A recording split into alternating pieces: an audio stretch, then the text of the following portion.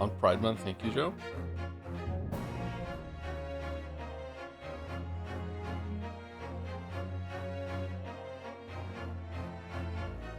My learned friend.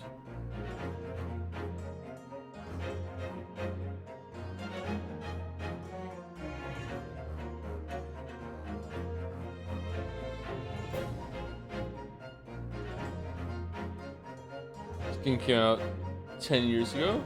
I thought it'd be, I thought it was older than that.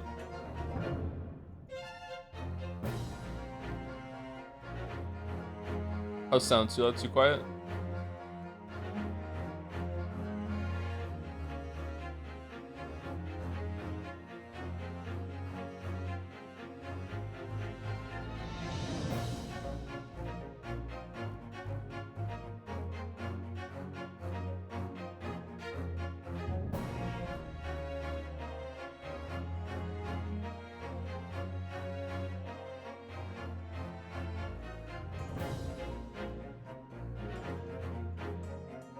Second best Ace Attorney game time.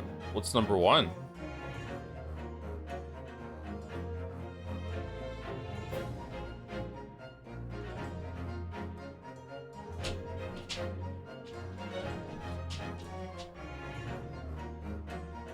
We were so back. I would also agree that we were so back, but we were just streaming Stellar Blade, the greatest game of our generation, so we were never gone. So how can we come back? It gets me.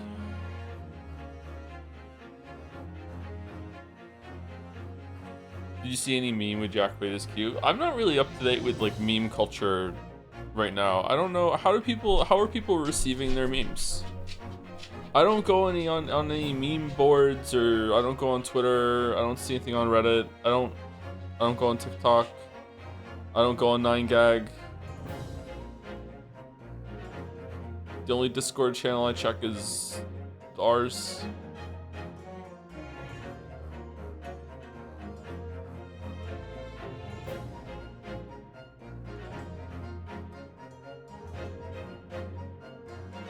Yours does have memes though? Okay, hold on, let me see. Search for Cube. Cube.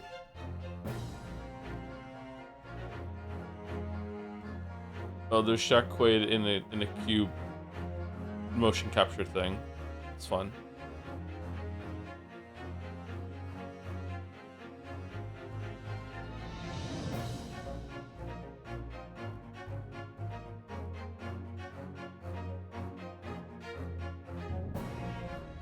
I like the Cube. Previously promised recap art fast pass, my lord. I don't remember this, but it's okay. Here we go.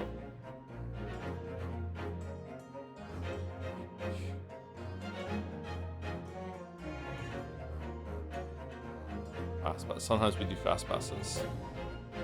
Okay, so how many? Oh wow, this is a lot. Okay, should I just put this on? Should I download them all and show them individually, or should I just go through them?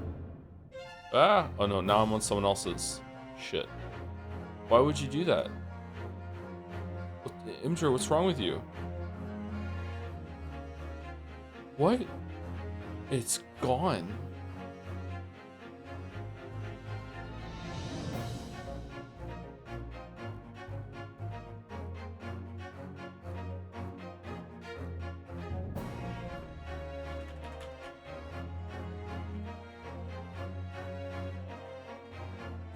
When you hit right on it, it just goes to the next gallery that's like a public gallery.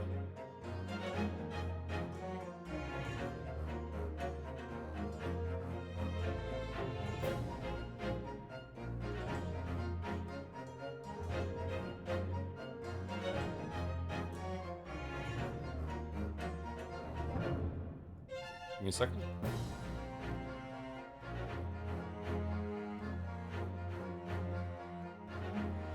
I'm just gonna do window capture for the for this, if that's okay.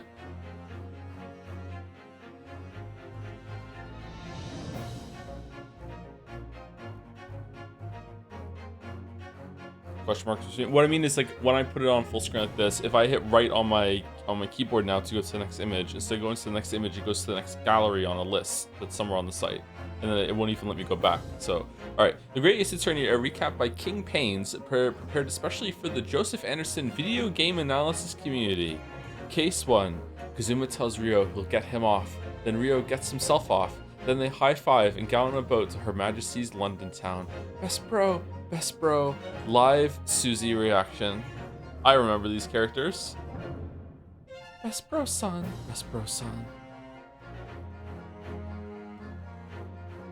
Just best friends. Just best friends. Case 2. Kazuma dies and Ryu's stoked to be stuck on the ocean with Shomes as emotional support in the aftermath. The poses are bang on. And you wouldn't believe it, light bulbs can slide right into your mouth, but to remove one necessitates surgery. It was quite the conundrum getting the damn thing out. Mr. Shomes, Kazuma's dead. Why, that's elementary. It seems to me that you only need one pair of lips to resolve this quagmire. Fuck her up, Mr. Naruhodo.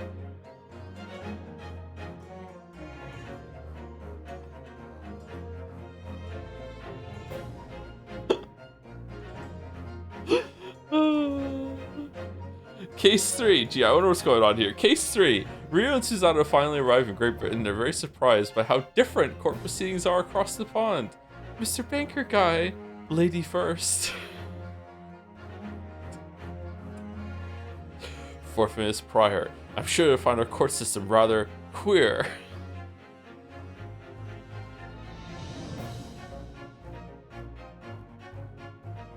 Snake, do you think love could bloom in a courtroom?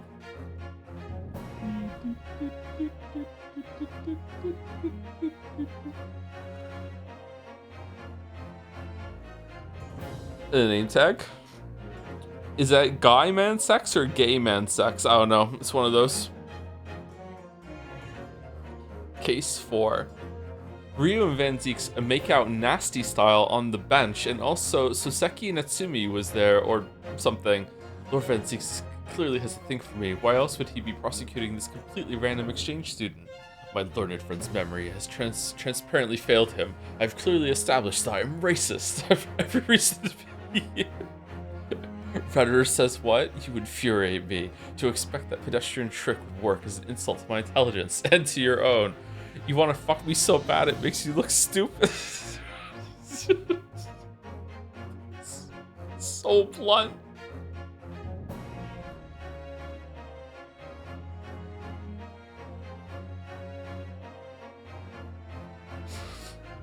Live Sasuke reaction. In case 5. That's the last one.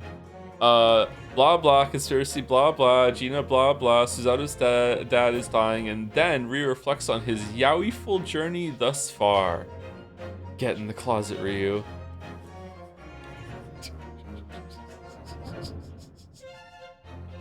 Mr. Naruhodo, it's the dance of deduction. Has anyone seen my damn cocaine? I mean coffee? God, do I hate the Japanese. Your eyes please me, by the way. I look forward to crossing swords with you once more. Maybe someone nice and normal will show up in the next game. Oh, foreshadowing is a literary device? Fini? Okay.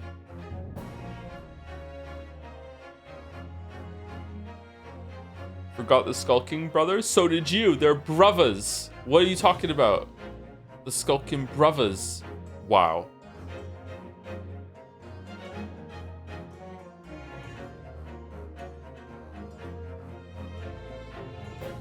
Incredible recap.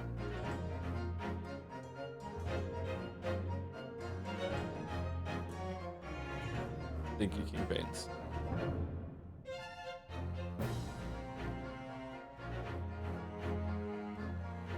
Was he able to finish the Celebrate last night? I got to be. Yeah, I did. Yeah, everything's done. This was my favorite. I like the poses.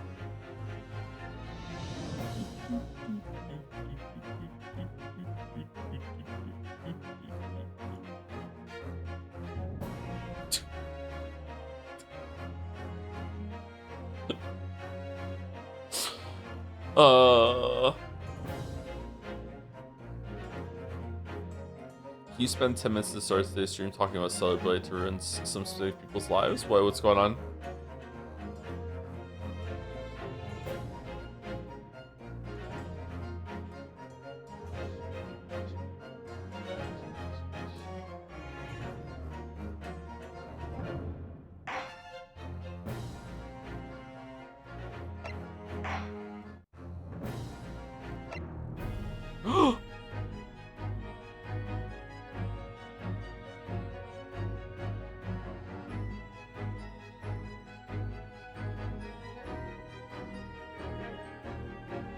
I think that if you don't like Stellar Blade, you're a prude that hates fun. There, I said it. There you go.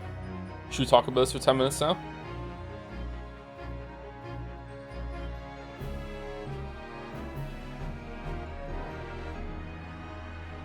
True, I am. Well, that's okay then, as long as you know. Resolve is and solve again? Yes. Ace Attorney 2, resolve. It's just a repeat of every single case from the first game. Turns out we got them all wrong.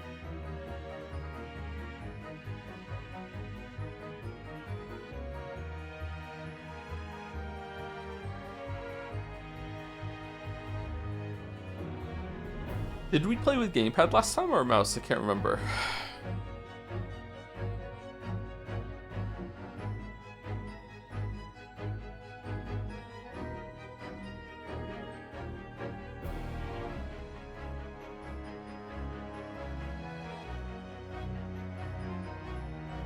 It's a VN, doesn't matter. I just want to remember what I did. Because if I can play with the gamepad or I play with the gamepad, it's easier on my hands.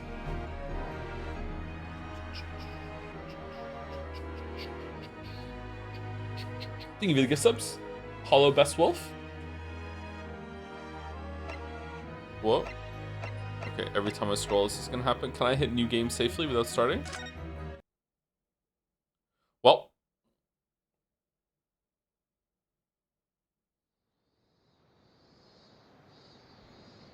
Okay, well, we'll say thank you to gifts and subs as soon as this scene's over. I guess we're just going into it. All right.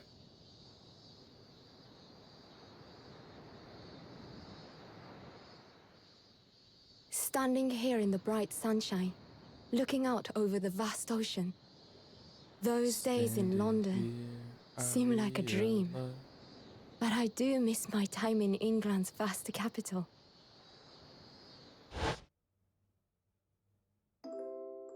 You know, he's flourished into a truly wonderful lawyer. I've no doubt that at this very moment, he's fighting some noble cause in court. He's probably in bed.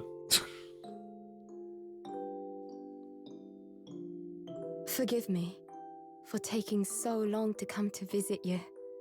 My life has been such a whirlwind since I returned. And no one could have predicted what has happened.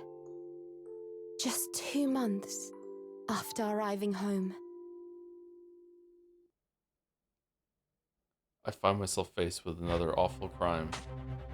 Oh, the music's back!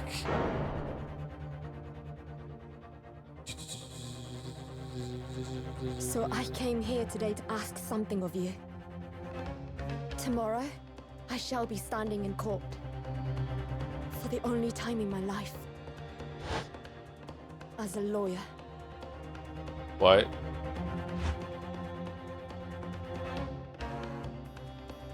Everyone gets to be a lawyer now? So please. What? I ask for your guidance. Kazuma-sama.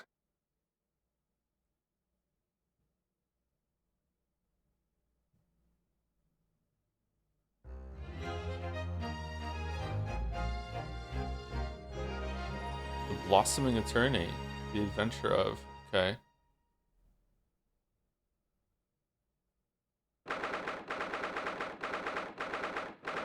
August, 8:26 a.m. Supreme Court Judicature. Defendants, Antechamber. Oh yeah, I have to read this, don't I? Oh shit. Okay. All right. I know these games. I'm really sad to report to everyone. I'm gonna spoil. I'm sorry. I'm really sad to tell everyone that at the end of this trial, Susie's gonna be dead, and we're gonna be a man again. This is just how these games go. You definitely cannot play as a woman ever. Yeah, so this is just, I just want everyone to set their expectations, set your phasers for no fun. Like it's, you just, yeah, Susie's fucking dead. There's just no fucking way. It just doesn't last. Here I am again after 9 months. The Supreme Court of Judicature in Japan. Wow, we really are Susie. Yeah, she's fucking dead.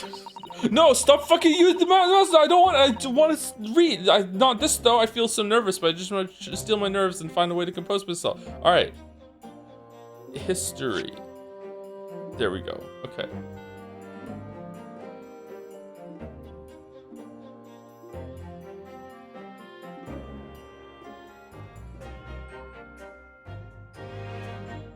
Wow, Starblade did a number on you? Wait, what happened?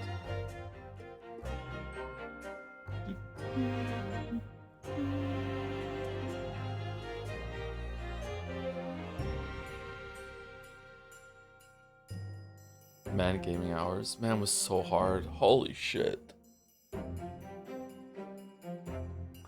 Playing that whole damn game on New Game Plus rules. Just...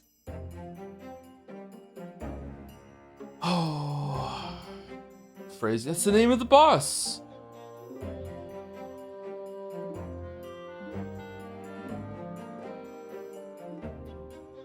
It's not my fault. Sounds so defeated. We won. Took 3 hours, but we won. Okay, amazing. First sub of today is from Almost Christmas. Thank you very much. Almost Christmas means it was. Thank you very much for starting us off here. Almost Christmas, 43 months. Hey Joe, can't catch stream live, but excited to see your thoughts on the most air quotes recent Ace Attorney. I started watching you with the infamous Hellpoint stream as a bored high schooler during COVID, and I just graduated college, so this feels like a bookend with that. Haha, thanks for all you do. Hope you've been well. Thank you very much. Almost Christmas. Most memorable moment for me is Almost Christmas, and then probably. Did Gumfuck not tell you that Autopsy's out of date updated autopsy report is so fucking good? How many attempts did man take? This has gotta be in the 30s. It took a very, very long time. Thank you, Almost Christmas. Thank you, Groundworm, for gifting out. Is that right? This is when the stream was down. Is this the amount you've given out total, or did you gift out 130 gift subs when the stream was down?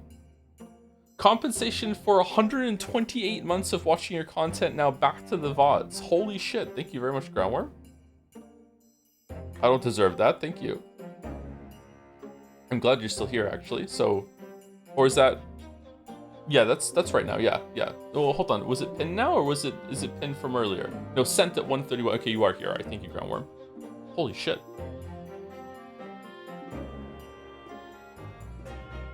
McGilded reincarnate. What the? Thank you, Pinstar, for the 14 months. Hey Joe, I'm miraculously able to tune in to start the game on stream, so I hope you have fun with the great Ace Attorney 2. I'm excited to see where the story goes. I have lots of questions. Weirdly, my most burning question is how the fuck did Susie know about that book? I'm actually kind of mad that they didn't that they put that question down and they didn't answer it.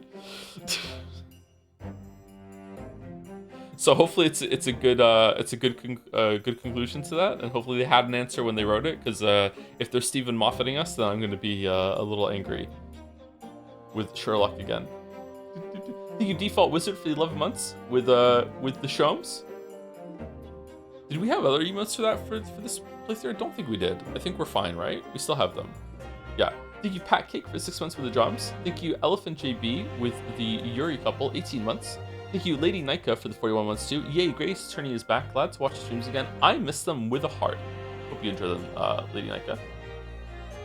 Thank you, Sally's Face, for the 12 months, 1 year. Hey, so 1 year, though I've been watching for ways longer, since you started playing Ace Attorney, actually. Oh, that's another bookend. The Ace Attorney games are some of my favorites ever, and I've no joke rewatched your full VODs of the trilogy at least 5 times. What? They are a go for me when I want to revisit Ace Attorney. How do they hold up on a rewatch? I've never went back and rewatched a stream like that. Maybe I should to see what the experience is like. One of the Stellar Blade emotes.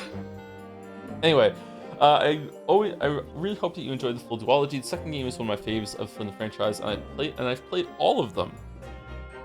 We were talking a little bit about Grey's Attorney.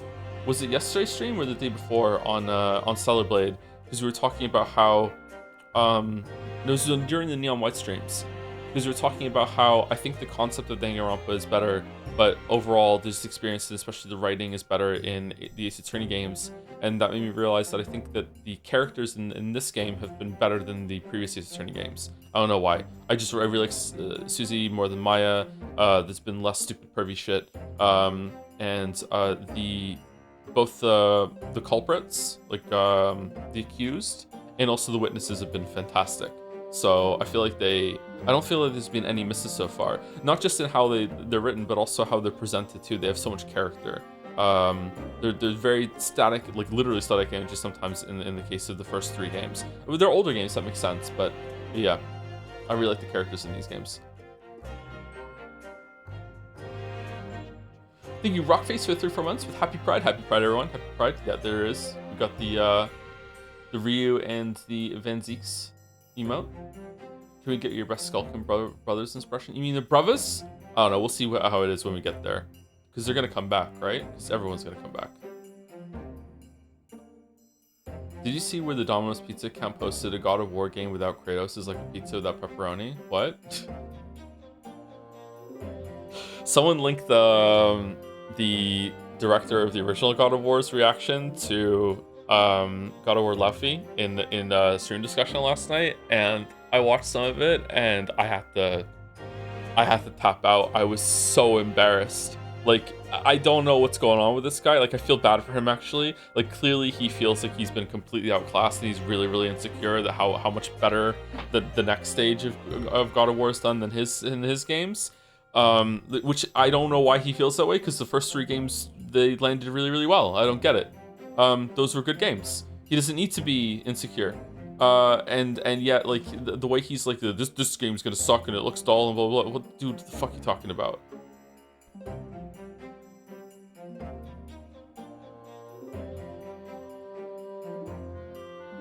Very, very, very embarrassing, especially for the medium. Yep.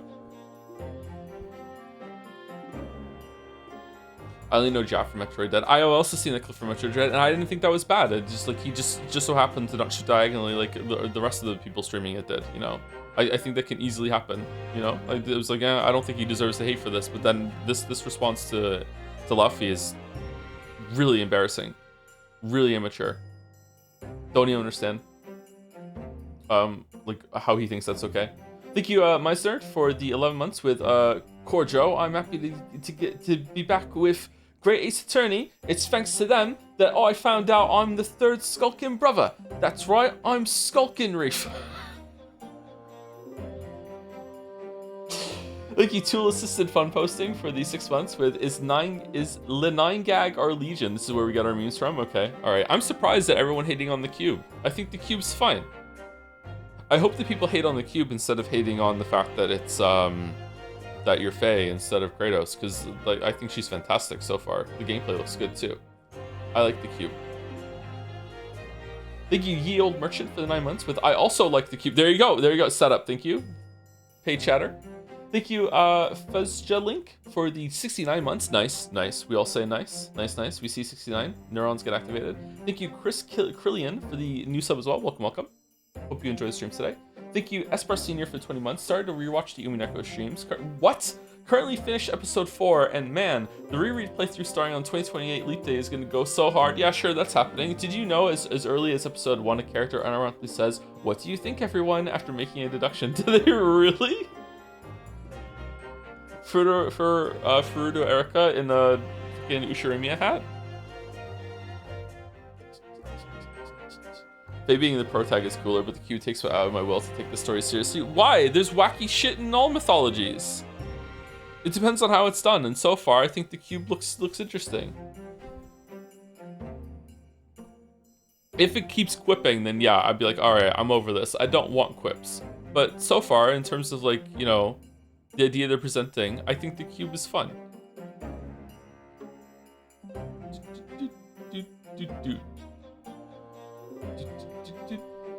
There was a talking squirrel in Ragnarok. Yeah, I know. Everything to do with Brock and Sindri too, yeah. Well, not everything. Not everything. I think the most egregious line in that whole showcase was when Faye said something like, "You're a talking sword," and then the response was, "Of course not. I'm the ribbon." That is the more quippy Marvel shit to me. Whereas I think the cube is gonna like be more like a talking dog. Yeah, that line I didn't like. Yeah. Big Forspoken vibes. Okay, so this is what. All right, let's move on.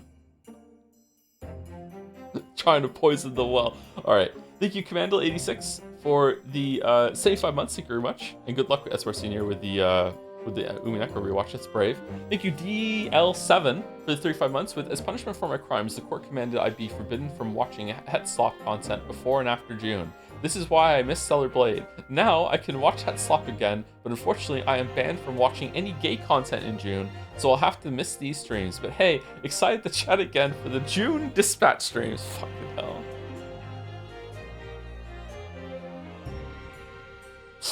Thank you, Bordurai, for the 32 months with time for the greatest game ever. Don't hype it up that much. Don't hype it up that much. Come on. Thank you, Wafer, for the 41 months with Happy the Great AC 22. Hope you enjoy. I hope I do too. Yeah.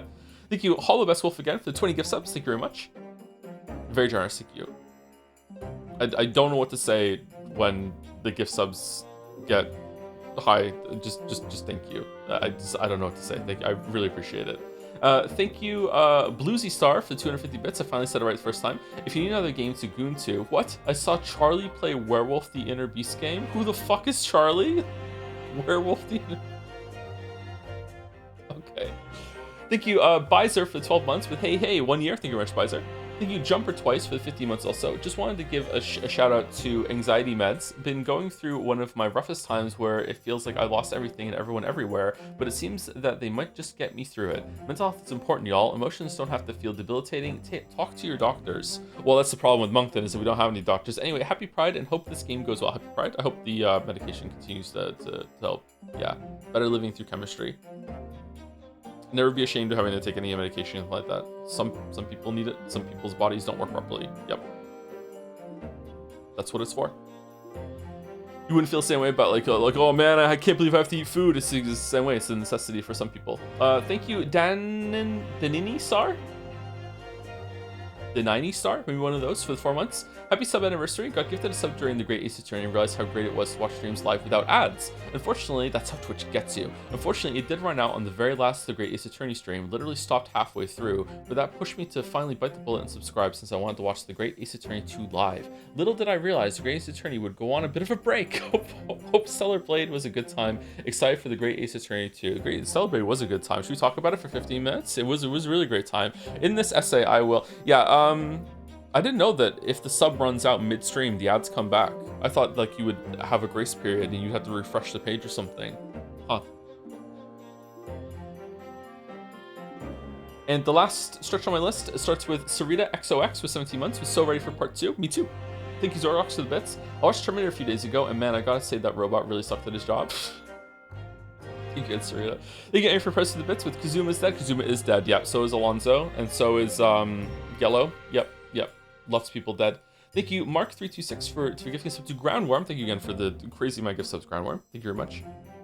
Thank you, Space Pretzel, for the 37 months. Thank you, Zyre91, for the 76. I typed a stupid message and then sent it in chat instead of the sub message like an idiot. Anyways, Joms. Okay. Thank you, Hudson Savage, for the bits. Psyched for a talking cuff game that actually looks good. Future fan art idea for someone more talented than I am when you're playing God of War Spoken. Running from, I don't know how to pronounce this, Sekhmet, as she shouts, "Get the fuck back here, Faye!" There we go. We're Faye instead of Frey. Alright. I don't like this Forspoken discourse that's going on right now. Forspoken was better than that. Thank you, it's Fidey or Fiddy for the 4 months with Skulkin's better than Mario Brothers. More iconic for sure, yes. Very, very much so. And last 3 are Snazzy Jazzy Bazzy, Cheshi8, and Henry Wyatt. Thank you, Snazzy Jazzy Bazzy, for 2 months. Hey Joe, in the time between the Greatest Attorney and now, I went to Japan and watched all of your Umineko VODs. Cannot wait for more fantastic mysteries to come. Did you also like start and graduate college? Because that's how long Stellar Blade went on, apparently. Thank you, Cheshi8, for the 9 months too. Hi Tom, so excited to see my vampire-looking husband again. What about our racist wife? Or he's our racist husband. Our racist wife might be dead, actually. I don't know what's going on there. Wasn't expecting that. And thank you, Henry Wyatt, for gifting us up to Sub High. sub high.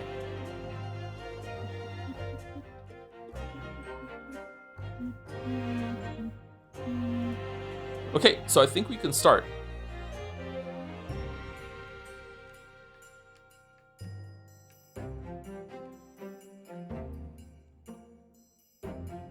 Hi Joe, you sent me a message the other day about fossils, and I tried to answer it like a normal person, but instead it went into an autism fugue state and ranted about giraffe vertebrae evolution for like 500 words.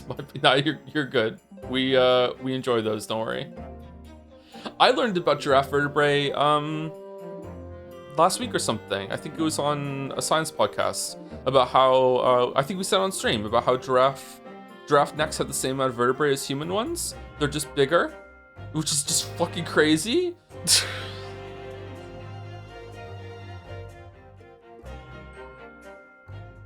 How does that work? Okay, slay. Sorry. Okay, let's. I feel so nervous. I must steal my nervous. Sorry. I made myself laugh. I'm really tired.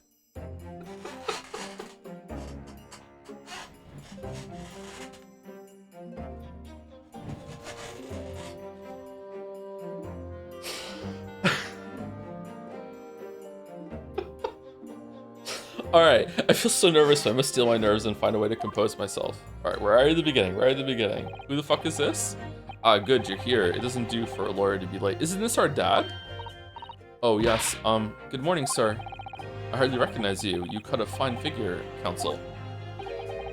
I thought he was dead. So it was Kazuma's grave that she was talking to? I thought she was talking to her dad's grave. That's probably an intentional fake out. But you look as white as a sheet, and those wide eyes aren't doing you any favors either. I thought you were sick, bro. Oh dear, the truth is, I'm so incredibly nervous. I feel utterly nauseated. I almost wish that I'd never been born. Whoa, saying that to your dad? Goodness, not the sort of thing a father hopes to hear from his daughter, I must say.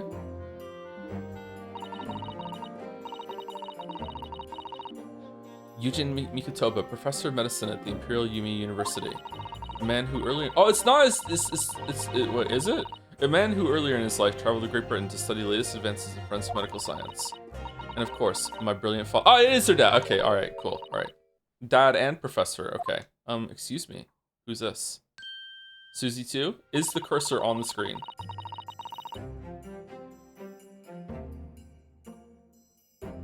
No? We're good? Okay. Would I be correct in thinking that you're to be my lawyer in court today? Oh, yes, that's right, miss. Oh, I thought you were on trial for something that you did, Susie. You're just being a lawyer for fun? Well, I want to thank you for agreeing to represent me. I swear on my life. It's a complete fabrication, the whole thing. Uh-oh. She kind of reminds me of Yukiko. Hello, this is Yukiko. Rei Membami. Born the same year as I and my greatest friend. Oh, so not Ryu? Okay. Wow, alright, I'm right here. Though unusual for a woman in our time, she works at the University Research Laboratory helping my father. And sadly, she's the defendant in today's trial. Accused of committing a truly awful murder. Are you feeling alright? Since we started talking, you seem, well, to have become a little flushed. Oh my, it's just that you look so gallant and dashing. Sorry? And when I fall under your intense gaze, it makes me feel rather bashful. Whoa, a little Yuri in our yaoi? What? Goodness, I don't think she knows. She hasn't realized who I am. What a perfect game for Pride Month, holy shit. This was Errol's plan all along. It would seem our little plan for this trial is going to work. Oh, what do you mean, Professor Mikutoba? I'm like the gayest straight guy, what the fuck? How the fuck did that happen? It kind of creeps up on you. If even your best friend can't see through the disguise, I think we can relax. Disguise? Yes, I've never tried dressing this way before, of course, so I wasn't sure how convincing it would be. But this does make me feel a little relieved, as you say, Father. Father? Wait, she doesn't recognize you? Wah! Is that you, Susato? I'm so sorry I didn't say something sooner, Ray. It's just that... No! What are you doing? What's going on? What? That varsity uniform, that varsity cap, that varsity cape, that varsity badge. Look at you. You look, for all the world, just like a student of the Imperial University, a male student. Oh, okay. I'm so glad you think so. That's so true. It means all my preparations have been worthwhile. I woke at 4 this morning to make a start. But I don't understand. Why are you dressed like that? Well, you see, it was the only way. The only way she would be permitted into the Supreme Court to take on your defense in this trial. So is she just dressing like a man, or is she actually going to pretend that she is a man and the court doesn't know? My defense?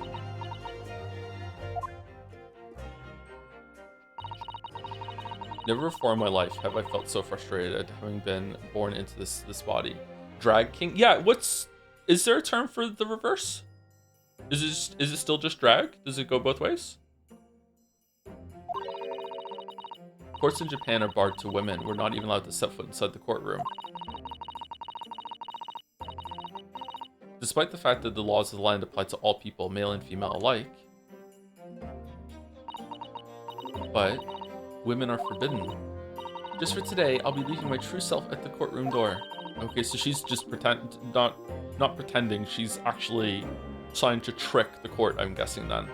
Maybe the judge is in on it? And is just letting it happen? So I can act as your lawyer. Oh, Susato, you go to such lengths for me? Of course, you're my greatest friend. I just worry that I shan't be the lawyer you deserve. Oh no, I have complete faith in you. Ray-san. It's so strange though. I mean, you're such an accomplished judicial assistant already, and yet, just because you're a woman... What a wretched reason. I mean, why shouldn't you be allowed in court? You're so gallant and dashing. Ray, please don't look at me like that, with those flushed cheeks and doting eyes. Oh, I'm sorry, it's just... You really do look so dashing. Yes, you mentioned that once or twice. How would Rhea react to this? Whoa, you should be pleased. It means you look convincing as a man. You look convincing as a sick person. What are you doing? You just got better just immediately? I'm pleased, I think. It certainly helped to bolster my confidence today. How long has it been since she came back? It's 2 months, right? She said? I think what my brain is telling me 2 months. Has it been longer than that? Ray, you're managing to put on a brave face in all this, but I can see through it. I've noticed how your shoulders are slumped and how you're trembling ever so slightly. It's crazy that Sholmes is in the scene and we haven't found him yet. It's Susato. You do believe me, don't you? I didn't do it. I couldn't have. I mean, murder. Of course. You have nothing to worry about.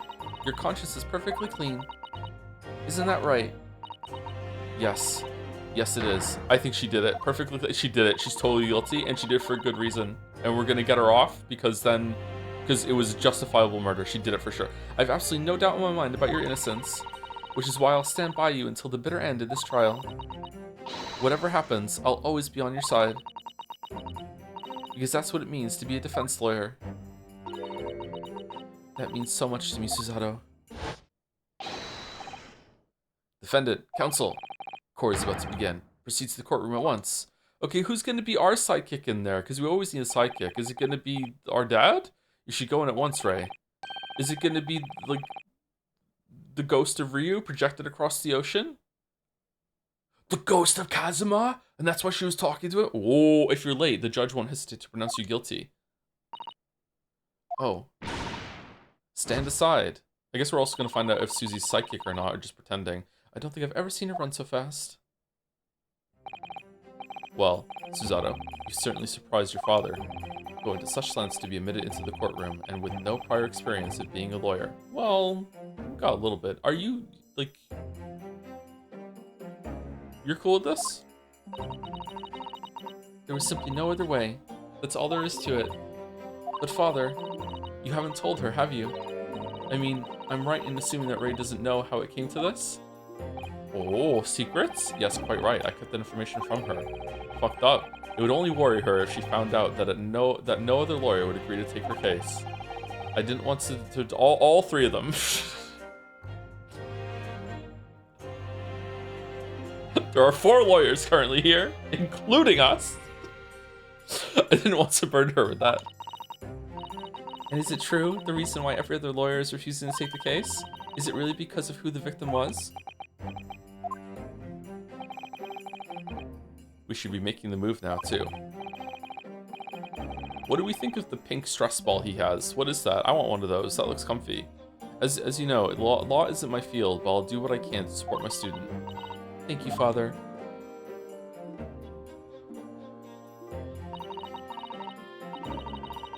So careful with your femme voice. You're sounding a little bratty. What? I'm Susanna Mikitoba, a judicial assistant. 8 months ago, I accompanied a student of law on a study trip to Great Britain. But 2 months ago, due to unforeseen circumstances, I find myself back in Japan. I like the voice. I'm glad you do, because it's hard to do. How many times have I wished that he were here, I wonder? Still, I have no choice now but to steel myself for the trial ahead. Oh, she does miss him. Okay. I didn't realize that she actually liked him. Wish me I'm being honest, I had no read on the relationship whatsoever. Wish me luck, Naruhodo-san.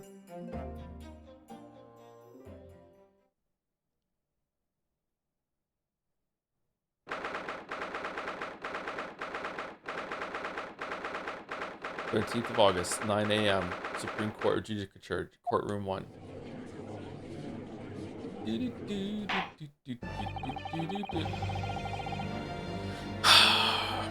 This court is now in session to hear the trial of Ray Membami. The prosecution is fully ready to proceed, Your Excellency. Damn. Defense counsel, are you ready? Yes, Your Excellency. We are ready. Ready. Yes, counsel. According to your registration details, your name is, Ryotaro Naruhodo. Is that correct? Sorry? Oh yes, I had come up with a suitable male name for you for this little venture. So I'm afraid to say I simply put down the first name that sprung to mind. Well, counsel. Yes, that's right. That's me. I mean, totally the man. Yeah, yes, I'm Ryotaro, he who has vowed to uphold the pride of the great Naruhodo clan. It seems Ryotaro may need to consider how better to uphold his manly act first and not overdo it. And those wild white eyes aren't doing you any favor. She's doing the fucking Naruhodo fucking stare. Just...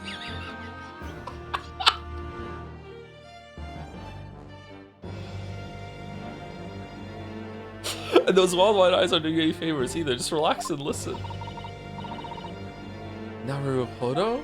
Under the table? A fresh face in this courtroom, if I'm not mistaken. But the name Naruhodo, would that perchance be? You may be thinking of Ryonosuke Naruhodo. I can't say his name, sorry, just Ryo. Currently in Britain as part of a study program. That is, his cousin. That's right. Ryotaro here has been studying in the provinces, but was called to the capital for this trial. I assure you, in matters of law, his knowledge rivals that of any Tokyo's preeminent lawyers. Any of them! Tut, tut, tut. What a pitiful situation. Having been rejected by every lawyer in the capital, the accused has had to call in a country boy. How dare you? Susato is every bit as gallant and dashing as any of your Tokyo attorneys. I won't have you making fun of her. Her? Oh, Please be careful, Ray. What an unrefined tomboy we have here. But I wonder, is your gallant and dashing lawyer up to the challenge of defending you? His wide, skittish eyes very much suggest that he is not. Oh. This is such a good bit. I'm so nervous. Ryutaro is right there. Now that I'm standing in his shoes, I'm starting to understand what Naruhodo-san goes through. Like it or not, eyes are wont to flit.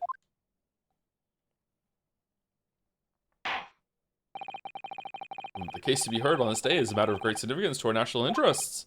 In fact, it would be reasonable to assume that the outcome of this trial may well affect the very future of our empire. What?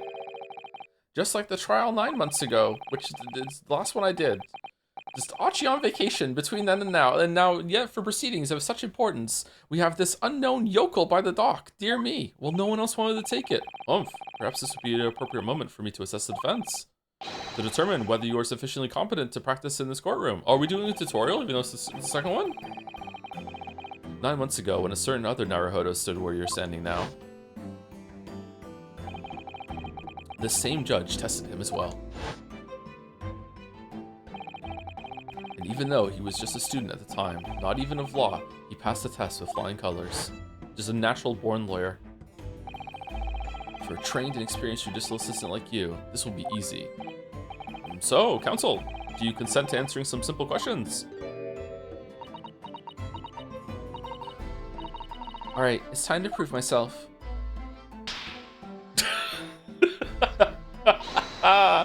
Yes, Your Excellency, but please do make them simple. Very well, to start with, you will state the name of the victim. Phew, that is so simple. I couldn't forget that if I tried.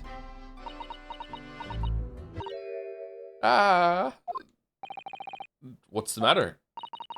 Now that I'm standing in his shoes, I'm starting to understand something else Naruhodo-san goes through. Like it or not, minds are want to blank. It's not surprising, really. It's your first time in this position, and in that guise. Even a bright spark like you is bound to flicker and falter a little under the circumstances. Oh dear, this is a dismal failure. Don't fret. You need only use the knowledge you've gained as a judicial assistant to overcome the problem. Of course, the court record. Yes, the answer will be amongst all the key information about the case in the court record. That's right. Just use RB to open the court record. On your gamepad or something, then you need to flip to the people section with RB. And don't take too long over it. His Excellency is watching you closely. There are time limits now? Alright, check the court record with RB. That's where the information I need will be. Where's your book of all things? I'm waiting, counsel. What is the name of the victim in this case? What if we get it wrong? The victim in this case is, yes, Prosecutor Takatsuchi Ouchi. What? Why the sudden triumphant cry of yes? Are you threatening to kill me? He seems angry. And you're surprised? Did you consult the court record? You must look through it carefully. Oh, yes, I did. Of course. I looked at everyone on file, and I chose the person whose features appeared to be the most deathly. I must say, this most unusual methodology of yours leaves me almost speechless. It occurs to me with renewed certainty that reading the information carefully is vitally important. I strongly recommend it. Oh dear, I simply can't ignore that imploring look. Your Excellency, please allow me to amend my answer. Very well, I will excuse this incorrect response given your why-I say panic. What is the name of the victim in this case? Tatakechi Ouchi. Let us go. The victim in this case is, yes, Prosecutor Takatsuchi Ouchi. What? Why the sudden triumph cry of yes? Are you threatening to kill me? He seems angry. Okay, it's the same thing. Okay.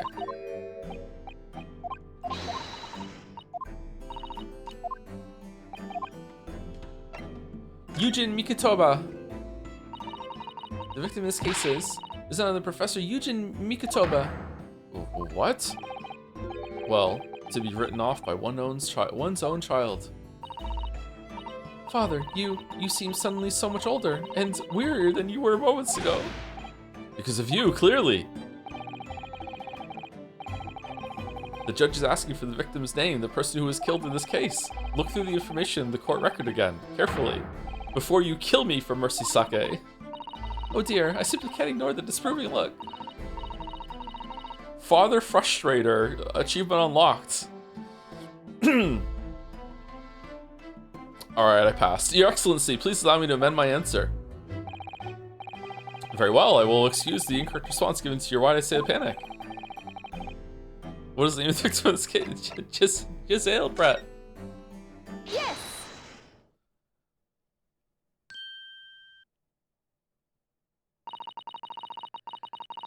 The name of the victim who lost her life in this case is Miss Giselle Brett. Giselle Brett. A name that will never be forgotten in the courtrooms of our country, I'm sure. Correct. And being a member of our empire's judiciary, you will be well aware of the significance of that name. And so, let me pose another simple question. As you know, Miss Brett was a visiting student from the Empire of Great Britain. Why, then, is her name indelibly associated with our own empire's judicial history? Obviously, you won't have forgotten that case from 9 months ago, but if it's proving hard to recall the finer points, everything you need is included in the court record. Obviously, I still remember. That was the start of everything. Giselle Brett, behind the woman student persona, was the face of a victim, a Queen Victoria, Queen Victoria. Queen Victoria, obviously.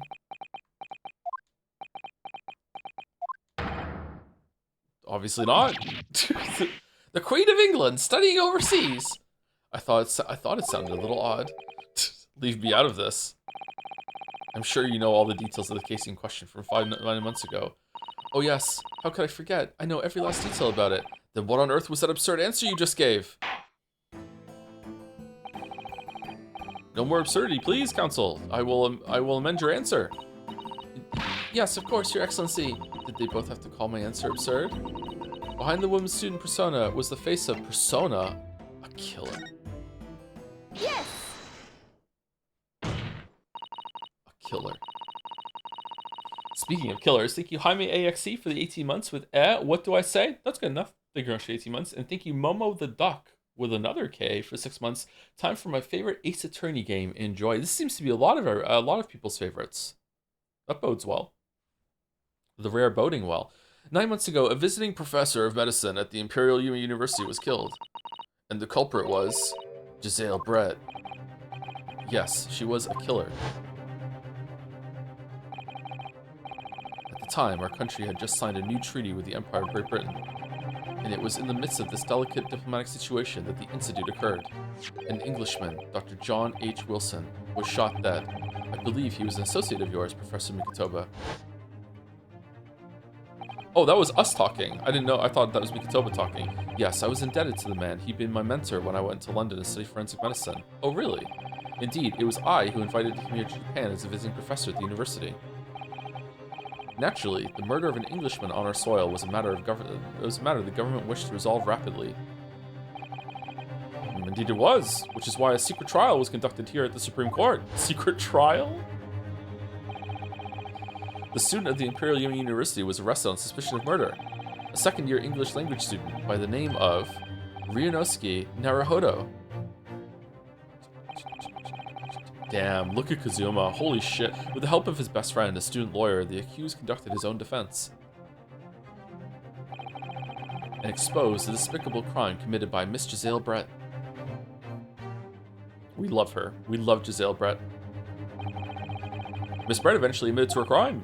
However, when questioned about the motive that drove her to take Dr. Wilson's life, she gave no satisfactory answer before the trial reached its conclusion. Immediately after the trial, the British government brought its consular jurisdiction into play. We were unable to sentence Miss Brett according to our empire's laws, so I killed her off camera. It was decided that she would be removed to Shanghai, China instead. Why Shanghai? There's a British consular court there. Consular court! Sorry, correct, I oversaw the negotiations personally. Wow, you can leave the chair? Alright, I'm in a weird mood, sorry. The date of her transfer to Shanghai was finally settled upon only last week. All that remained of our empire's obligations was to see the woman safely on board a steamship. And yet, the very day before her departure, the English woman was killed. Oh, it took a while to organize all this then, holy shit. Only the day before?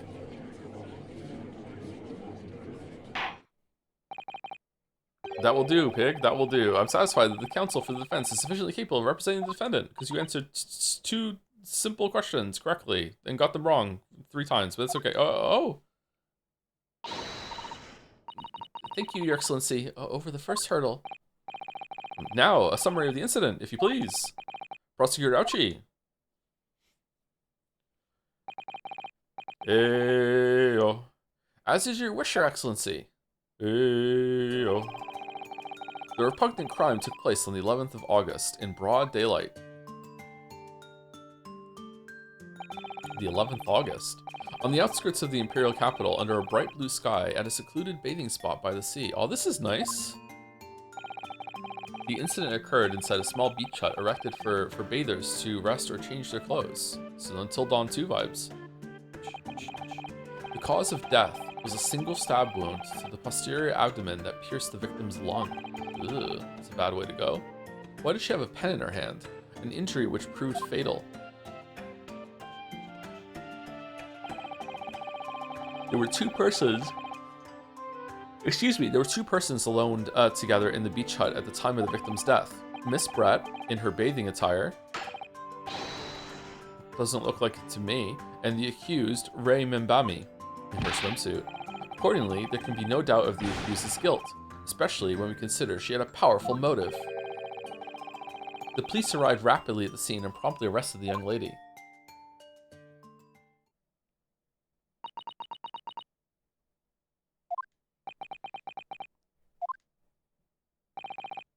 Well, that extraordinary description of events leaves me somewhat lost for words, I must say. Extraordinary, really? That's certainly true. The prosecution summary was full of words that raise an awful lot of questions. I know those words. As a lawyer, I really ought to pick up the prosecution counsel and what he said about the bathing spot, being alone together. A powerful motive. Yeah, what's the powerful motive? Yeah. You're clearly exaggerating. Powerful motive is a blatant overstatement.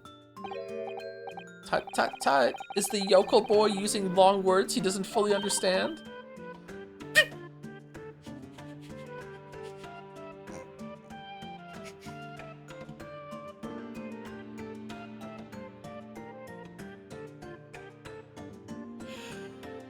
I beg your pardon.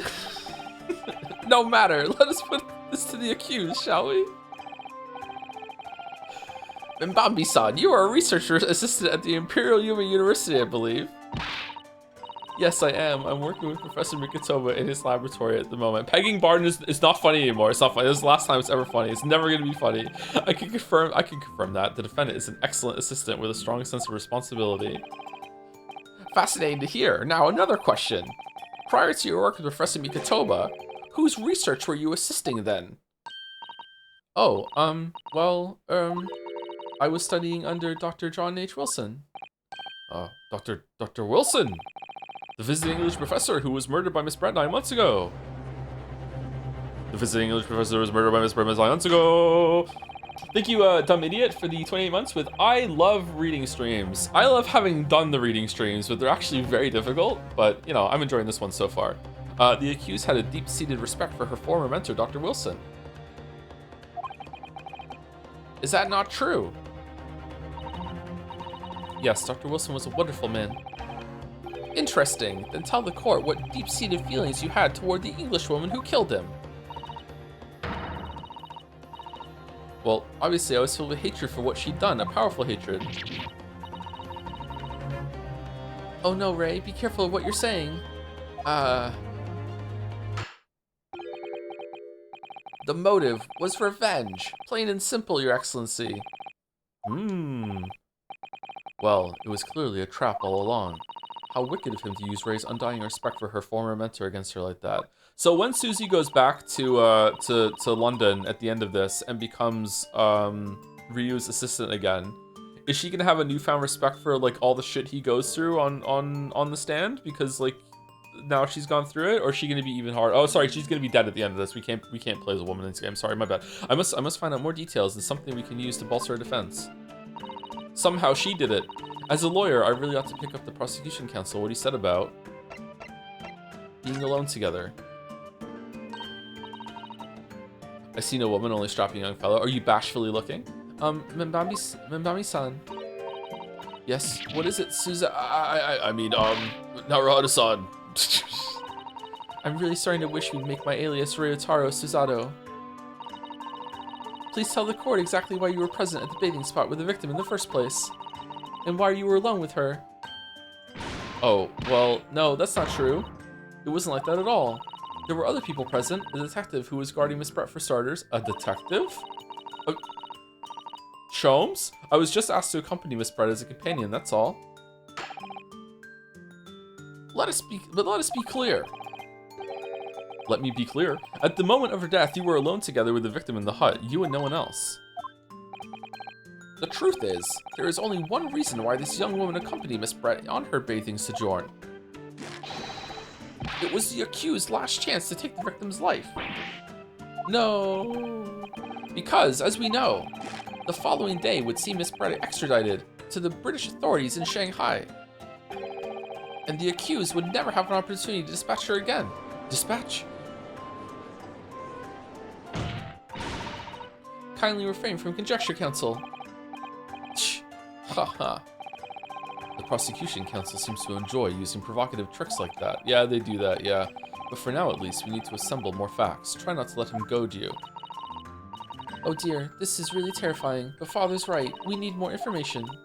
As a lawyer, I really ought to pick up the prosecution counsel on what he said about the bathing spot. The bathing spot, the bathing spot, the bathing spot. If I may, Prosecutor Ouchie. What do you want, you fresh-faced young yokel student? Whoa. My learned English friend, I wonder, could you explain, please? You mentioned a bathing spot. Ha, my apologies. Clearly my modernity has confused the poor country bumpkin's simple mind. Modernity? Am I saying that right? Bathing spots are the very latest trend in health practices from the West. We are told that bathing in the water of the ocean is curative, therapeutic, and excellent for the skins. No, that's not what I meant. I was referring to the fact that Miss Brett had, to all intents and purposes, been found guilty of murder. Why would a known criminal have been relaxing by the sea? Oh. For old time's sake, I believe. Sorry? Miss Brett was to depart for Shanghai the following day. Her final wish, as it were, was to enjoy a day at our country's wonderful coast. And to also have a knife. Well, she's British, she always has a knife. And the British embassy put extreme pressure on our government to comply. But on what grounds would we agree to such a request? Because as usual, our government is unable to stand up to foreign powers. In matters of diplomacy, it seems we don't even have the courage to decline the whims of a known criminal. Don't look at me, Professor. It was the government who granted permission, not I. In any case, it was decided that with a dedicated detective on duty, nothing could go wrong. But in fact, a murder took place. I said don't look at me. It was that young student girl who did it, not I. Oh, really? No one has proved that yet. I wouldn't provoke the man if you don't need to. I would. And I believe we all have a clear picture of the incident now. Despite her guilt being determined 9 months ago, Miss Brett managed to avoid incarceration, instead continuing her research work at the university. Obviously, over that period, she and Ray would have encountered each other on a number of occasions. Seeing the murderer of the mentor for whom she had such great respect enjoying such undeserved liberty. Yes, even if it was only temporary until Miss Brett's extradition to Shanghai, you can hardly blame Ray for her feelings of anger and resentment. Did we ever find out why she killed Wilson? We never find out the why done it, right? We only found out the who done it and how done it. We don't know why. Huh. Scorn, maybe? Scorn. Poor Ray. So, Your Excellency, if you'd be so kind as to peruse this exhibit. A photographic print that shows the scene of the crime immediately following the grim incident. Whoa. Cool shot, I like it. Yes, thank you, Counsel. A tragic image. As you can clearly see, there is nowhere within the hut that anyone else could have hidden. I love this music. The court will accept this photographic print as evidence. Where a photograph of the crime scene has been entered as the court record. Photographic print of the scene taken. Can I have another one so I can cross my eyes at the screen like an idiot? A photographic print of the scene taken by the police just after the incident occurred. Stab wound in the victim's back is clearly visible. No knife, though. As I understand it, then, the victim and the defendant were alone inside the beach hut at the time. This is deeply troubling, I must say. The finger of guilt points firmly at the defendant. Well, Your Excellency, naturally the prosecution has much more to its case. Probably not. We intend to prove the accused's appalling actions beyond all possible contention. To that end, I can confirm that we have multiple witnesses to the crime and damning evidence. Really? We're getting witnesses? Witnesses? But who? Skulkin brothers on vacation. Here we are, bruv. Just hanging out in Japan. Went down to the beach to get my tan on, and there we old Skulky brother saw the bit fucking stabbers in the back. Saw it with my own two eyes, cove. What are they fucking saying? One of whom, I might add, is a highly respected police detective. Not a pawn shop in sight in Japan. How could I always be pawned? I assure you, the testimony of these witnesses will leave no room for doubt.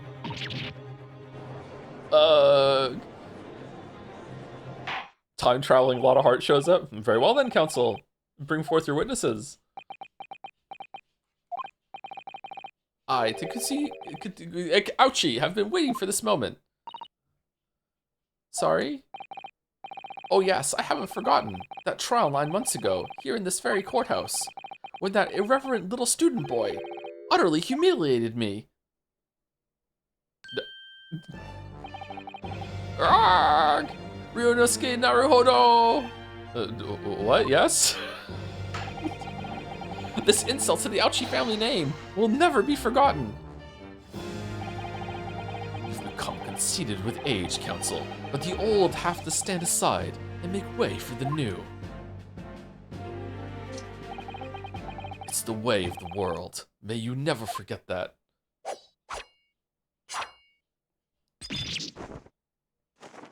Tempest Slash.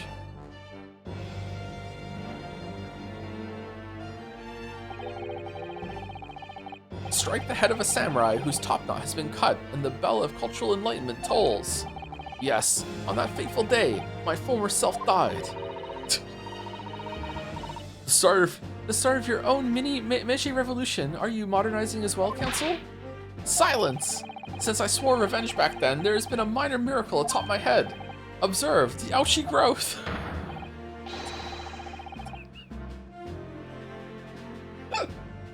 You see this seed of hope sprouting forth from the barren expanse of my crown. I think that tiny growth is trying to tell me something. I'm afraid I can't really see. Where is the hope exactly? I said silence! Today, I face another yokel student from the Naruhodo clan. Well, I will vanquish you. And my victory will be fertilizer for the seed of hope atop my head. You have been warned. You know what? I'm rooting for him. With that, the prosecution calls witnesses to the stand. It looks like the stakes are high on both sides of in this trial.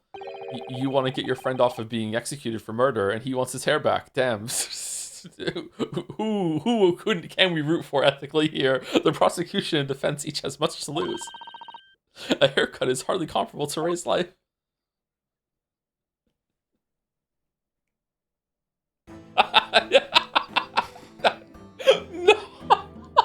No! Witnesses, please state your names and occupations for the court. What the fuck are you wearing, bro? Chief Inspector Satoru Osanaga, Imperial Police Bureau. I'm in disguise, obviously, so I can go undetected. And I am, well, the next big thing in books, an author renowned throughout the capital, in fact. Yes. Soon to be sold out. The satirical I Am Cat, a sensational success by Sosuke Natsume. Who's this guy in the background? Oh my goodness. Struggling student from the provinces, please. You needn't be in awe of me. I needn't? It's only natural that you'd feel nervous in my presence, but all of you, please relax. Call me Sosuke, even. Yes. What on earth is Sosuke-san doing here? Tread carefully, Susato. The author fellow knows you from your time in London, doesn't he? If he exposes you for who you really are, this will be over before it's begun. Yes, of course, I know. I presume Sosuke-san won't have forgotten about me. I could certainly never forget him. Soseki? Is it Soseki instead of Sosuke? Is it Soseki? Although he doesn't seem to have changed somewhat in the 6 months or so it's been since I last saw him. And as for Inspector Hosanaga, that amazing outfit is hard to believe. Do I have something on my face? Well, your glasses for one, although they don't seem to be helping you see. Thank goodness he hasn't recognized me either. I suppose it's this disguise, is it? You're talking about my disguise? Oh, you're talking about your disguise. I thought that appearing here in the clothes I was wearing at the time would make for a more faithful testimony, and also they probably have blood on them or something. That's why I'm wearing them again. I didn't wash them, because they're evident. It is my guiding principle to carry out all testimonies flawlessly. Well, I can appreciate why an Imperial Police Bureau detective might have been present. But what business did a writer sister yourself have being at the scene, Soseki-san? Well, you see, I had been asked that day to give a lecture at the beach on the morning of the incident in the Imperial Yumi University's Grand Lecture Hall, no less. At Yumi University? After the lecture, I had a very pleasant conversation with a researcher from the medical science department. I only have 4 voices, by the way, so I'm out. I can't do a voice for Soseki. The professor over there, in fact. With my with Professor Mikotoba? Yes, that's right. I was arranged by one of the newspapers. It was. They wanted some story or other about 2 former students who study in Great Britain. Of course, being a renowned author, the press never leave me alone.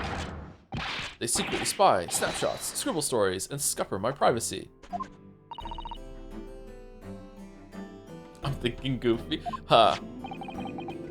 As you can see, as you can see, the conversation was written up in this newspaper here.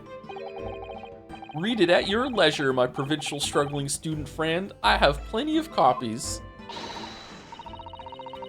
Thank you very much. You practically threw that paper at me. The Soseki Natsumi article has been entered in the court record. Why is this important? A newspaper containing an article about a discussion between my father and Soseki-san. The debate became quite spirited. Interesting. Anyway, following my interview with the professor, the lady in question appeared and made a very unexpected announcement. I should like to go with everyone to see your country's coast. Those were her words. Was she going to try to escape, maybe, via secret speedboat? As I explained before, Miss Brett was never taken into custody. She continued to work in my laboratory, under strict surveillance, of course. This is bullshit. At which utterance, the university immediately contacted the government to seek guidance. What's your Fang game like? I don't really wear a bikini or anything like that, so I don't know. And the response was, permit Miss Brett to go as long as a detective accompanies her. The detective I'm at liberty to divulge was me, Chief Inspector Satoru Hosonaga. Thereby, the entire party, the parted cordially for the seaside, it seems. I think you say that in a weird way. It was extremely challenging to clear all other members of the public from the vicinity of the beach. But fortunately, I am at peak physical fitness at the moment, so... Oh, yeah, you're still coughing blood? Yeah, how are you alive? I was able to carry out my duty flawlessly. Oh my, Inspector, well, you do have something on your face now. Oh, does he have turtles on his towel too? That's cute. He's coordinating. Ah, how unsightly. I do apologize. Does that mean you went to the beach too, Father? No. Fortunately, I had work to finish off. Suspicious? But unfortunately, of course, it meant that, as my assistant, Ray was invited to take my place. Of course, being a renowned author, I didn't like to decline the invitation. Ah, but if only I had! I'd never have seen that awful sight! Relentlessly, racked by remorse and regret. Very well, I must now ask you to present your formal testimony to the court. You will give an account of all that you witnessed on your impromptu excursion to the coast. Of course, Your Excellency. Relentlessly racked by remorse and regret, I am...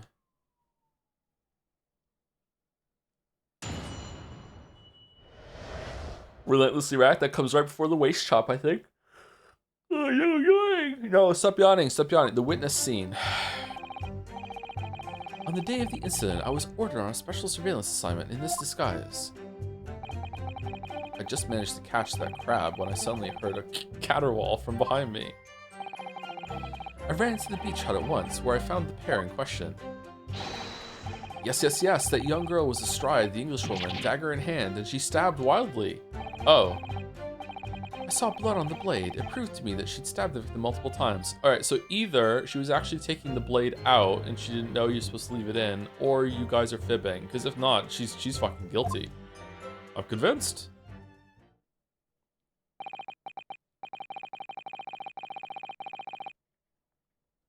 Indeed, it does appear from the testimony that both witnesses here present saw it.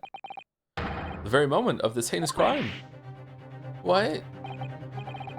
Now, if you will recall, I promised evidence as well.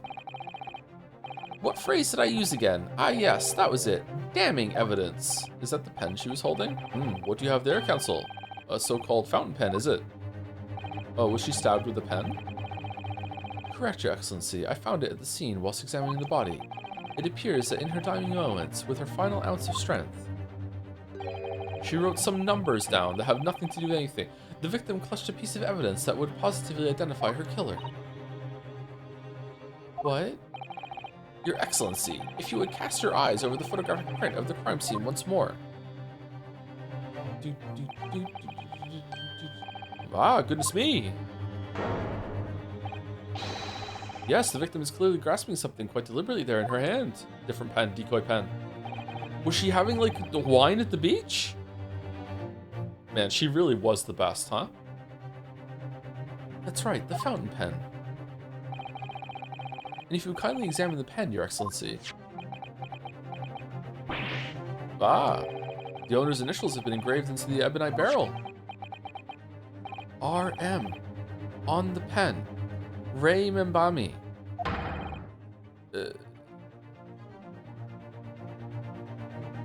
What? The initials of the defendant. No.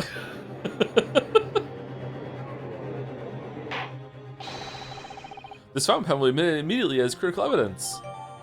The fountain pen has been entered into the court record. The pen that the victim was found grasping in her hand, it carries the initials RM. Okay, so it's not that she initialized the pen in her dying moments with beautiful embroidery. It's that's Ray's pen. So she just grabbed the pen to say, like, this is the person who killed me, I guess.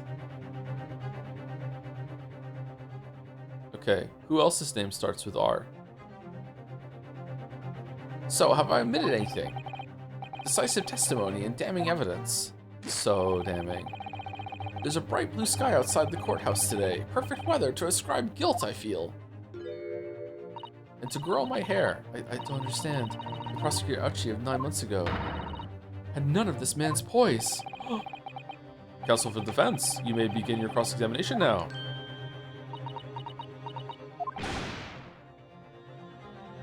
Naruhodo-san. Naruhodo. That means... Oh, yes, me. Is there another Naruhodo in my courtroom? Actually, there isn't even a single Naruhodo in your courtroom. Cousin Ryotaro, pull yourself together, please. Alright, I've seen this countless times as judicial assistant. Oh, the zoom! Find inconsistencies in the witnesses' testimonies to prove that they're lying somehow.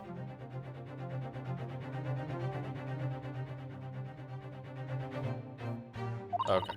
That's all there is to it. That's how a real lawyer would handle a cross-examination. So let's see what I can do. Do.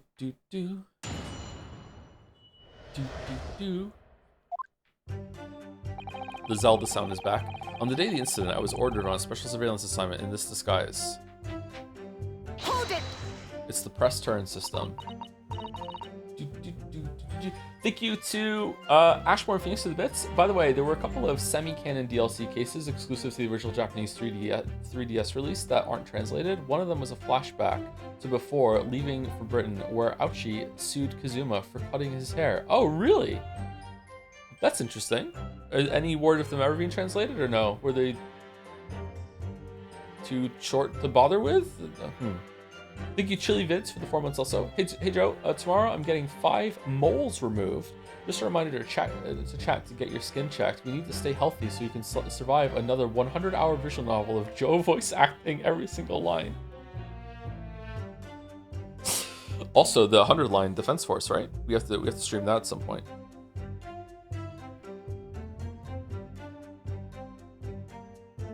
Oh, excuse me. In that jaunty disguise. Correct. Wait, no. I mean, it wasn't the first time I've worn this swimsuit for a dip in the ocean. I've tried and tested. Also, I bought some lobsters while I was at the beach. Do what must be done to keep the Englishwoman under surveillance. Those were my orders that day. And this tried and tested outfit was the answer? Being able to blend flawlessly into a crowd is an important part of a detective's job. I submerged myself in the salty water, leaving only Mr. Turtle floating inconspicuously on the surface. Mr. Turtle loves the water. Is it a real turtle? Unfortunately, DLC cases were advertised as pre-order exclusives for the 3DS release, so there's some legal issues with translating them and bringing them over to the West. But they are available on YouTube. Oh, really? Oh, that's a shame. You think there'd be like a time limit on that, so they can be released afterwards? Huh?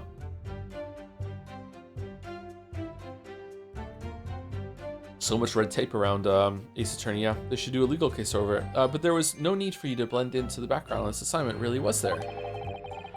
If that made you late arriving on the scene, I think perhaps you had your priorities wrong. Whoa, where'd he go? Hem. Perhaps I shouldn't pursue this line of questioning any further at the moment. I just managed to catch that crab when suddenly I heard a caterwaul from behind me. Crab? Ah, you're describing the victim's scream, presumably, Soseki-san. In more literary terms, Sumari, you might say it was a scream that could have pierced the heavens. Yeah, or the like. Of course, that's just a metaphor. We renowned authors aren't wont to describing things so. Eyes are wont to flit. Soseki-san wasn't at all like this in England. Anyway, I spun around at the noise, and the beach hut immediately fell under my gaze. Yes, the beach hut. The area is popular with government ministers. Many have seaside retreats there for rest and recuperation. Locals are prohibited from entering the area, so it's always very quiet. This panning of the scene is making me terrified that we're gonna have to have an intermission to the trial at some point and go and investigate it. I don't like investigating the scenes. I just want to do the trials. The beach hut is a simple structure, erected as a place for people to change or take refuge from the sun.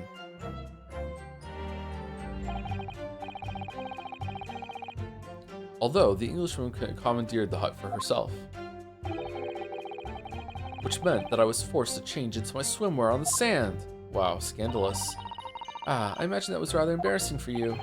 Well, anyway, I tossed the crab aside and headed for the beach hut at a run. Or, in more literary terms, Sumari, I decrabbed and beetled off hutwise. Decrabbed.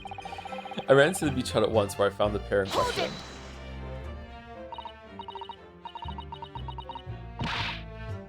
Wait, by pair you don't mean to say, but how could that be? No, you misunderstand.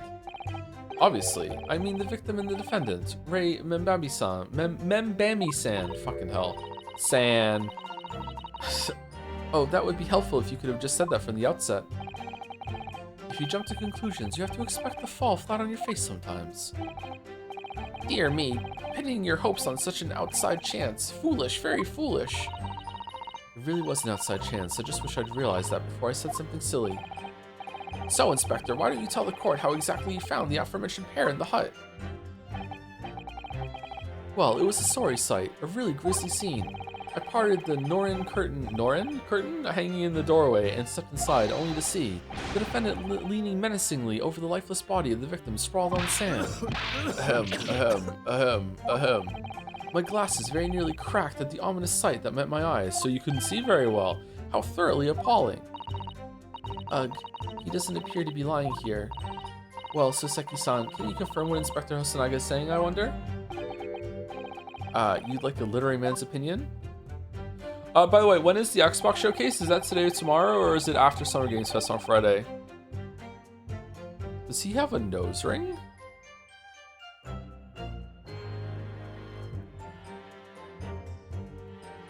It's on Sunday? Oh, okay. Okay, so if we stream the Xbox showcase, then we'll be it'll just be that on Sunday then, and we'll just start and then end after that. Okay. Poor cheeky Mina the Holler afterwards. Yes, yes, yes, that young girl was astride the Englishwoman, dagger in hand as she stabbed wildly. I don't believe you. Hold it! Stabbed wildly? You actually saw her do it? Oh, indeed. The terrible spectre, the terrapin inspector, the bloody torrent, the author's torment. Every sight and every sound is still carved in my melancholy memory. That was my impression, at least, as a future literary sensation. Counsel, what on earth was that shrill, effeminate scream? No, what are you insinuating? I'm as manly a Japanese man as you, bro. I wonder if I might interject here. Soseki-san, something you said is troubling me. That was my impression. Were your words just now, I believe. So, do you mean to say you're not confident you really did see what you described? Uh-oh. No, I mean, yes, I know what I saw. My ears didn't deceive me when I heard that scream, hence my eyes didn't deceive me either. I could describe everything I saw vividly. I could publish it all in tomorrow's newspaper serial. Ooh. He must be so happy to be back in Japan. He hated England. It sounds as though the next installment of I Am a Cat may take a macabre turn. I think this is a fool's errand. The more we press your author friend on what he saw, the more entrenched he's going to become. Oh dear, how awkward. Oh, we have lives for this, so we can get this wrong. Okay, I saw blood on the blade. It proved to me that she'd stabbed the victim multiple times. Multiple times? She was stabbed multiple times? How can you be sure of that? Very simply, from the blood on the blade. What? The blood? When I entered the hut, I saw the defendant holding the blade raised up in the air. Yes, that's right. I saw it too. I heard it, and I'm fucking Daredevil, so I can see with my eyes. Oh. And I noted that there was blood on the blade already at that point. In other words, Sumari, the victim had already been stabbed at least once by the time I arrived on the scene. Yes, that's right. I saw it too. And the victim was already holding the defendant's fountain pen in her hand, too. All of which means I can be sure the victim did not die instantly. Yes, right, I saw it too. Maybe Brett was just walking around with a knife in her back all day, and she's like, it's fine, I just want to enjoy this last day on the beach. And then she turned around to get changed in the hut with Ray. And then Ray's like, oh, hold on, you have a knife in your back. Let me just get that for you, and just pulled it out. And then she died, and then she fell over. Maybe a year in London was too much for him. He sounds like he's forgotten how to speak Japanese. Yeah, that's me, yeah. The logic of your argument is sound, at least. Well, as I said, it is my guiding principle to carry out all testimonies flawlessly. Perhaps it should have been your guiding principle to protect the victim flawlessly. That's just my personal opinion, of course. Ahem. Counsel, you will refrain from mocking the witness. Oh no, I just have so many thoughts whirling around in my head. It's all I can do to stand here, wide-eyed and mute. Goodness, my dear, you really must try to calm down. But how am I supposed to find an inconsistency in what these two gentlemen are saying? I don't see why either of them would have any reason to lie. What you must remember, I think, is that witnesses may inadvertently lie at times. For various reasons, a misunderstanding, a mistaken observation, a delusion, even. Why are you telling us this when we have more experience than you, and we were telling Naruhodo this? A delusion. Tutorial dad? Tutorial daddy? What's important is that we determine the truth, and there's only one sure way to do that. Yes, with evidence, of course. Spoken like a true judicial assistant. During witness testimony, you can use RB to pick a piece of evidence to present for consideration. So you need to listen carefully to each statement and compare what's said to the details in the court record. If you find some conflicting information, that may be the inconsistency you're looking for. Yes, it's all about inconsistencies. Okay, so the inconsistency is going to be either that there is no knife, or she was only stabbed once, or she was stabbed with a pen, something like that. Okay, let's see what we have. Once you've identified a witness's statement that appears to conflict with a piece of evidence, present the evidence to the witness with why, and the way ahead will present itself to you, I'm sure. Yes, alright then. I'll consider the details of all evidence in the court record against each statement to find an inconsistency. I hope I'm up to the task. Don't forget that you can have the witnesses repeat their statements as many times as you like. Everyone has to start at the beginning, remember, so those wide eyes are quite forgivable. And besides, there's no one else to defend the poor girl. You're right, I need to listen to the testimony again from the start.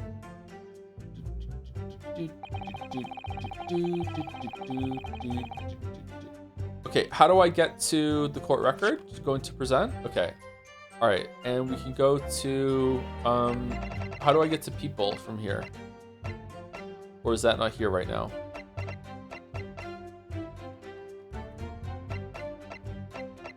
Apparently we can't get to people right now.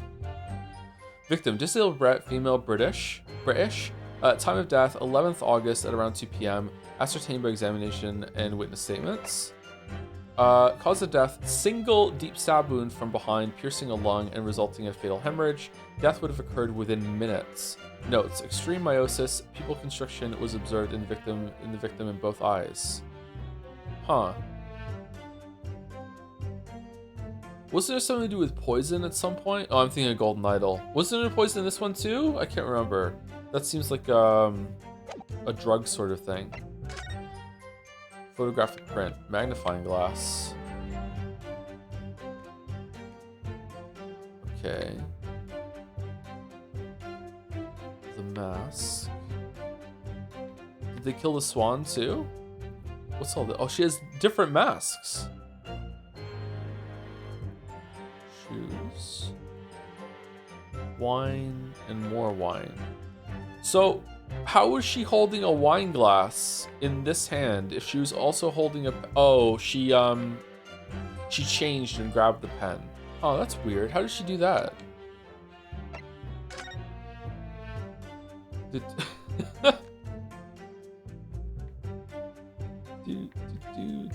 There's the cat. I am cat. What could this possibly have to do with the case? Huh, there's no examining any of these and flipping them over. That's strange. Where's the I'm a lawyer badge? A newspaper containing an article about a discussion between my father and Soseki-san. The debate became quite spirited. The pen that the victim was found grasping in her hand, it carries the initials RM.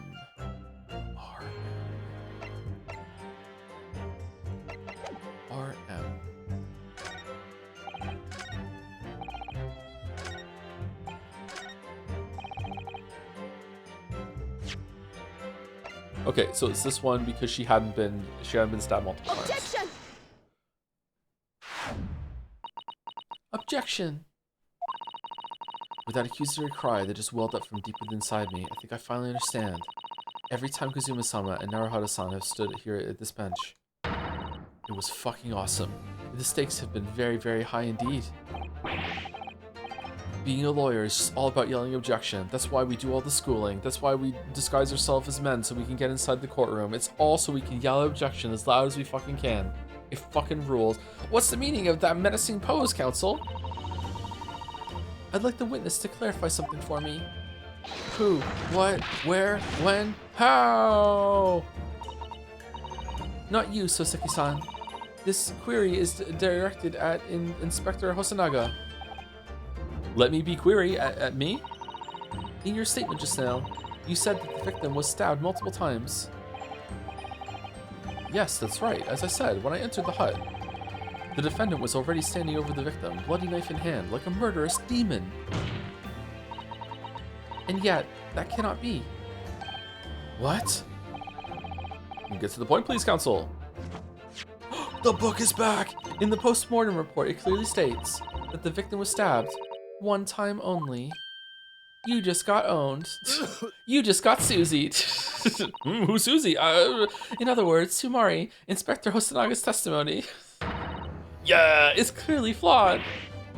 And Soseki-san. Me? Fuck you. You claim to have seen Mimami-san in the throes of stabbing the victim. Yes, I did. Wildly.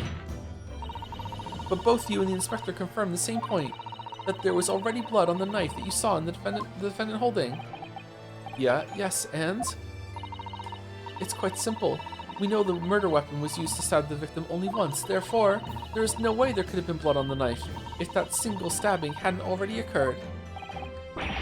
Oh, he got your asses so hard. Ah, true. Then what exactly is your contention, counsel? Are you ever going to tell us? Why are you being difficult, Judge? Yes, Your Excellency. There's only one logical conclusion. What Soseki-san saw, in fact, was not the moment that the defendant stabbed the victim at all, but the moment that the defendant, in fact, withdrew the blade from the victim's body. That can't be. Excellent work, Susato.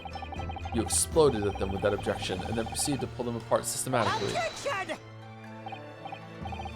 Haha! Well, this takes me back. Stop tapping your seed, bro. Yes, I seem to remember your cousin staged a scene much like this in that trial 9 months ago. I'm in therapy for it, a half-witted child with a half-baked objection attempting to steal the show. You won. You're right. There were certain similarities. Except that so-called half-witted child managed to outwit the prosecution, who was only half a head of hair. Slander! My head is quite adequately dressed. In any case, all this talk of stabbing and withdrawing and multiple wounds, it makes not a jot of difference. What? Why not? Engage your brain, young man. When the accused first plunged the deadly weapon into the victim, that was the fatal blow. And it was in that moment, just as she had withdrawn the blade, ready for the next strike, that the witnesses saw. Didn't read that right, sorry. The knife was already tainted with blood because the accused had already stabbed the victim. Ah. All you have successfully shown with your little display is that the mustached author is prone to moments of extravagance. Ah. Oh no. Ah. Thank you, Nightmare Luna 6969. Nice. With the 10 for 10 months. With wow. Thank you, Zozo 5002 also for 10 months. Looking forward to another month of peak. Is it going to take us a month to do this? How long? I think it's 2 weeks of a Grace Attorney 2, isn't it? Probably. Is it longer than the first one? I think it is. I think Chet told me it's a bit longer. Yawning. Unexpected fucking yawning. I'm in agreement with the prosecution, as usual. If the defendant was seen wielding the blade at all, that is sufficient grounds for her actions to be viewed as suspicion. But if she was withdrawing the blade, then we are back to where we started.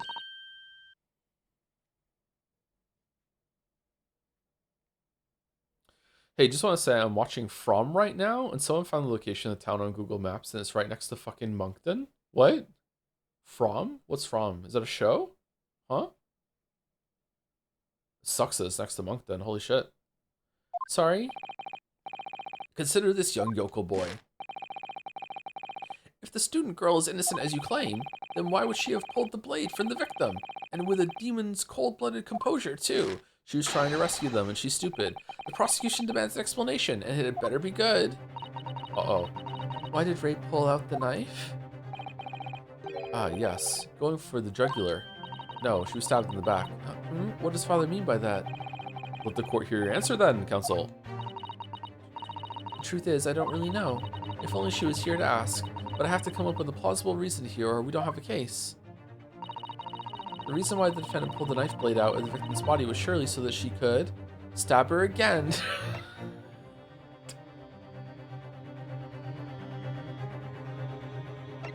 Hide the knife. Save her life. According to the postmortem report, the victim's death was not instant. That's correct. It's thought she would have remained conscious for a short while after sustaining the injury. Indeed, giving her the time to take hold of this piece of evidence that clearly indicates her kill. No. She was holding her own pen, and then Brett was like, "Quick, can you pull this knife out of my back before I die?" And then Ray was like, "But I can't. I'm holding a pen." And then Brett was like, "All right, let me hold the pen for you to free your hands. All right, I got the pen. Yeah, you got my pen. Yeah, I've got your pen. Okay, now you're holding the pen tightly, right? You're not gonna drop it. I'm not gonna drop it. I got your pen. All right, now I can pull the knife out. Okay, is the pen doing okay?" The point is, being a medical research assistant, Membami-san was compelled to act when faced with the wounded victim. Instinctively, she pulled the blade out in an attempt to save Miss Brett's life.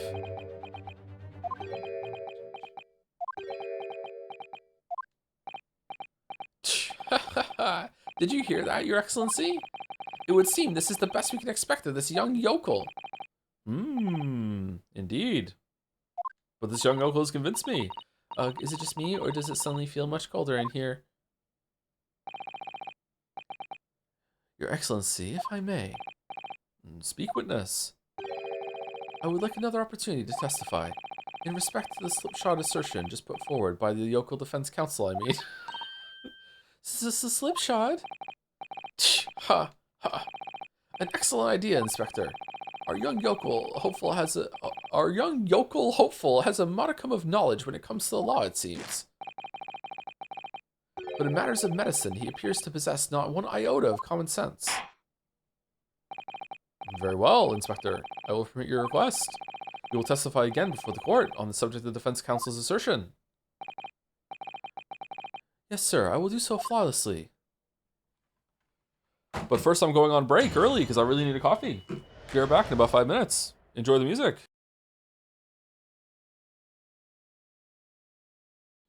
There's no music. Now there's music. Enjoy the music.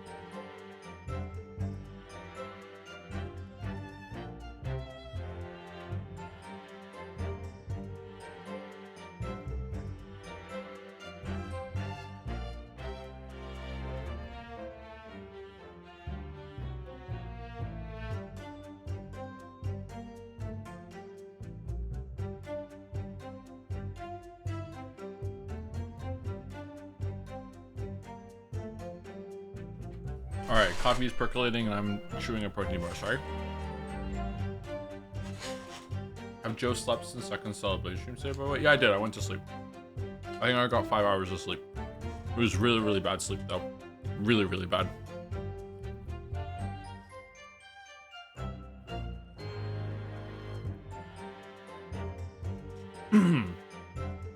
I woke up after 3 hours and I probably just should have stayed awake. I had so much trouble falling back to sleep.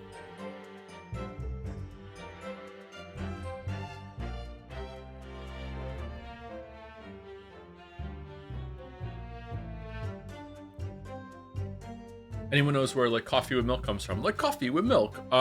It's from Xenoblade Chronicles 2 when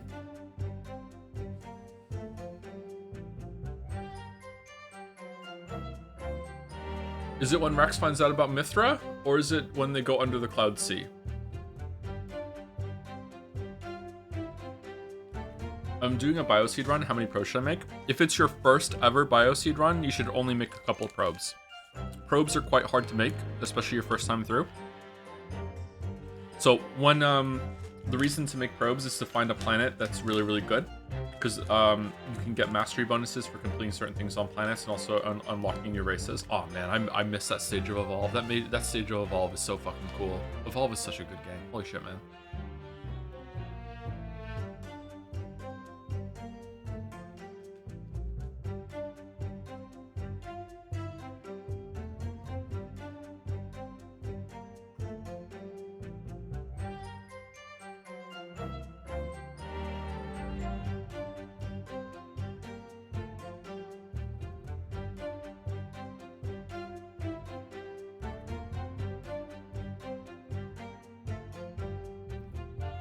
Is the chewing audible, by the way? Sorry.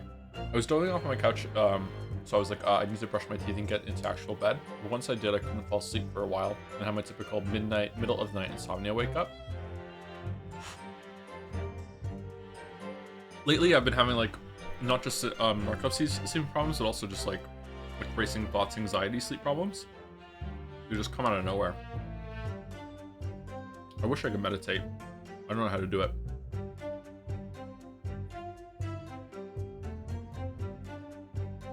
Thank you for giving your all even when sleep deprived. The stream has been very fun. I'm glad you're enjoying it. I'm used to being sleep deprived. Like I'm just I think that it does show sometimes. I'm noticing that I have a lot more trouble reading when I am like chronically sleep deprived. Like if I have if I'm on a bad string of sleep for like maybe a week or so, I'm noticing that like cognitive ability must decline and I have trouble processing what's on the screen. And then if I sleep really well for a couple of nights in a row, then it's just noticeably better. I don't know if that translates over to gameplay though. I'd be curious if that was the case.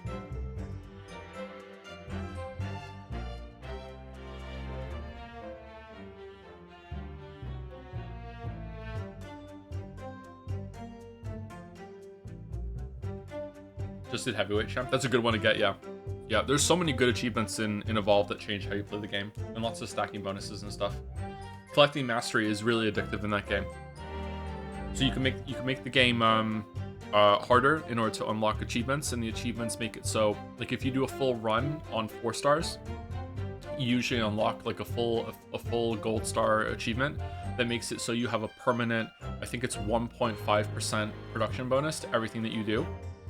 And it just keeps going forever. So if you get like 10 achievements, now it's 10%. If you get 50 achievements, that sort of thing. What's my mastery level in Evolve? I'm like super endgame, and my mastery is plus 308% permanently, even when I'm on 4-star. It's there all the time.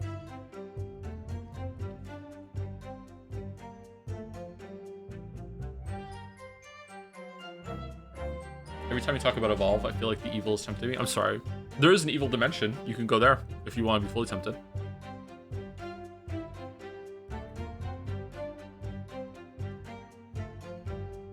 I have the opposite insomnia. I can't stop feeling sleepy and irresponsible all the time. That's what narcolepsy is. But narcolepsy can present with insomnia.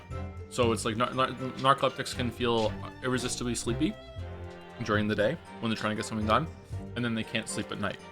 So yeah, it's kind of fucked up.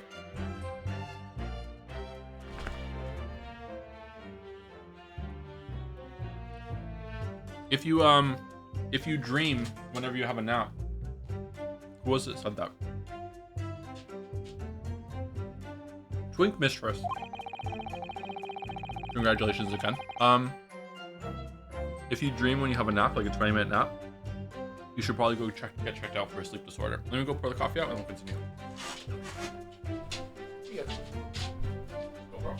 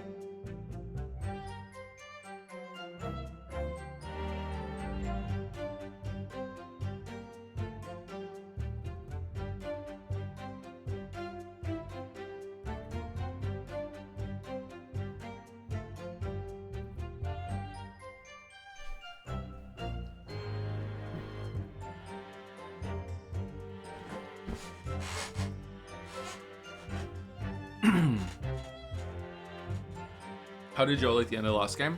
I liked the last trial. Last trial was really, really good. However, I didn't really like the ending of the whole entire narrative because I feel like it didn't really have an ending. It just like it's the halfway point, which is probably what it is, right? So I didn't really like that because I feel like there were a lot of unanswered questions, a lot of things that haven't been resolved. So hopefully this game will do all those justice. Ace Attorney style. Okay, let's continue. First of all, thank you to Meg Sketches for the 8 months while I was gone. Hey Joe, glad that you're back playing weeb shit again. Can't catch streams too often, but I'm finally free from my horrible roommate situation. Excited to watch the VODs.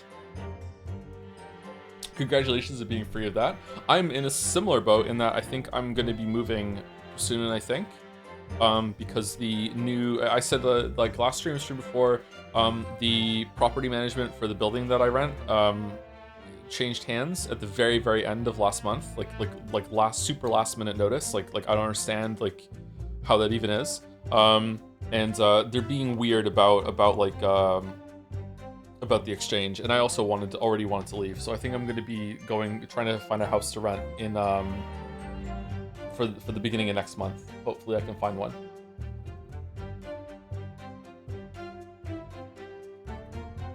Or I'm gonna have to find a temporary place to stay while I find a place for the 1st of August.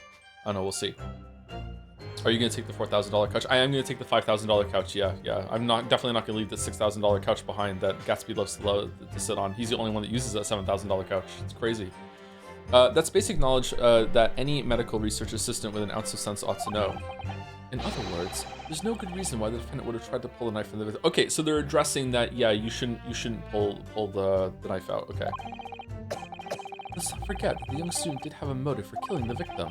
The man the victim murdered 9 months ago, Dr. Wilson, was the defendant's highly respected mentor.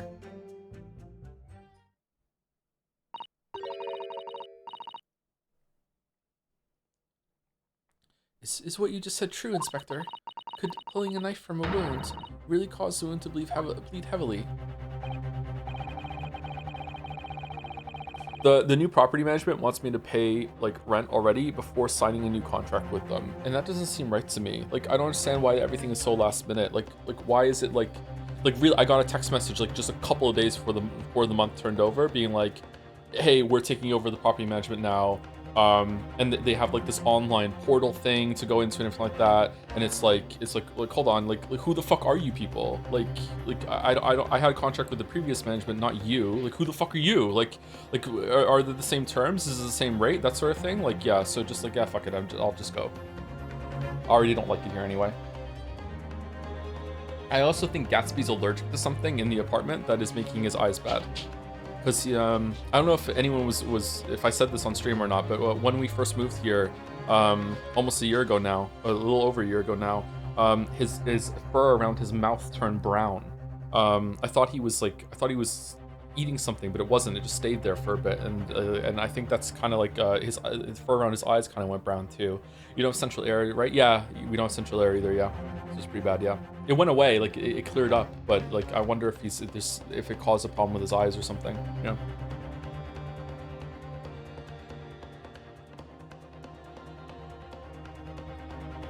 I can't find a place to live in Toronto, and their advice is to me is to offer 6 months of rent up front as a bribe. Best of luck to us both. What? I thought you found a place. Did it fall through? That sucks. I'm sorry, Mouse.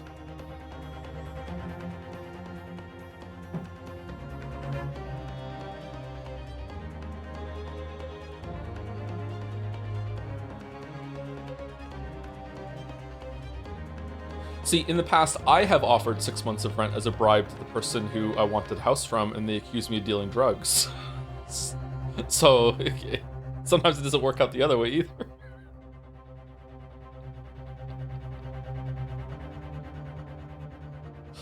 I don't want to do this run around rigmarole. Let me I'll just pay 6 months up front, or was it a year? I'll just pay a year front rent. That's it. This was when the channel was at its height and I could afford to do that. I was like, let me just pay like a full year front for the whole thing, and then we're good, right? That shows you I can afford it. Like, oh no, we're suspicious now. And that's how Joe's Discord avatar was made. Yep, thank you, Merrick. Did you mention this to the vet? I did mention it to the vet, yes. That's why, I think that's one of the reasons why he's on allergy medication right now, yeah. Yes, think of the weapon itself as a stopper in the wound that prevents excessive blood loss. Until a doctor is ready to provide proper treatment, that stopper shouldn't be removed.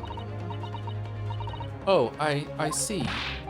Ha! This is why yokels should stay on the farm. Even a quack from some obscure mountain village would have such basic knowledge. I'm surprised Susie didn't know that. Maybe when you're a defense lawyer, you just become a little stupid. It's just the stress. Anyone who's ever given someone a little poke with a knife and pulled it out again knows it. Who's doing that? Oh, well, I've never stabbed anyone, you see, or pulled a blade out of a wound, so... Of course you haven't. I didn't bring you up to behave like a bandit. Father, is it true what they're telling me? Yes, it's basic remedial knowledge for medics. Ray would have been well aware of it. If she were to claim ignorance of such fundamentals, that would prove fatal in many ways. But then, why would Ray have done it? Could she have pulled out that knife in full knowledge that it would be fatal for Miss Brett? I don't know. I do not know. Ooh.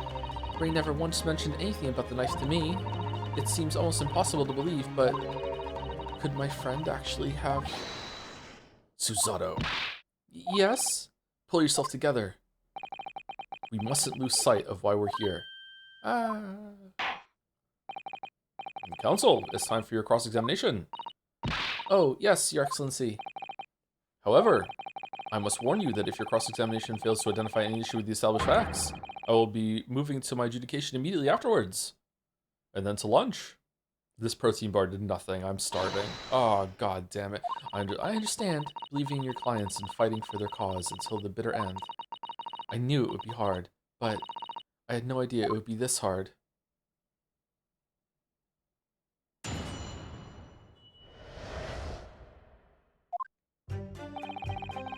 Pulling a blade from a wound without thinking. Is it all him?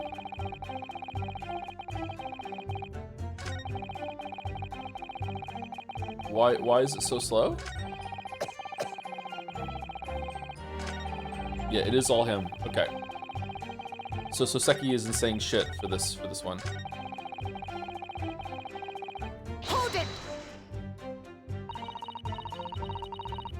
You saying doing it without thinking could be a problem?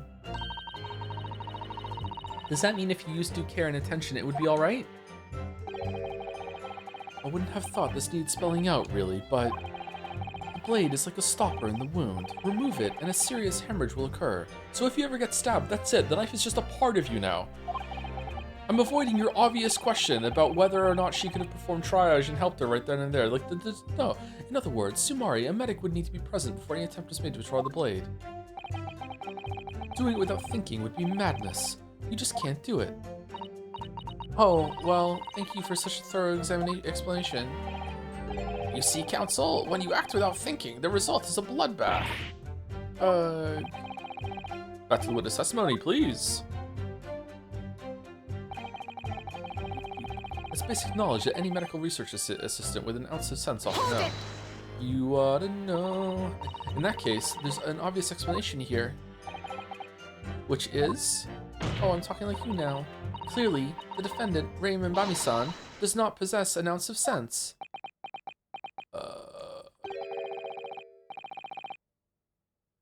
What do you think about that, Professor Mikotoba? I'm not sure that you should be labeling your best friend as lacking in common sense. Well, I thought it would be better than labeling her as a murderer. Yeah, shut up. She's stupid defense. The Chewbacca defense. I don't know, young people today. If that's friendship, I don't understand it. Careful, counsel. A lack of common sense can be a very dangerous thing. You threatening? Oh dear. That recoiled on me rather badly. That's life, I'm afraid. A lesson everyone must learn. Hopefully you can see now that this is really basic medical knowledge. Being involved in medical research, Memabi-san would certainly have been aware of it. In other words, there's no good reason why the defendant would have tried to pull the knife out for the victim. Hold it! Oh, but what if her hands are, like, really magnetic or something, and she didn't realize she was pulling the knife out? But the defendant had suddenly encountered somebody she knew was lying on the ground, bleeding to death. The sight could have shocked her delicate sensibilities, causing her to remove the blade inadvertently. That's true, yeah, that's a good point, yeah. I really don't think inadvertent actions can explain this. The woman is a medical research assistant. I can't imagine she would behave so irrationally. Oh, but irrational behavior is a woman's prerogative, isn't it? Wow. Oh dear, you have a lot to learn about women. Only a small-minded man could have such bigoted views. Oh dear, perhaps only my male persona take a hold a little too much. I'll use my persona.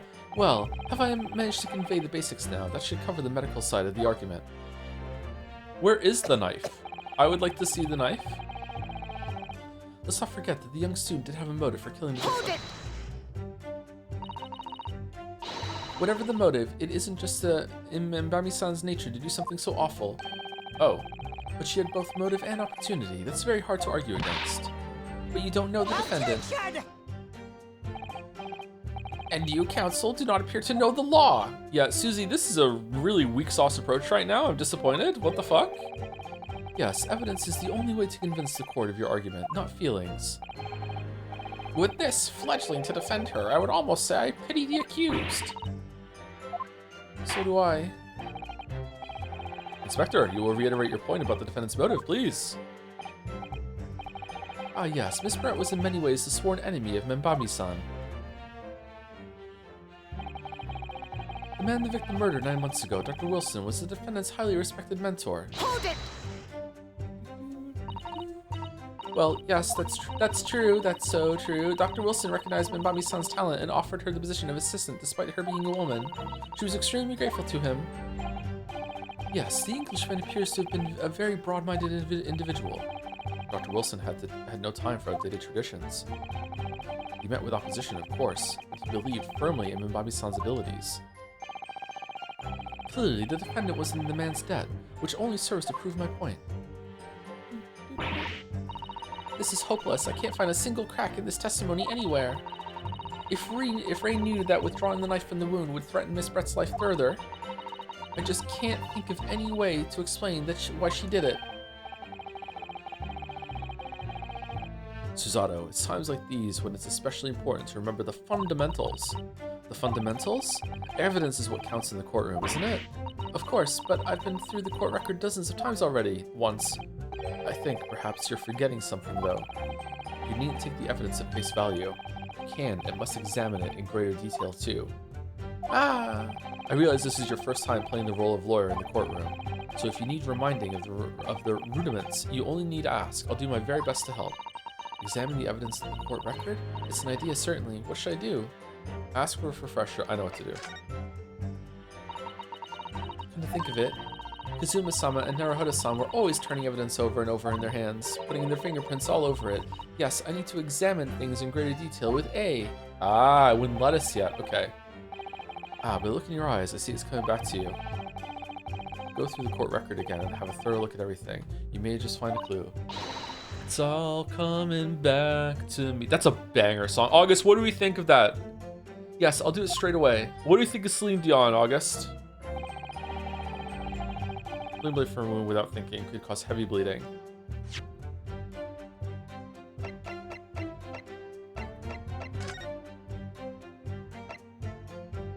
Okay, we can't investigate that.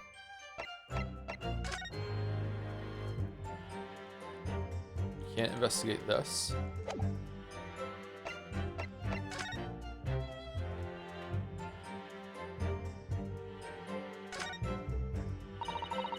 This is a newspaper from Soseki-san. There seems to be an important article on the back page as well. Exclusive, deadly poison stolen from Yume Medical Research Laboratory. Damn, look at Susie. From Yumi's medical research. Father, isn't that your lab? What the? Let me see that. The poison's been stolen. It's this morning's paper that Soseki-san gave us. Are you saying you didn't know? As embarrassing as it is for the head of the laboratory, I didn't. I've not heard any such thing. Where on earth could the reporter have gleaned his information? Come to think of it. Oh, the reporter in the background that's here with the writer. Okay. There was no article mentioning the story in our paper this morning, was there? It's a highly toxic poison we've been working on in the strictest confidence. For what? I put Ray in charge of the product. Oh. Ray? She was managing it? If what's written here is true, it means that she tried to hide the theft from me. And moreover, the details were leaked somehow. I don't believe it. We need to read this. Okay, so she was...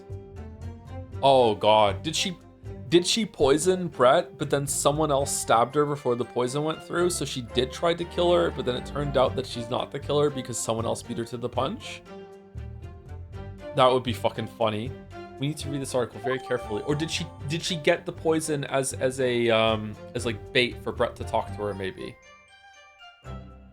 Thoughts on this Force tutorial? I feel like it's one of the better reasons. For refresher, Ace Attorney 1, Phoenix was new. Ace Attorney 2, Phoenix hit his head and forgot how to lawyer. Ace Attorney 3 was a Mia flashback. Oh, how they're justifying it? Yeah, it's actually flowing quite well too. I don't feel like it's taking too long to go over a bunch of things. Asking the questions at the beginning when the judge was like, "Who was the killer? Who was the victim?" That was a bit slow, but yeah, so far I just feel like the pacing in these two games is just head and shoulders above most of these kind of games that we play.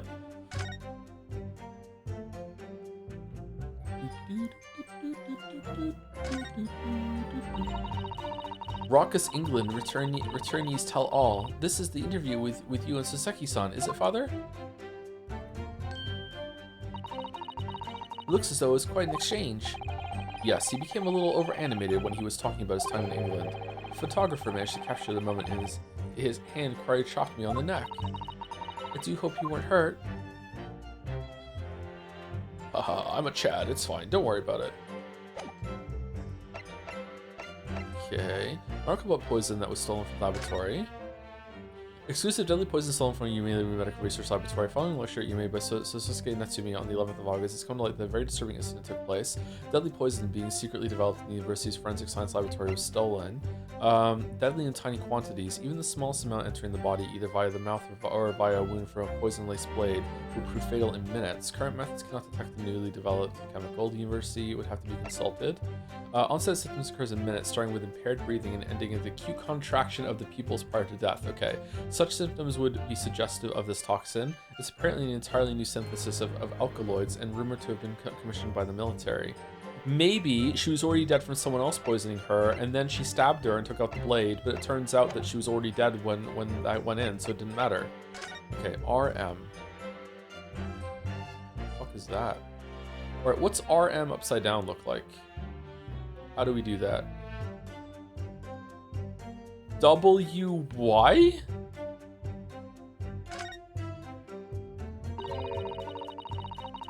The RM initials are very clearly engraved here. And the fact that Miss Brett was clinging to this pen in her dying moments is very clearly a message too. To identify her killer, you mean? I don't think there can be any doubt that this is the key piece of evidence. This is the key piece of evidence in this case. Wilson Yomes? Why would the dots be at the top? There's no way the dots would be at the top. The dots are at the bottom to show you that that's where... Okay, it is this orientation, for sure. There's no way we can get the orientation mixed up. It is Pride Month. There's some sort of emblem here, look. But it isn't a Yuma University one.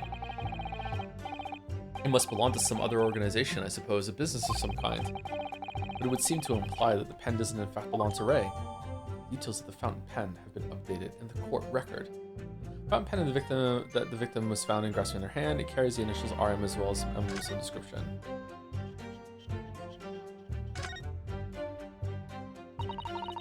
We take off the pen's lid. Blood. No? Really?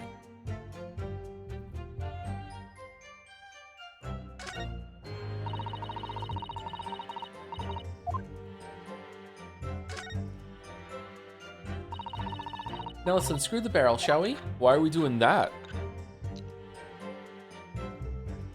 Oh, it's out of ink?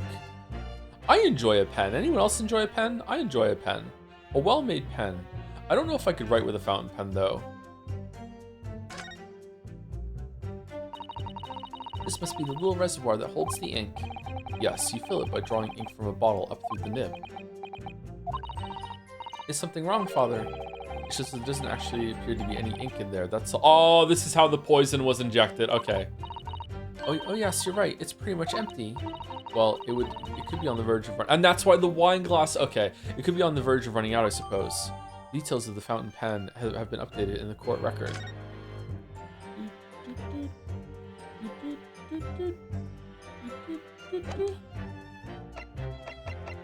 Okay, I don't know. Like we did everything, right? I don't know what to do now. What do we have? Pulling a blade from a wound without thinking could be a cause of heavy bleeding. That's basic knowledge of the matter. In other words, there's no good reason to defend would pull the knife from the victim. Now, let's not forget that the young student had a motive for killing the victim. The man the victim murdered 9 months ago, Dr. Wilson, was the defendant's highly respected mentor. Okay, I don't know what to do. Do I have to press all the fucking things again or no?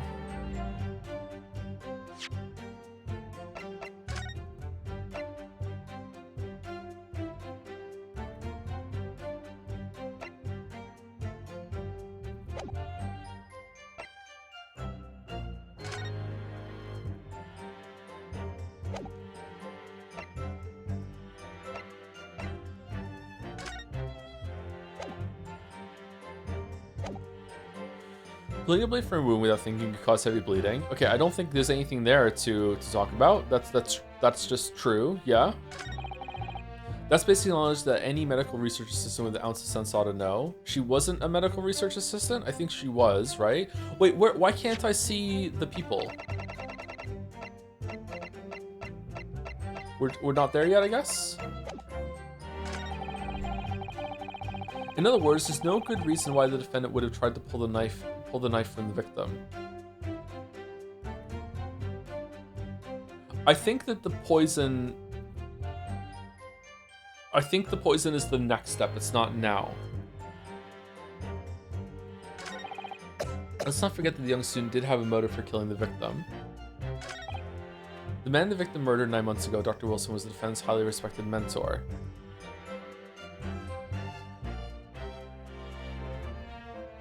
Yeah, I don't know what to do. Let's press them all again and see if something new pops up. Hold it! You say doing nothing could be a problem. I wouldn't have thought needing spilling out really, but this blade slick stopping the wound. Removing this serious hemorrhage occurs. In other words, a medical to the present the blade. Do nothing we've managed, just can't do it. Oh, well, thank you for such a wonderful EC counsel. When you have to think these results of the bloodbath. Back to the witness testimony, please. That's basically knowledge that any medical research assistant with an ounce of sense have to know. What if she's stupid, Lamayo? In that case, there's obvious explanation here, which is clearly defendant Ray Bami-san does not have a possessed ounce of sense. What do you think about that? Katoba, common sense. Yeah, murder. Don't know people today. Friendship, don't understand it. Careful, counsel. Yeah, I don't think it's this one. This life, I'm afraid, lesson everyone's learned. Hopefully, you need to see really basic knowledge. Being involved in medical research, my Bobby-san would have certainly been aware of it. In other words, there's no good reason for why the defendant would have tried to pull the knife from the victim. The defendant had suddenly encountered somebody she knew was lying on the ground bleeding to death. It's like a shock to her sensibilities. Oh, this is the sexism one. So rationally, one's prerogative. Oh dear, you have lost feelings about women. Oh dear. Side of the argument.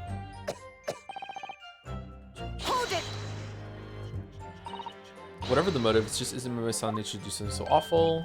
Okay, so this is still the same. Objection. And you counsel not appear to know the law. Okay. We pressed the last one, didn't we? I'm pretty sure we did, didn't we? Like, the judge added it to the record and then we pressed it. Inspector, yeah, rear your point about the motive, yeah. Hold it! Well, yes, that's true. Dr. Wilson recognized my mommy's son's talent and offered her the position of assistant despite her being a woman. She was extremely grateful to him. Did we read this? Yes, the Englishman appears to have been a very broad-minded individual. Dr. Wilson had no time for outdated traditions. He met with opposition, of course, but he believed firmly in my mommy's son's abilities. Clearly, the defendant was in the man's debt, which only serves to prove my point.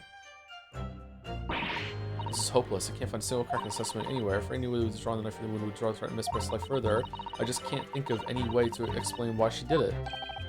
Suzato, it's at times like these, especially, okay, the fundamentals. Okay, I actually don't know what it wants from me. Okay, let's go read the evidence again. Ask for a refresher. Do we need to ask her? No, we know what to do. It's fine.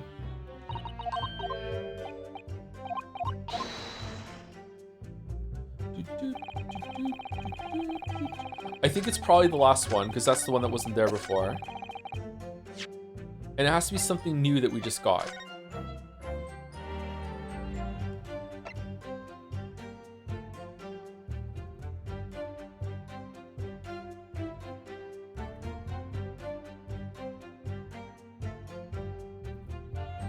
Is it that we have to say that she was poisoned right now or no? I feel like that's a step too far. There's nothing here to look at, right? Did it just change?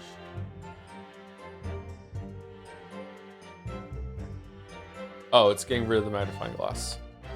Okay. There's the pen. Feathers.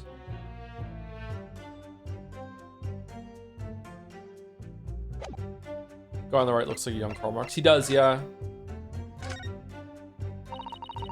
Marcus is return all. Okay. Karate chops. And this is about the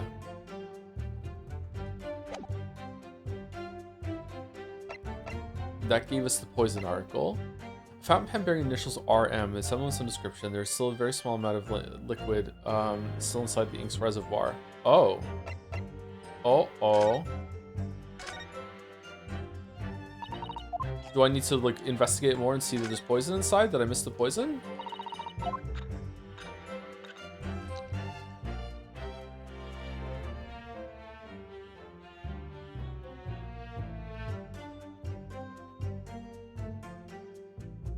I love how I just assume I'm right.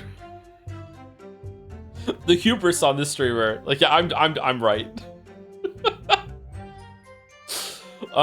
Okay. No, we can't investigate anything else.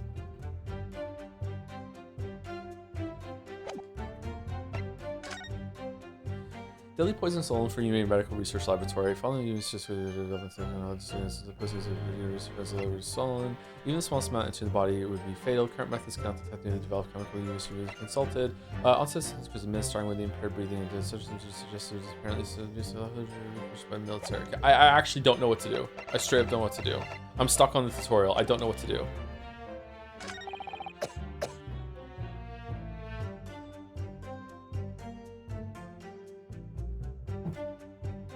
Okay, let's not forget the young student did have a motive for killing him. Okay, that's just true. We can't do that.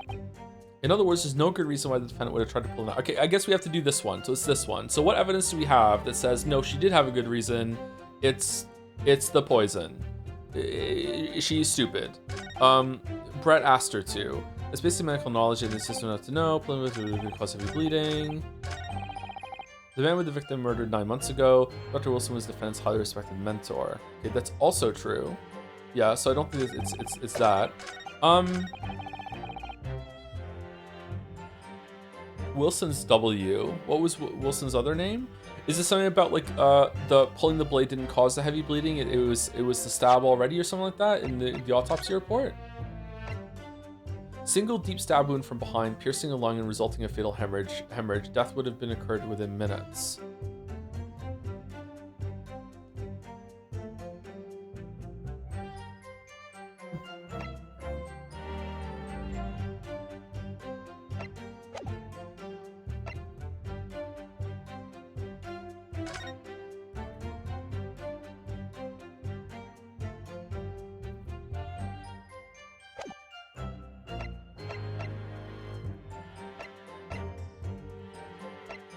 I mean, it's gotta be either the poison or the pen, right? Because that's the ones that we investigated. There's no reason why the film would try to pull knife from the victim. Suffocate the young student Devin benefit from the victim. Benefit from the murder 9 let's go to both defense of high respected mentor.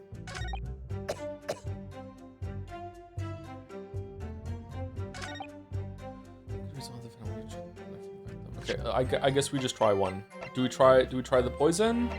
Do we try the fountain pen?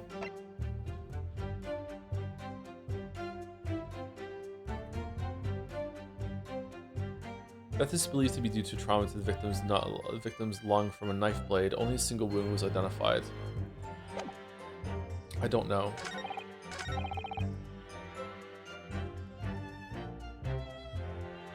Even if, like, she did think, hey, she's already dead, why would you pull the knife out?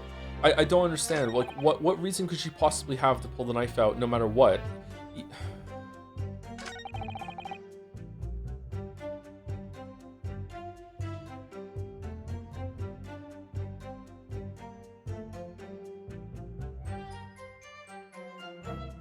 Did she think the knife was coated in poison, so she needs to get the knife out right away? Because she doesn't want her to die?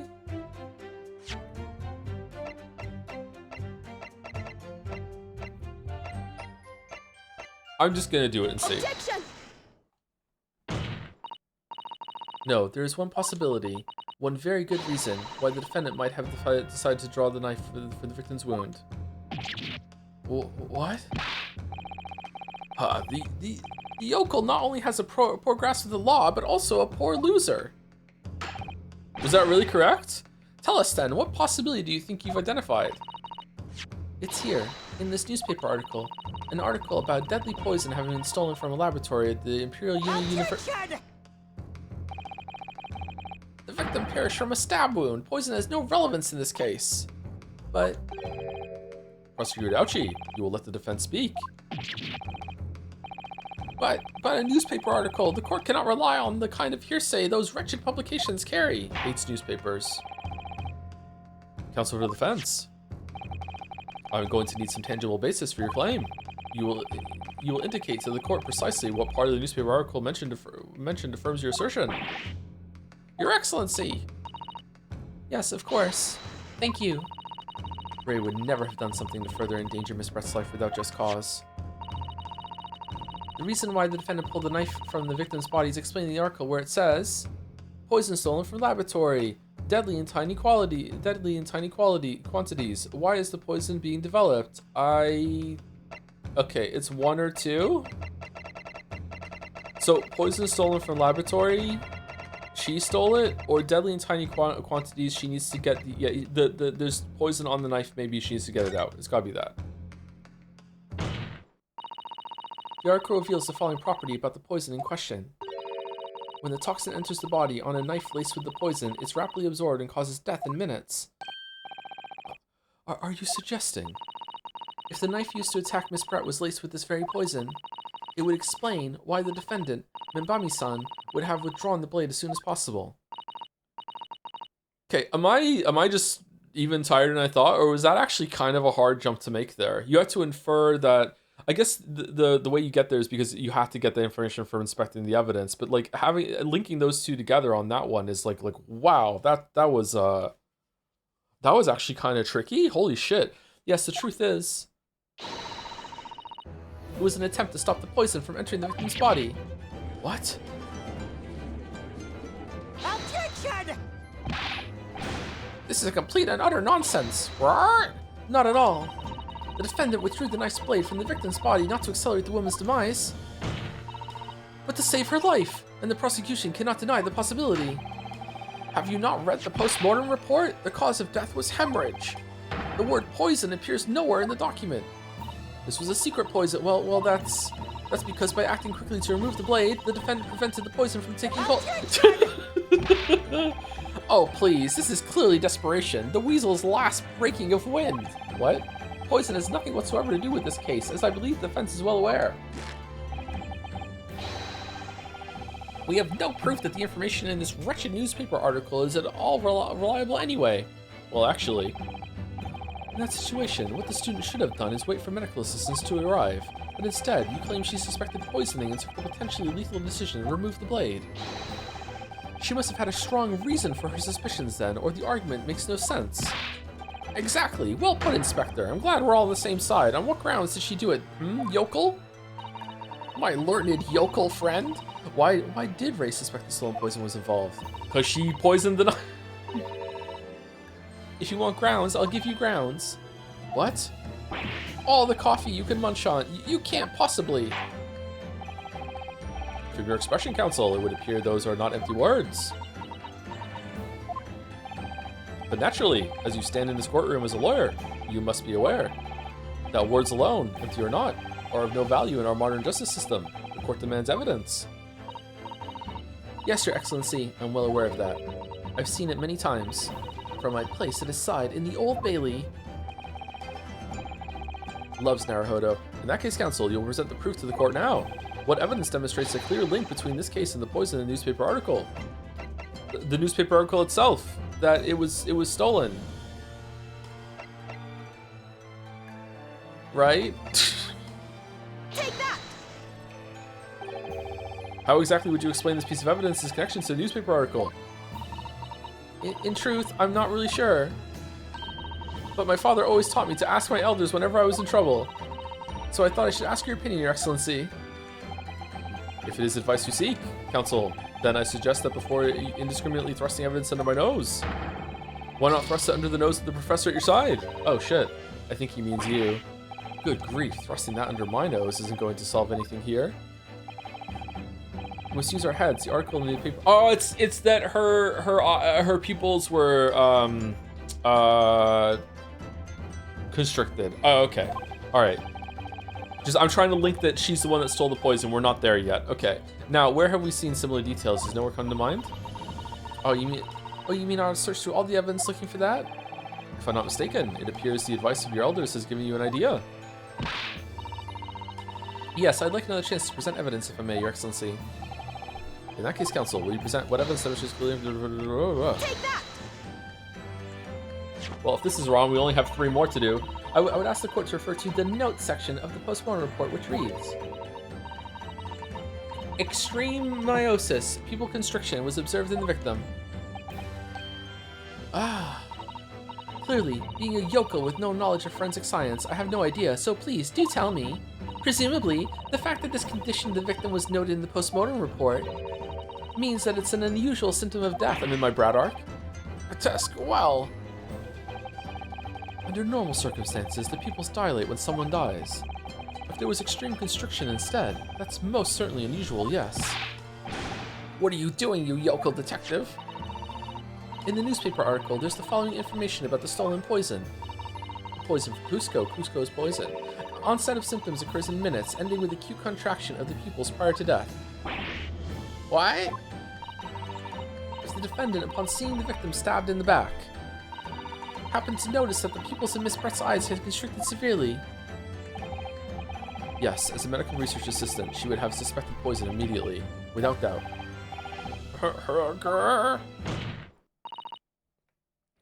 Prosecutor Ouchie, I think you'll agree. This is a very compelling evidence. Ooh, tisk you, rah, yokel student, yokel professor, rah. I believe defense has expertly demonstrated a credible reason for the defendant's actions. No. Eugene Mikotoba. Yes, Your Excellency. I believe you are best placed here to confirm or deny the veracity of the defense counsel's argument.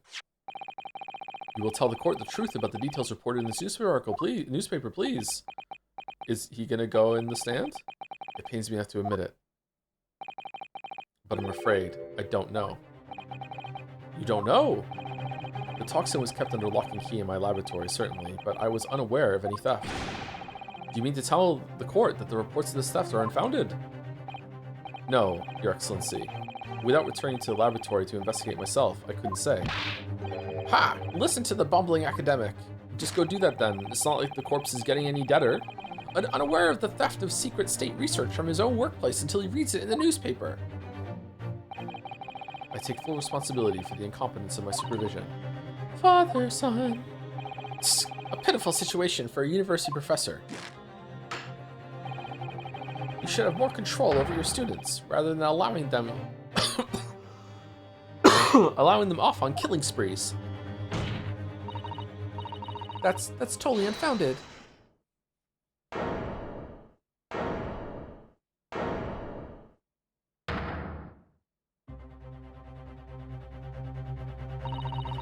None of this is Professor Mikotopa's fault. It's all my fault. Ray-san. Membabi-san!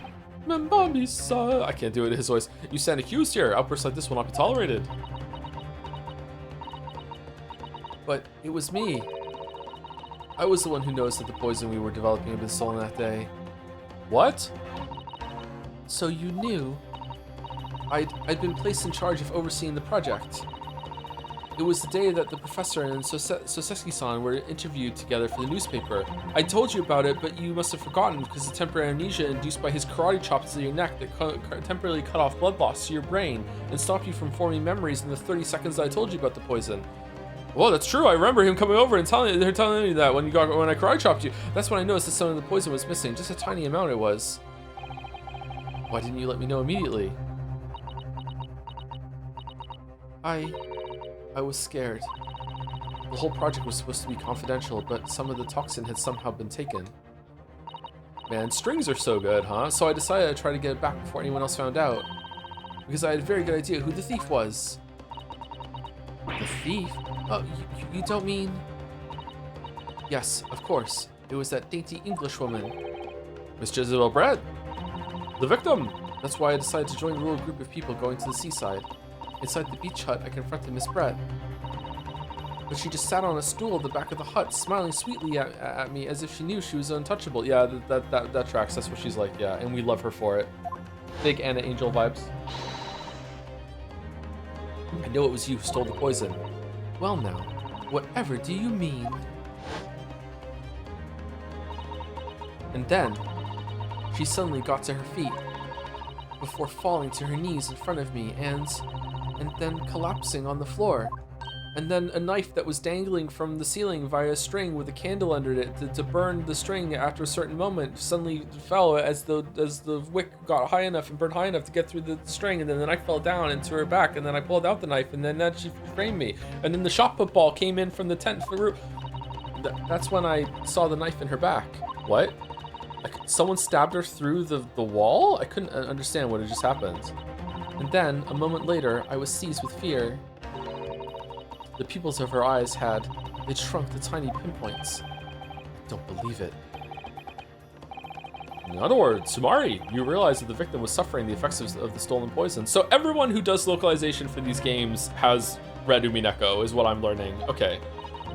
My mind started racing.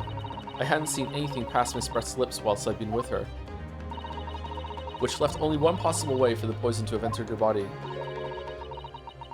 On the blade of the knife in her back. And that train of thought was what spurred you to withdraw the blade. Yes, if the amount that entered her bloodstream was small enough, she might still have a chance. That's what I'd hoped. Really, I'm so sorry for staying silent all this time. Okay, seems like a slam dunk to me. All right, case over. Oh wait, we have to find out who actually really killed her in order for the defendant to get acquitted or found not guilty, because that's how this works. Someone has to go down for it. Well, someone has to go to jail, exactly. Your attempt to hide the truth of what happened is not something that can be overlooked. However, I have duly noted the courage with which you have confessed in the end. Thank you, Your Excellency. It's barely perceptible, but I do think the balance has shifted a little here, in this courtroom now. Attention! Your Excellency, do not be deceived. The victim just collapsed before your eyes, you say. Well, Minbami-san, if that is the case, perhaps you could explain how Miss Brett came to be stabbed. Well, I don't fucking know. You have no answer because the simple truth is that you stabbed the victim motivated by revenge. You have no conclusive evidence to prove that assertion, do you? Oh, I have evidence, and it is very much conclusive. What's the prosecution counsel up to? It was brief, but he hesitated for a moment there. I'm almost sure of it. You'll produce the aforementioned evidence at once, Prosecutor Aochi.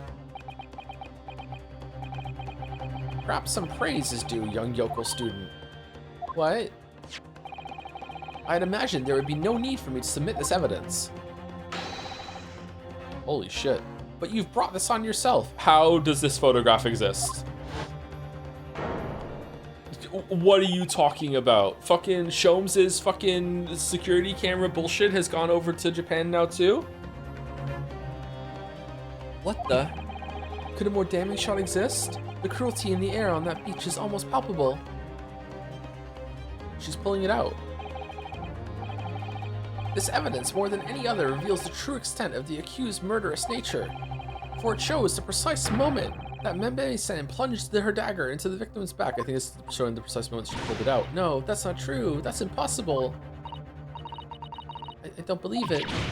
Ah. I love that she's doing Ryu's animations. Very, very cute. Order, order, order. Counsel for the defense, was it you who was responsible for that shrill scream that just pierced my courtroom? Perhaps his voice has yet to break. These yokels are slow of mind and slow to mature. Yeah, that's what it just broke right now. All right, I'll show you who's slow to mature. Careful now. Suzato is starting to show her face here. It is often said that a picture is worth 1,000 words, and here we have ample proof. Oh shit, I'm now Yusuke. Sorry, I'm the judge. It's often said that a picture is worth 1,000 words, and here we have ample proof.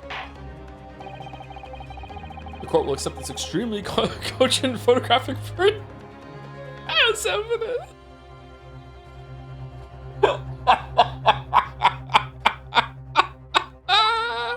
The incriminating photograph has been entered into the court record. I can't believe he's had a photograph like that up his sleeve the entire time. It's such a stark image, I'm generally lost for words. Wait a minute, I don't understand. How did you... I mean, who took that photograph? Ray. That's of no importance here. Stop trying to divert attention. Oh, it was me, time traveling, a lot of heart. My new job is to just go around with my time traveling machine, not to prevent murders, but to take photographs that can be perfect evidence during all these cases. I sure do love presenting photographs for trials. Don't really like preventing murders. Might get murdered myself like that. And then, you know what? It reminds me of that time I tried to travel to the future and took a photograph of myself being stabbed at a crime scene. Maybe because I started trying to prevent the crime scenes themselves. Oh well, got that to look forward to. Here we go. What the fuck are you talking about? That's an absurd thing to say. It's crucially important. Whoever took this photographic print was a witness to the Miss Brett's death. The court must be allowed to hear this person's testimony. I will uphold the defense's demand. The prosecution will reveal the identity of the person responsible for taking this photograph at once. It's the guy in the background. It's gotta be. It's gotta be the guy in the background. Well, I'm afraid I can't do that. Pardon? You see, this print arrived at the Imperial Police Bureau headquarters by express post yesterday. And there's nothing to indicate the sender's name or address. The provenance of the print is unknown. Fucking deep fake. Goodness. Are we to understand then, counsel, that in full knowledge of the fact that this photograph has the murkiest of origins, you nevertheless believe it fit for submission as evidence in the Supreme Court? When you first produced that print before, I noticed that you hesitated for a brief moment. Oh, so did I. Because you knew that it wasn't completely reliable evidence, didn't you? Silence, you yokel student and blabbering professor. What matters is the blatant truth that this print so eloquently expresses. He's got a point. But the defendant has already admitted to pulling the blade from the wound. Clearly, this isn't the moment that the knife was plunged into the victim's back, but the moment it was withdrawn? Don't waste this court's time with your ramblings. Indeed, without knowledge of who produced this print, we have no means of verifying the claim. And the scene it captures is without a doubt the most compelling evidence presented to the court. If the defense isn't able to shed any further light on the matter, I believe the conclusion is clear. What do you mean? It's just her pulling the knife out. Oh no. Susato, this is the time for you to fight. If what you've established so far is true, then there can be no doubt. Okay, this would, like, switching over to a different mode where you drive a car down a Las Vegas street that has neon lights and knock over the right pedestrian in order to figure out what's going on would hit so hard right now. I would really like to be able to do that. This photograph shows the moment that Ray withdrew the blade from the victim. Yes, we just need to prove that somehow. Haha, you'll have plenty of time to rue your defeat on the slow train back to the provinces. And to rue the day you came up against Kazuki Ouchi in a court of law. If I can't determine who took this photograph, then the trial is going to come to an end. There must be a clue somewhere. There must be some way of working out who took it. Well, Counsel. Your Excellency, the burning question is who took that photograph, and the truth is, I don't know.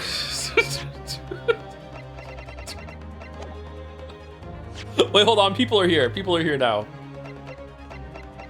He's not here. The guy that's like taking his photograph in the background isn't here. It's gotta be him.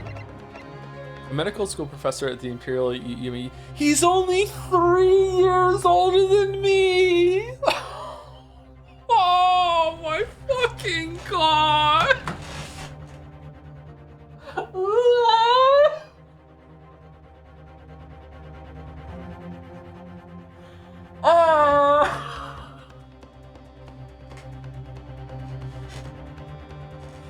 What the fuck?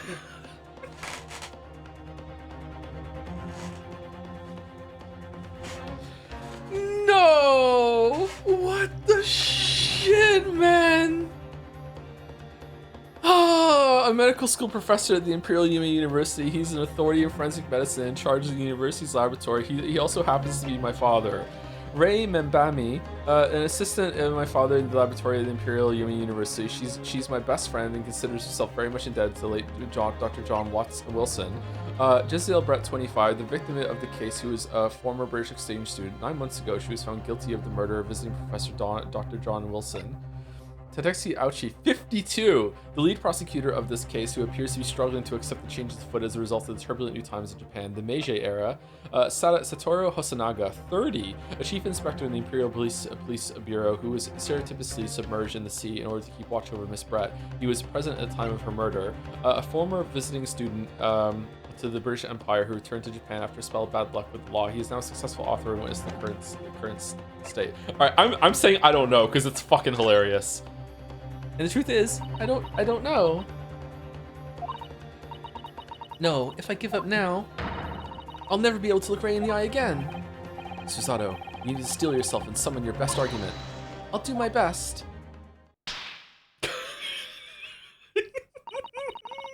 This isn't about whether I can or can't come up with the answer now, but if I can come up with an answer plausible enough to make it so the trial continues. I just gotta stall for time. Ghost of Naruto in the corner nodding. Yeah. Oh, does this mean you're dead? Nah, I'm just visiting. I simply have to. The identity of the person who took this dramatic photographic print is, I assure you, something the defense can and will reveal. What? No, you can't possibly. But as you so boldly claim that you can, please do enlighten us. I'm kind of curious myself where this was delivered from. Yeah, I'm on your side. Unfortunately, I'm unable to present a name.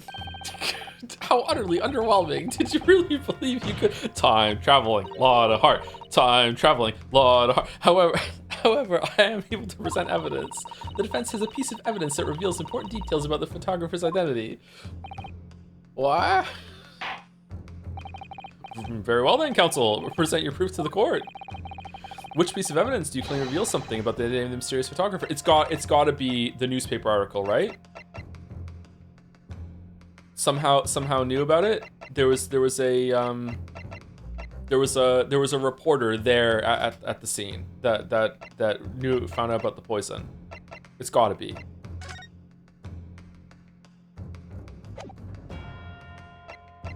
Take that!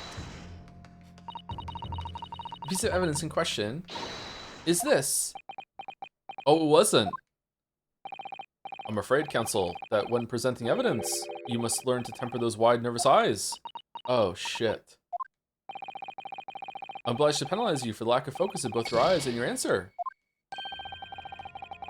Would you care to squeeze your head in your hands again, Counsel, to punish yourself for presenting such utterly irrelevant evidence? Okay, what is it then, if it's not that? I'll squeeze my head as many times as it takes to win this trial, Your Excellency. May I? Is it that there's like something to do with it's the same camera that took the other photograph maybe? You may present another piece of evidence, but no more squeezing, Counsel. Which piece of evidence reveals something mysterious? Like is this a crack on the lens? No, it's not. Okay, I don't know what it is then. I have no fucking clue. It is a crack on the...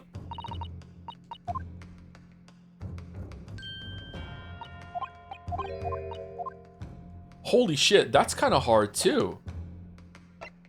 Wow. Take that!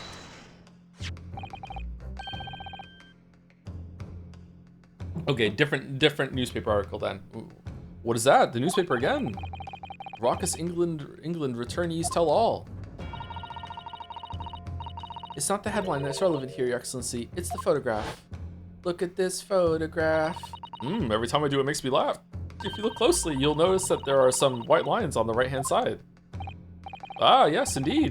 They had already caught my eye, as it happens. Ah, what of it? A shadow of some kind, presumably, from the branches of a tree or the like. Inside? There are no trees growing inside my laboratory at the university, I can assure you. Now, if you look closely at this photograph...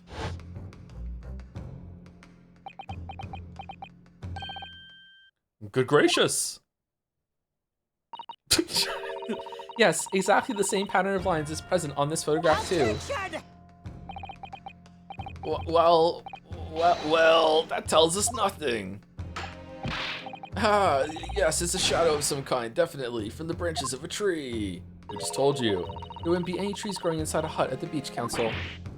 Oof. What's quite remarkable about it is that the two patterns are absolutely identical.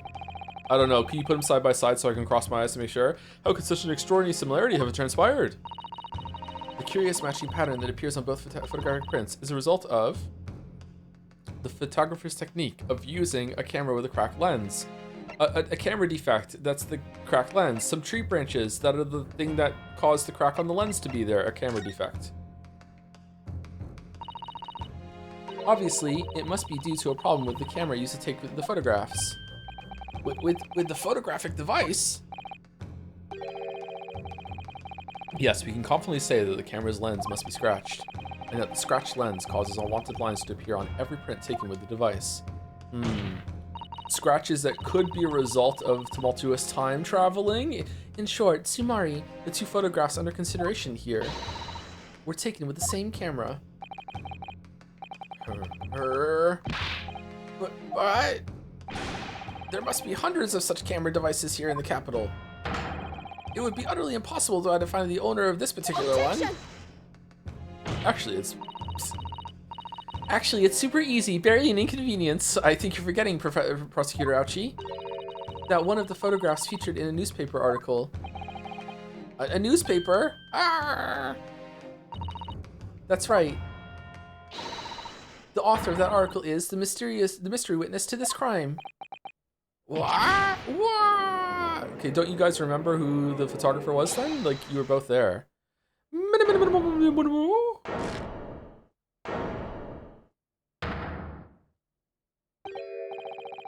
I see why you were called a Raucous England returnee. What are you yelling about? You've already testified. It's many memo, I tell you. Many memo. Me, mo. Okay, good use of that meme format. Soseki-san, what the fuck are you doing? Did you say many mimo? Ever since I returned to Japan, a reporter from the Shoyu News has been hounding me, following my every move. A reporter by the name of Raiten Menimemo. Yes, hounding me from the dawn till dusk. Ah, now that he mentions it. They secretly spy, snapshots, scribble stories, and scupper my privacy. I knew it. Could that same reporter be? A camera to the left of him, a notebook to the right. There I am, stuck in the middle. I was just about to say it, yeah. Don't know why I came here tonight. Right in Minimo. So you're saying that this picture was taken by Memo something? An enemy? By Menimo. Yes, my lord, your excellency, Esquire. Officer, find this newspaper reporter at once and bring it to my courtroom. We will adjourn for a short recess in the meantime. Oh, yes, your excellency. As you say, your excellency. Oh, and one more thing. I want this knife. The murder weapon. Examined for traces of poison. Oh, so we do have the knife. Okay. You'll solicit the assistance of the Imperial University's medical department for the task, understood?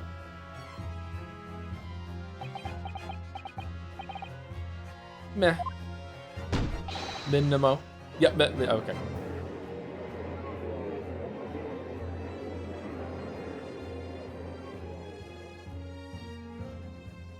Please do more streams with 5 hours of horrible sleep. This is peak.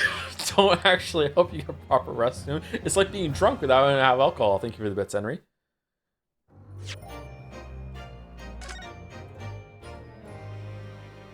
This case is so long, I forgot. Are we not gonna have time to finish it today, or no?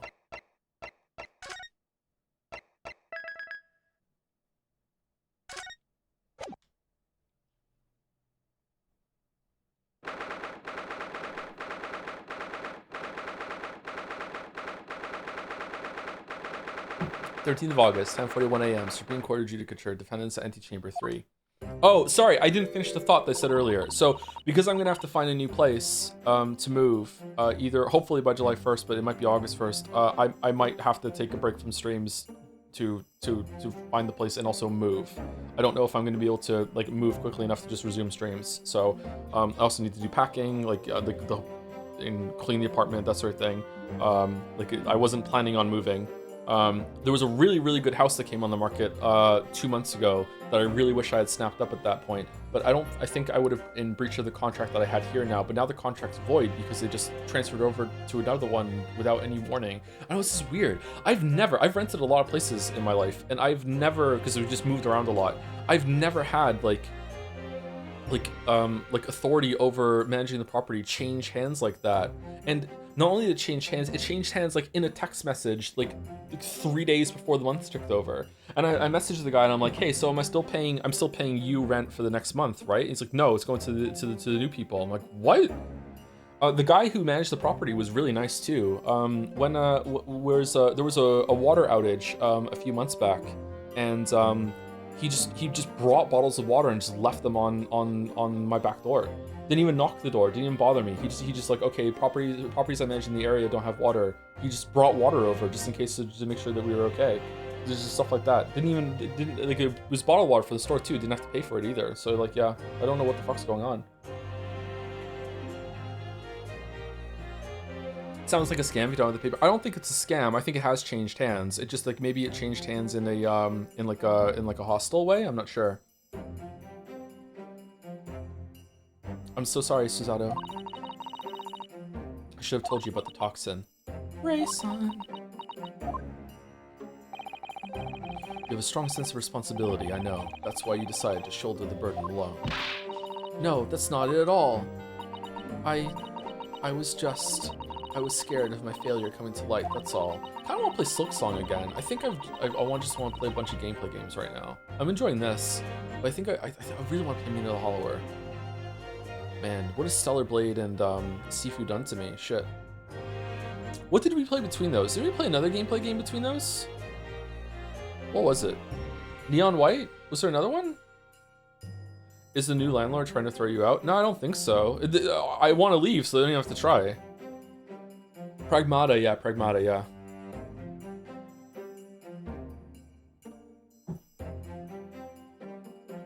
So I hope to retrieve the substance from the English woman before anyone found out.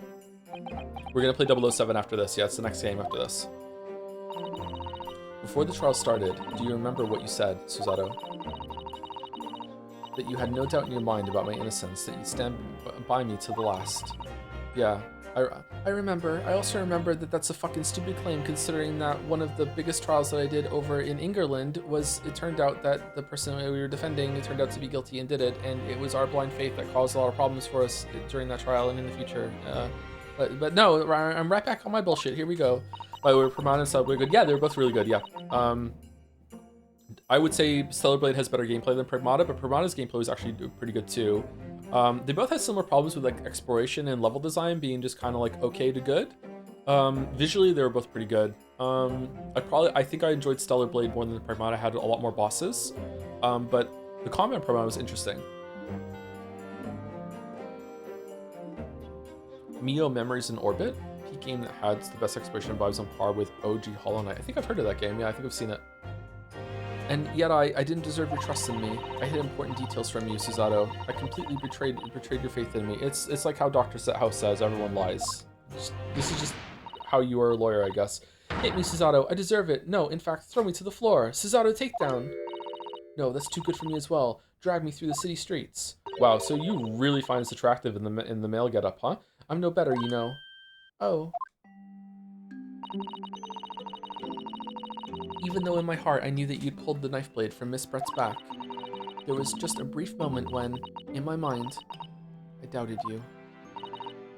Susato. I'm sorry. After I stood here and promised you that I'd stand by you and always be on your side, you betrayed your faith in me too. And as such, I failed you as a lawyer. Oh, no. I think this situation has taught both of you a valuable lesson. You know what? I think I learned something today. Placing your unbridled faith in another is no easy task, and also should never be done. Yes, Father, that fact certainly has struck home. Like, you should have faith in people, but not blind faith in people. Dad, what the fuck are you doing? Which is why I can see more clearly now. So, Ray. Yes? Can you find it in your heart to forgive me?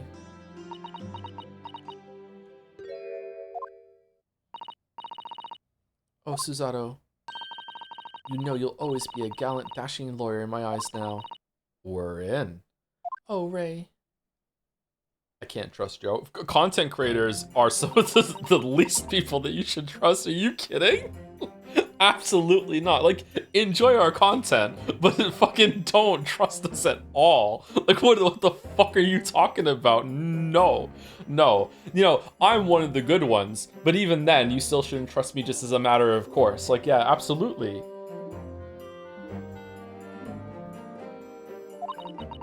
I was so scared, you know. Pick me, streamer. When it happened, I didn't know what was going on. The Englishwoman was sitting at the back of the hut, listening to what I was saying. I know it was you who stole the poison. Well now, whatever do you mean? And then a moment later, she suddenly got to her feet. Before collapsing on the floor in front of me, with a knife in her back and the pen already in her hand. What's the pen? The pen is definitely where the poison was, for sure. So did she kill herself instead of going to stand trial in Shanghai and then someone stabbed her in the back before that? Like, what's going on here? Is Wilson not dead? Ghost Wilson? Time-traveling Lotta Hart is now creating the murders to sate her lust to take photographs of crime scenes.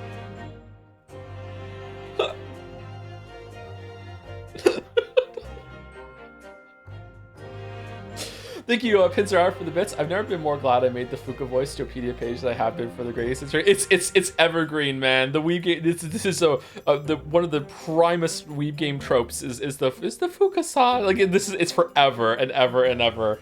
It took us way too long to get this emote. Fucking hell. It all happened right before my eyes. And you were the only people in the hut at the time? That's right. Just Miss Brett and myself. There was no one else. So I just don't understand how she could possibly have been stabbed like that. A great mystery indeed. I still can't believe it happened. That's why I just couldn't bring myself to speak up. It will be alright. However it happened, and whatever really went by the sea that day, I promise you that I'm going to prove everything you saw is true. Spoken like a true Mikotoba. Now, I think we should discuss what's coming up in the trial, don't you? We don't have much time. We must make sure we have our facts in order.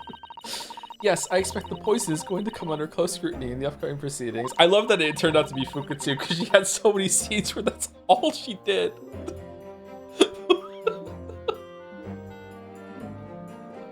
What are my lines for this scene? You're just gonna say everyone's names after they talk in a very like melancholy, sad, but with an undercurrent of hope sort of way that you feel bad for them.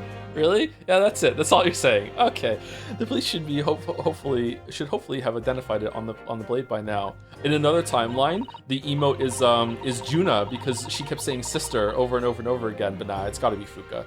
The trouble is, it's a completely new laboratory synthesized blend of alkaloids. I read the report too, yeah. The police won't have any way of testing for it. Oh, I see.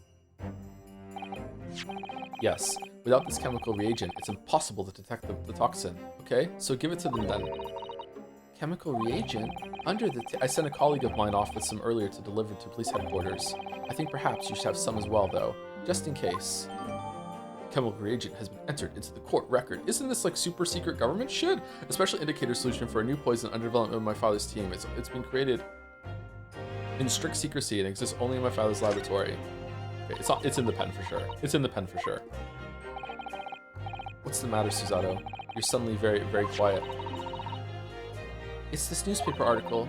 Exclusive. Deadly poison stolen from Yumi Medical Research Laboratory. Shout out to the article I read like 20 years ago now about some spy thing where someone like had a poison dart launched out of an umbrella, so they would just walk down the street and they see a target, they would just kind of like put the umbrella up and just like and that poison pellet into their leg, and they would die sometime later and not even know.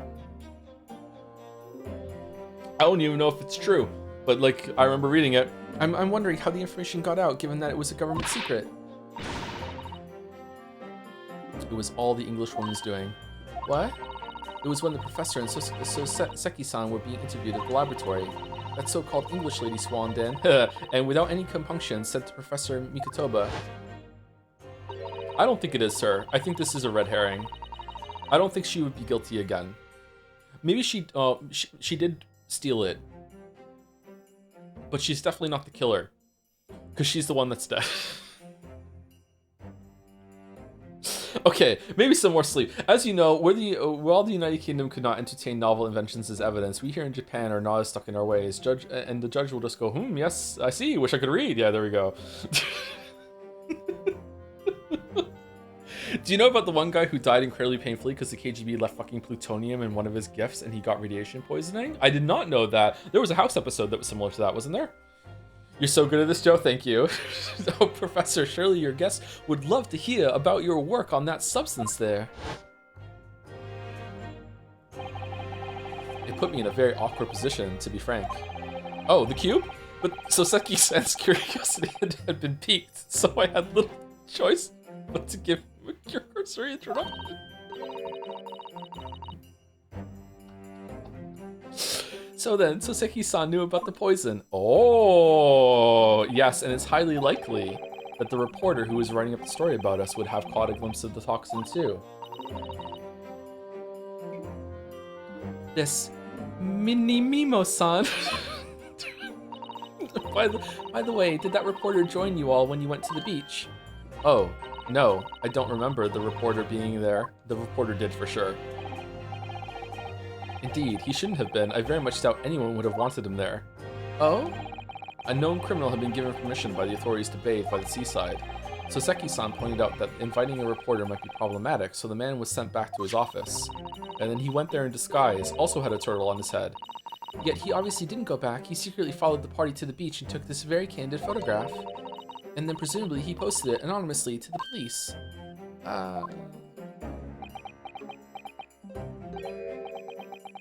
Yes, that must be what happened. Counsel! You've just heard that the new witness is now ready to testify. Holmes? The trial is about to resume. Please proceed into the courtroom at once. It's time to steel ourselves once again, then. Defense attorney, Ryutaro Naruhodo. Yes.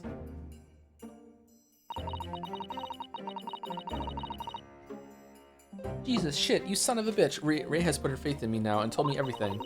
So I can't let her down now. I have to prove that what she's telling the court is true. I have to prove what really happened that day.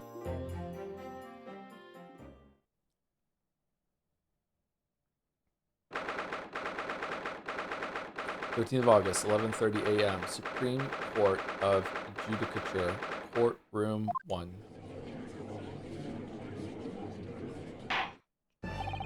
God, the presentation of this game is so good. I hereby call the court to order as we reconvene to continue the trial of Ray Membami. Prosecutor Ouchie, have you summoned the new witness? Before I address that question, Your Excellency, I have some very important news to share. New hair sprouted. What news? And why does he look so happy about it? During the recess, with the collaboration of Professor Mikotoba's laboratory at Yume University, the police re-examined the knife that was used to end Miss Jezebel Brett's life. Excellent. I admire your rapid handling of the matter. Oh, too kind, Your Excellency. Too kind. So there's no poison on the knife. I was merely carrying out your instructions, of course. I had the reagent delivered to the police headquarters by rickshaw, so it would be there in good time. But judging by the man's swagger, I fear we might need to brace ourselves for the inevitable. Counsel, what were the results?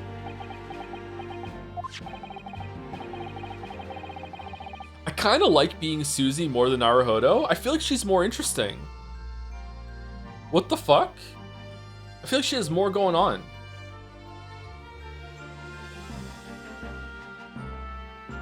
I thought I wouldn't like it, but I think it's more fun.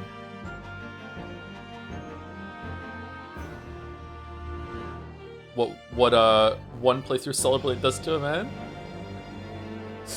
This dagger, which was so cruelly used to end the life of the victim, has no trace of poison anywhere along its blade.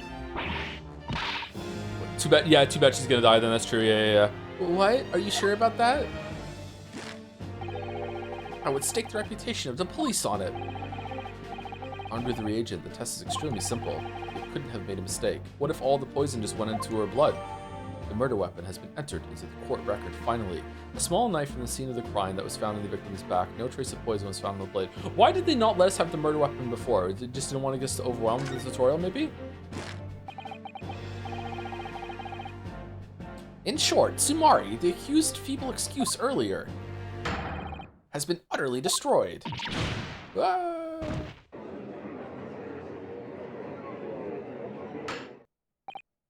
Now, the prosecution is ready to call the new witness. The scene called Woke is that being playing as a woman. I don't like playing as a woman. I just like playing as an interesting character. It doesn't really matter if they're a man or a woman to me. I didn't think that her as position as the sidekick to Ryu, I didn't think it would translate. Usually it doesn't translate into being an interesting main character. Or perspective character, but so far it's actually working quite well, I think. Yeah, maybe it is because she's pretending. I just feel like she has more interesting thoughts than Ryu does. Ryu is pretty good too, though. Ryu is definitely better than Phoenix Wright. I'm sorry if that's a hot take. I still like Edgeworth. Edgeworth's probably still overall my favorite character in all these games. I think he's just, every time he's on the screen, it's just so much fun. And I like his interplay with Phoenix, but I don't really like Phoenix by himself. I like Phoenix in the context of Edgeworth. I like Edgeworth all by himself, but I also like Edgeworth in the context of Phoenix as well. Like, they have really good interplay, but I feel like Chadworth can actually stand on his own, whereas Phoenix can't really. I also really don't like Maya and Phoenix's bit. I feel like they don't even really get along. Like, they're always kind of like ribbing each other and kind of in some really unfunny ways. So they're just going through the motions. I don't really like them. But again, it's been years since I played them, so maybe I'm misremembering their relationship. I like Ryu way better than Phoenix. The newspaper reporter who managed to capture a photograph at the crucial moment. Good. Isn't Phoenix the like a side character in? I can't remember his name. Like, the ones that come after, you play as someone else, don't you? You play as some Apollo Justice, and Phoenix is the side character in that. I wonder if Phoenix is better in those games. Remember, chat, I've only ever played the first 3 in these 2, so like there's a shit ton of Phoenix content that I haven't seen. There's also a shit ton of Chadworth content I haven't seen. I've seen a lot of unofficial Chadworth and Phoenix yeah, I saw like yeah, we should get to them eventually. I don't know. Very well, officer. Bring the witness. No trace of poison on the knife. But if that's really the case, no poison on the knife, you're going to jail for life. How could the toxin have entered the victim's body? It is him. I knew it. Witness, please state your name and occupation for the court. Minimo. Writing many memo of the Show You News. I'm what people like to call a journo. What's a journo, father? Do you know? Oh no, what's a journo with you? It's a simple contraction of journalist. I'm there where the news breaks, putting pen and paper to catch those scoops so they're in print the next morning. Also related to a lot of heart. Ooh, damn. Not bad biceps, actually. They don't call me the hero of the Herald for nothing, the nice guy of news. Oh, so, it was you who took this photograph, was it? Well, well, what have we here? I'm sorry? Oh, brace yourselves, people. Mememo senses a scoop in the offing. Female student up for foul play, defended by a curiously handsome young lawyer in Supreme Court. The readers will lap this up. We'll set it above the fold at 72 point in 5-leg format for the morning edition. Right then, let's start with your name. Oh, it's Ryutaro Naruhodo. Next, what made you want to become a lawyer? Well, happenstance. I wanted to reform our country's legal system, I suppose. Ryutaro has suddenly become very ambitious, I see. I just borrowed Kazuma-sama's stream for a while. By the way, my name is Taketsushi Ouchi. That's Taketsushi Ouchi. Fucking hell, I can't say your name. The so-called dark horse of the Supreme Court. My objections strike fear into every defense lawyer's heart. No, the readers won't buy that. What? Witness, why aren't you asking about me? Super hot judge with the best fit of all the judges in the land. Yes? What this court demands to know is whether or not you were responsible for the taking of this picture. It was delivered anonymously to the Imperial Police Bureau only yesterday. Yeah, I wouldn't be a journo if I didn't click quick when presented with a scoop like that now, would I? Why didn't you intervene? Sometimes stories call out to me, sometimes I have to chase them down, but either way, you've got to be fast. Fast legs to run with and a fast hand to write with. That's what I always say. It's no good if you don't note it down, I always say. Yep, there we go. That's what I call my menomemoism. Fucking hell. Menomemoism? Menomemoism? Menomemoism. Ah, yes, I remember your face. We met that day when you were interviewing myself and Soseki-san. Nightcrawler is a fucked movie. That Nightcrawler has one of the worst people. And when I say it's interesting, like it's an interesting movie. I'm not saying that it's a bad character. Like it's a very interesting character. I'm talking like morally bad. He is fucking awful. Oh my god, the depths of the depravity that guy goes through. That is such an interesting movie. It's so fucked up. If you haven't seen it, I suggest you watch Nightcrawler. Really, really good movie. Thank you, Nurse250 for the 18 months. Thank you very much. With the Joms, Jake Gyllenhaal is really, really good. I don't think I've ever seen Jake Gyllenhaal play a role badly. I think I've seen like maybe 5 or 6 movies, so not a lot, but like, yeah. That is such a fucked up movie. I thought it was going to be about a guy teleporting around that turns blue and like maybe saves the president and fights Magneto, but it turns out that doesn't happen in that timeline just yet. Yes, right, that was me, Menemo again. But you were supposed to be going back to the Show You News offices after our meeting. But the scoop is, I didn't. Because that English woman's words had piqued my journalistic interest. Miss Brett's words? A criminal, left to do as she pleases, just because she happens to be a British citizen? Not on my watch. It's horse dung. This country's judiciary is rotten to the core. So did you kill her? The Supreme Court's rulings aren't worth the paper they're written on. The police are just imperial pawns. Stay your tongue, young man. There are complex political issues at play. Humph. Well, anyway, I quickly jotted down those words she said in my memo pad. Oh, that's the insignia for the pen. Over there, on the back of the pen. Okay. What's his name?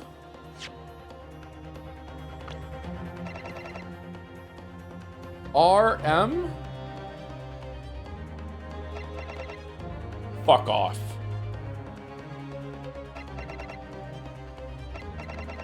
It is RM. Okay, so it's him. Humph. Well, anyway, okay, so making such a big to-do about the M in his name and all the puns and everything like that is misdirection, so you don't immediately clock that. Okay, that is really well done. I like that a lot, actually. Holy shit. Humph. Well, anyway, I quickly jotted down those words she said in my memo pad. Bob Law's Law Blog. Are you ready? I'll read it out. It's all here. Right, here goes. I should like to go with everyone to see your country's coast. A serious criminal going on some junket? The people need to know about this. That's why I decided to sneak after them. To get the woman's story so I could hammer her in the press. Oh yeah? What do you mean to say that you did indeed witness it firsthand? The grim scene portrayed in this photograph. Oh yes, I saw it with my very own journo eyes, from start to finish, through the viewfinder of my trusty camera. Thank you, Menemo-san. Menemo-san. You will now give a formal testimony before the court. You will state exactly what it is that you witnessed of the events surrounding Miss Brett's death. Okay, so if he says, I saw her stabbing Brett, then he is the killer. The camera never lies, but the person holding it will. The beach hut was made of shoddy old reed screens, so there were plenty of gaps I could see inside through, and also that a knife could go through. The English woman was sitting on a stool when the student girl came in and started arguing with her. Seconds later, the girl pulled out a knife, throwing the English woman to the floor. She stabbed her in the back. Ooh, what? My smoldering journo spirit burst into flames, quick as a flash. I whipped out my camera, ready to click. I pulled apart the rough weave of one of the screens and poked the lens through for the perfect shot. Read screens, you say? Right, you can see them clearly enough in that great shot I snapped. The hut walls were just screens made of coarsely woven reeds. Yes, it allows the breeze to pass through and bring some relief from the summer heat. It's very pleasant while you're getting changed. And it was a breeze for me to poke my camera through and see the whole thing hotting up. Yeah, hotting up, okay. Ignoring for the time being the appalling invasion of privacy involved, did you witness everything that happened from the moment the defendant entered the hut? Oh yes, I saw it. I saw the whole thing from start to finish. And you say that you took the photograph through a gap in one of the screens? Luckily for me, they were pretty shoddily woven. Pulled the reeds apart and thrust the lens of my camera through the gap. Yeah, you said. Would I get away with it, or would I be seen? It was the gamble of a lifetime. The tenacity of purpose that's considered admirable in a journalist, I suppose. Run a risk one day, run a scoop the next. That's Menemoism in a nutshell. At last, it would appear we have a genuine witness to this wicked crime. The evidence and testimony are extremely compelling. I believe we may be close to a verdict. No. Wonderful news, Your Excellency. Wonderful. Nevertheless, it cannot be denied that this testimony begs one very large question. What question? Exclusive news, a startling photograph, all the makings of an exceptional story for the reporter. Why then was the story never published? Oh, that's right. I was gonna say, why didn't he try to save the woman that was being killed? But okay.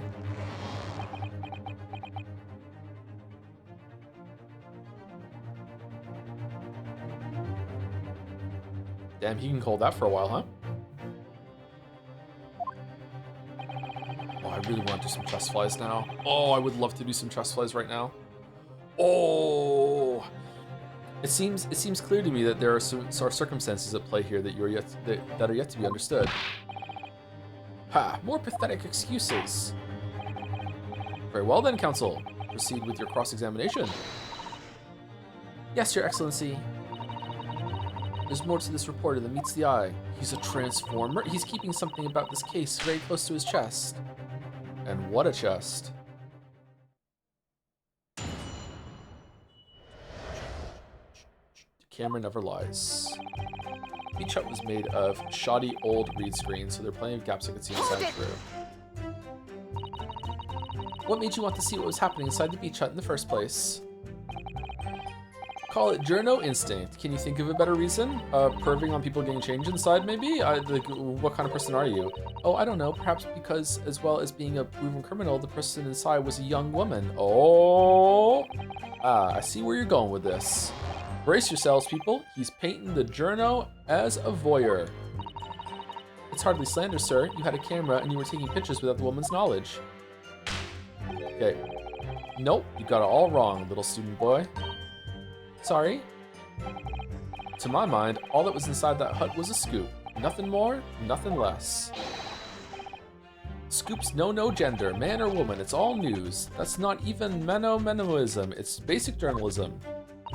Dude, just trust me. If only the courtroom was as indiscriminate. Right, so if that's all buttoned up, can we move on? No? Tell the court then, witness. What sight befell your eyes when you looked inside the hut? A sight that vindicated my journo instinct, that's what. When I pulled back the reeds, I could see it all as clear as day. The English woman was sitting on a stool when the student girl came in and started arguing with her.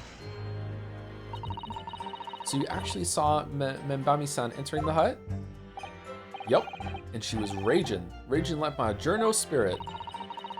And the argument you mentioned, what was that about exactly?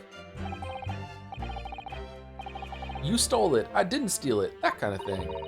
Talking about the poison, I suppose.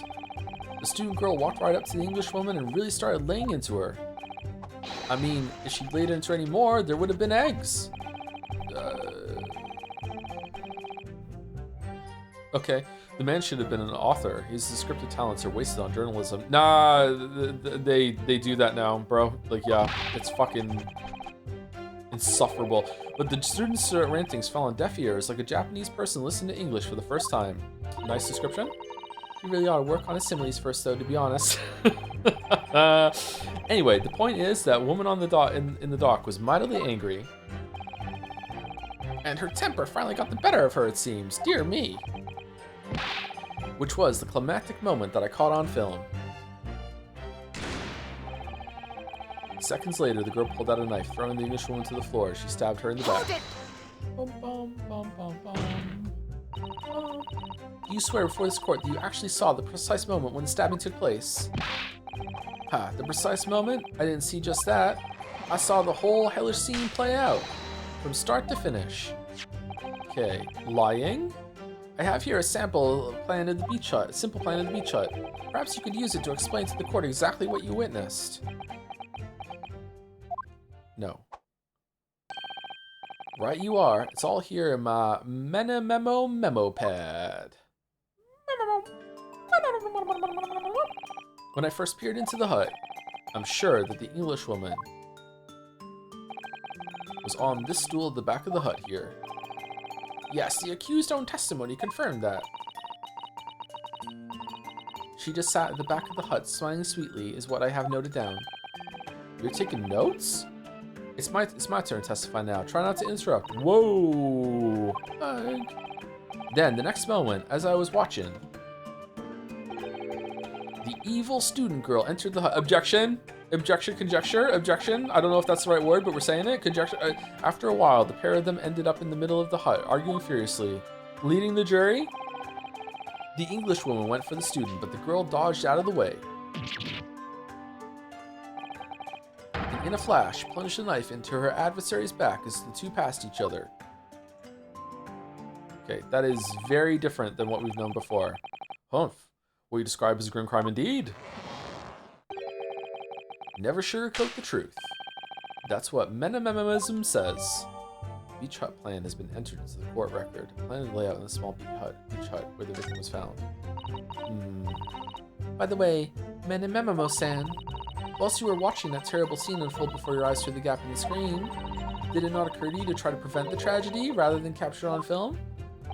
Let's see if Baldur's right about the Prime Directive. Oh, Baldur's right. Journalists have to be observers. We can't get involved. That's our raison derriere. That tree, whatever the fuck.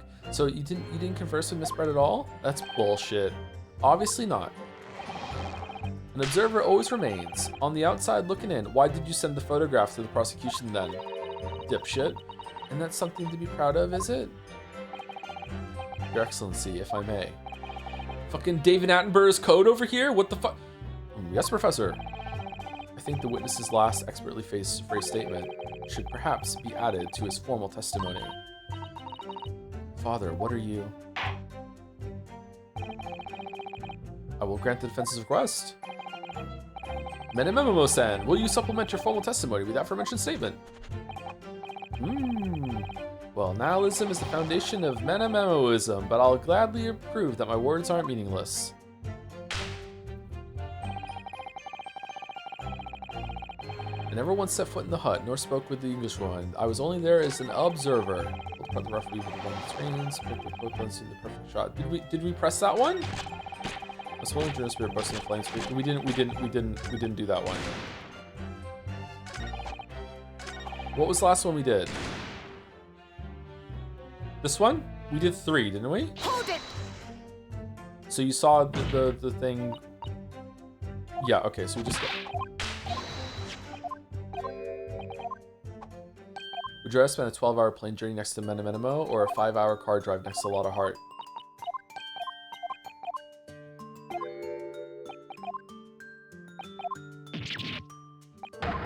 Shit.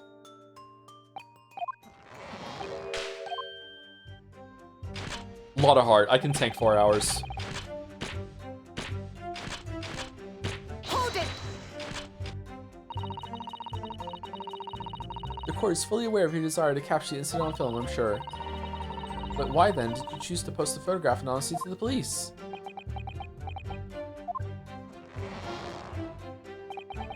I'm afraid I don't understand a word that's coming out of your mouth.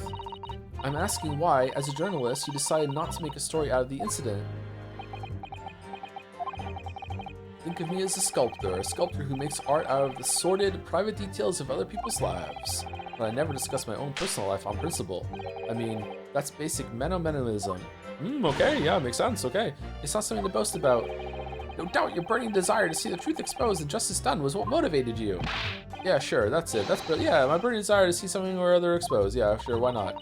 There has to be a good reason why he didn't think to write an article about what he saw, though. Does he have Minorikawa vibes? Yeah, a little bit, yeah. By your own admission, you were outside the hut. How then? Did you manage to take the photograph? Judge, we already did this. Ah, yes, that. I'm glad you asked. Thank you, SkullProTag, for the 8-month resub with a heart with one of the flags. I don't know that one. Sorry, what's that one? It doesn't tell me when I mouse over it. Sorry. Maybe someone in chat knows. Thank you very much for the heart and the resub though, SkullProTag. And thank you to Queen Saf for the 13 months too. Am I the only one who thinks Suzato looks like Morag in this outfit? Oh, a little bit. I see it. Yeah, it's the pulled up hair in the cap. I think. Yeah. Hold it! But the 2 women inside didn't notice? Ha, obviously not. If they had, where would I be right now? In jail, that's where. Which you'd think would make you reflect on what you were doing. No, a journalist's job is to collect little snippets of life as unobtrusively as possible. Leave nothing but footprints, take nothing but photos. Yes, that's spot on. Did he just make that up? Is he really the killer? He came to court after all. Really? The point is, the witness risked life and limb to obtain this photograph. And this photograph reveals the whole truth. There's nothing more to be said.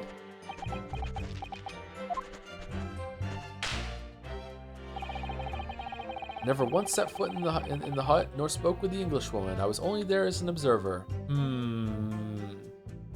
Hold it! Really, you didn't set foot inside the hut at all? Are you quite sure about that? And then it shows the insignia of the pen right there on his arm. Nice. I think you may have the wrong impression of me. We're talking about a murder scene here. My nerves were stretched to breaking point already. Oh, I see. You were scared? Maybe I did have the wrong impression of you. Yes. It was all I could do to stifle a scream and hold my hand steady enough to snap the shot. You really should have summoned help before thinking of your camera. Menememo-san and humanism don't always agree. Most of the time, in those instances, Menememoism comes out on top. It's so hard to say. As a sculptor of stories, sometimes I have to be cruel for my art. Yes, that's spot on. Surely he's making all this up. Calypso has spied the whole affair from start to finish. If true, his testimony is devastating. But it does seem as though he's holding something back, doesn't it? If that's how you feel, I suggest that you trust your instincts and press him on everything he said. Oh, I read the line wrong there. As you've no doubt seen done many times before in your role as judicial assistant. Yes, I have. I've seen witnesses like this pressed often. I know exactly what to do. Press turn system. Okay, so see inside. Oh, you know what we should do? We should look at the new evidence that we have.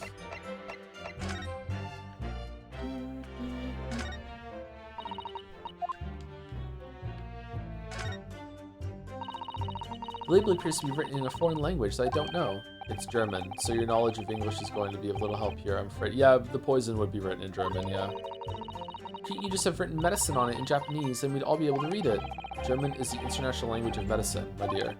But yes, I can certainly see the merit of labeling the bottle in Japanese. Though I'm not sure medicine would be entirely appropriate.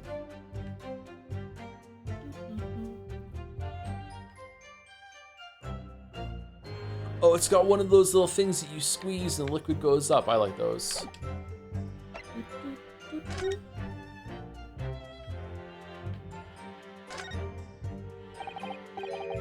Ah yes, this must be the victim's blood. Oh dear, blood is never a pretty sight, is it? I'm having to fight the urge to run under a hot tap and get it clean. You've always been fastidious about cleanliness, haven't you? I think this is something else, Father.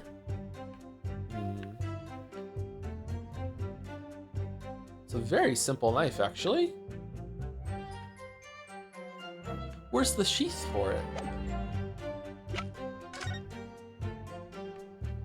Okay, so where is he claiming to be? Like here or here?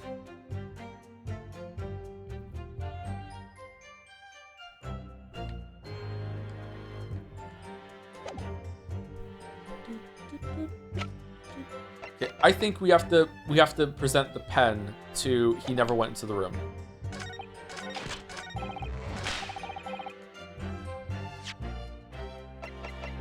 Objection!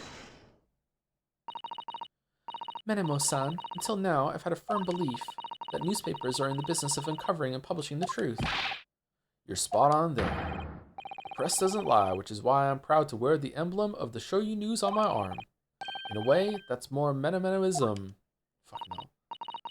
Sadly, though, it seems the journalists who write for those papers don't always share the same passion for the truth. What are you suggesting with those recriminatory words, Counsel? Recriminatory? I'm saying that wrong, sorry. Menemo-san, do you recognize this fountain pen?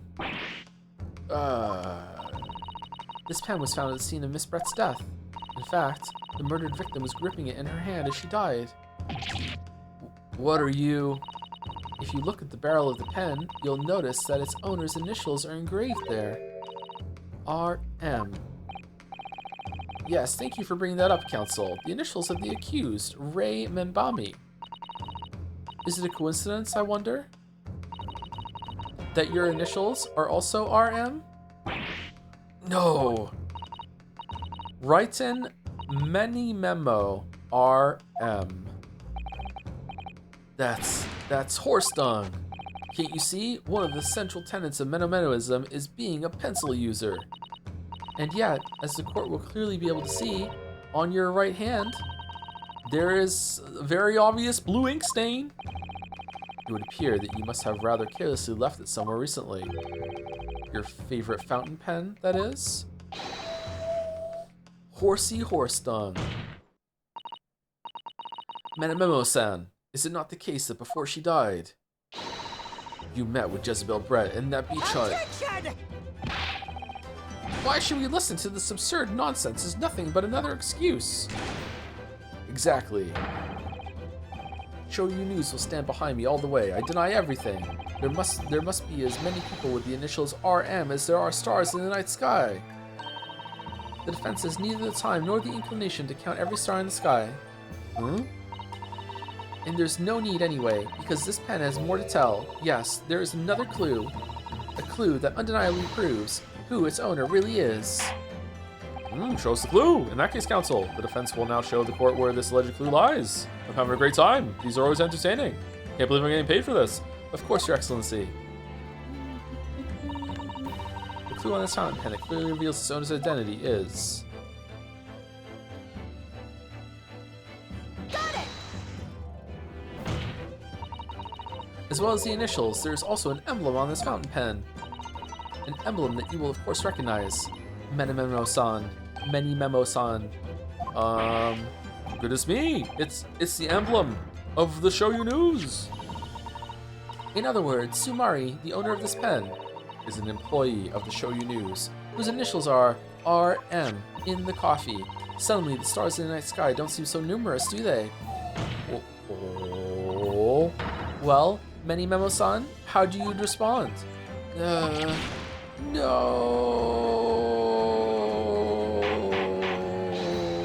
Order! Explain yourself, witness. Ha ha ha. So, this is how the mighty Supreme Court works, is it? Using coercive tactics to have well-meaning citizens reveal harmless secrets. I've used nothing but honest tactics. Alright then, fine. I won't try to hide it anymore. Yes, not long before that grim tragedy unfolded, I, a Show You News reporter on behalf of the public, conducted an interview with the Englishwoman. An interview? You never mentioned this before? When exactly was this? As I said, it was before that evil little student girl showed her face in the hut.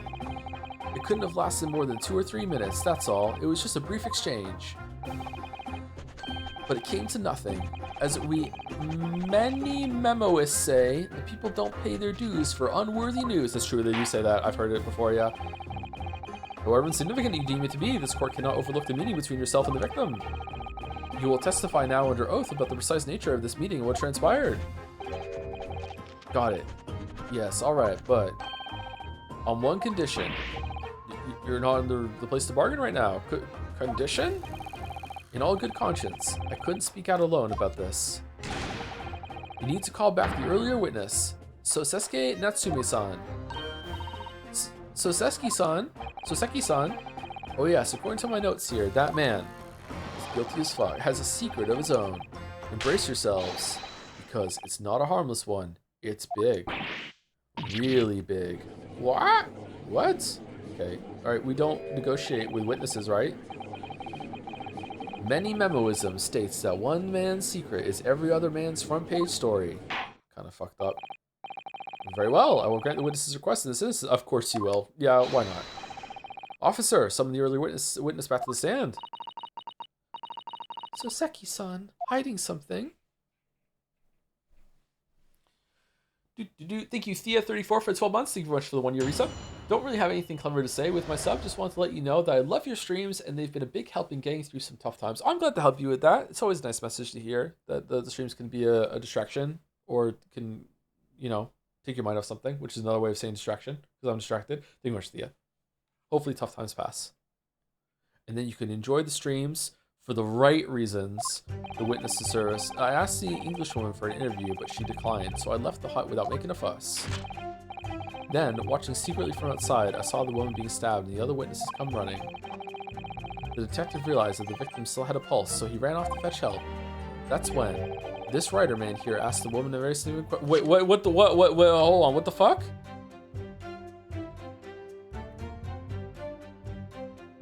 Oh.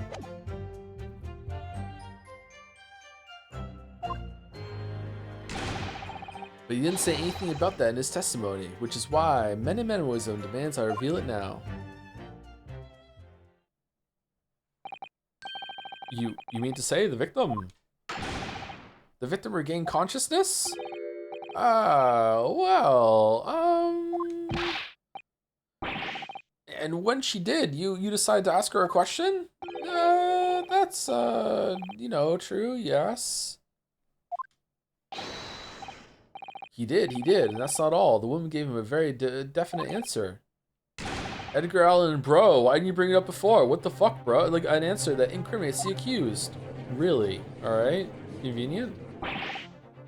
This is preposterous. Why am I only hearing about this now? I'm with you, actually, yeah. Why didn't you mention this before? You yokel hack? That's your go-to, huh? It wasn't even a conversation. Yes, I did pose the Withering English Rose a question. I don't deny it. But she could no longer speak. She was barely conscious, even. Counsel for the defense, I expect a thorough cross-examination to be conducted here. Why the fuck do I have to do it? Like, clearly this is a fucking kangaroo court at this point. This court must and will know the truth. I'm so curious. Get this story to go along. Absolutely, Your Excellency. The reporter is claiming that Miss Brett implicated Ray somehow. What on earth could have happened in that hut? Cross-examination. Witness the secrets. And a lot of cross-examinations. I asked the English woman for an interview, but she declined, so I left the hut without making a fuss. You asked her for an interview, you say? Well, of course I did. I wanted to ask her about the incident she was involved in at the end of last year. About the case in which Dr. John H. Wilson lost his life. That's not the way I phrased it. Meno-memoism calls for straight talking. Wow.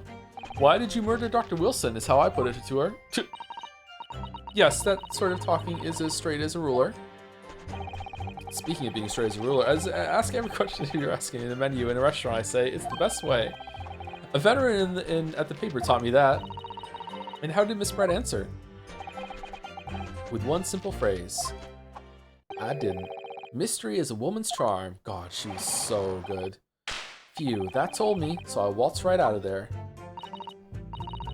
Really? Something about that doesn't quite seem to fit together. Leave every room as if you're waltzing in a dance hall, I say. It's the best way. A veteran at the paper taught me that. Then, watching secretly from the outside, I saw the woman being stabbed and the other witnesses come running. Hold it! That was very persistent of you, considering that Miss Brett had just turned you away. Persistence wins the prize. Any meno-memoist will tell you that. Let them think you've left, then just when they lower their guard, that's when you swoop in for the scoop. And the fruits of your labor are all too apparent in this telling photograph. Though I'm sure the young yokel student would rather not be reminded of this damning evidence. Actually, it's thanks to that photograph that we managed to identify this witness. And now that you found me, I'll tell you whatever you want to know. I've got nothing to hide. I'm sure. Why did you try to hide the fact that you've spoken to her and about the pen and everything too? Are you just stupid or are you guilty? Please, do go ahead, witness. The court is eager to hear what you have to say. Try to stop me. There's a story to tell here, and I'm going to tell it. The detective realized that the victim still had a pulse, so he ran off to fetch help. Why didn't he say that? And so Seki-san remained behind in the hut? That's right, yep. Our author friend here was a blabbering wreck, shaking all over from his head to his toes, mustache swirling, twitching, eyes bulging. What do you expect? You don't know the terrifying troubles that taunted me whilst traveling abroad. Back, behind, baleful bars. They'll be coming for me, surely. That's all I could think. I felt as though I were gasping for air, drowning in a sea of cold sweat. Poor Soseki-san, his experiences in London have scarred him deeply. No, poor Soseki-san lied on the stand. As the world seemed to close in around me, I quietly recited a prayer to Amida Buddha. Eternal, emptiness, empty, eternity. The end is coming for me, surely.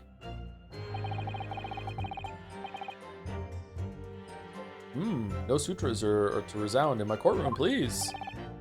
And now we come to the crucial part. That's when it happens. That's when this writer man here asked the woman a very significant question. Dude, what was the question? What question? What exactly did he say? Well now, You should hear that from the horse's mouth, I think. Don't you, Mr. Riderman? Don't you? Don't you? What? Huh? What? Ah! Out with it, you yokel hack! What did you say to her? What did you say to the dying English woman? Witness me! Well, in truth, I've been catching crabs at the water's edge and building castles in the sand, you see. Well, sounds like a lovely day. The seaside is a place to be at leisure, I suppose, even for a grown man. But then, all of a sudden, from that little beach hut, a young girl's panic-stricken cries for help pierced the air. Ray. I ran up to the beach to see what was happening, to find the defendant leaning over the collapsed victim. I thought you didn't see it, I thought you just heard it. As soon as Inspector Hosonaga saw Miss Brett on the ground, he sprinted off to get help. And then, just a moment later, I heard a faint moan, a moan from the dead Englishwoman. I nearly jumped out of my skin. But what did you ask her, Soseki-san? I asked her, who did this to you? Don't protract this any longer. How did the woman respond? Tell us, man, tell us, I'm so curious. She didn't. She said nothing in response. But...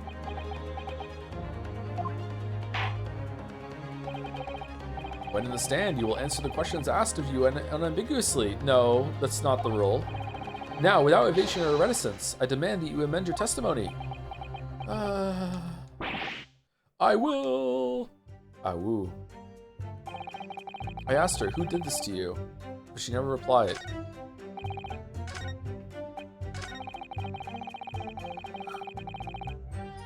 She just lifted a trembling finger and pointed in the direction of the defendant, which is where the person had been outside with the camera, I'm guessing.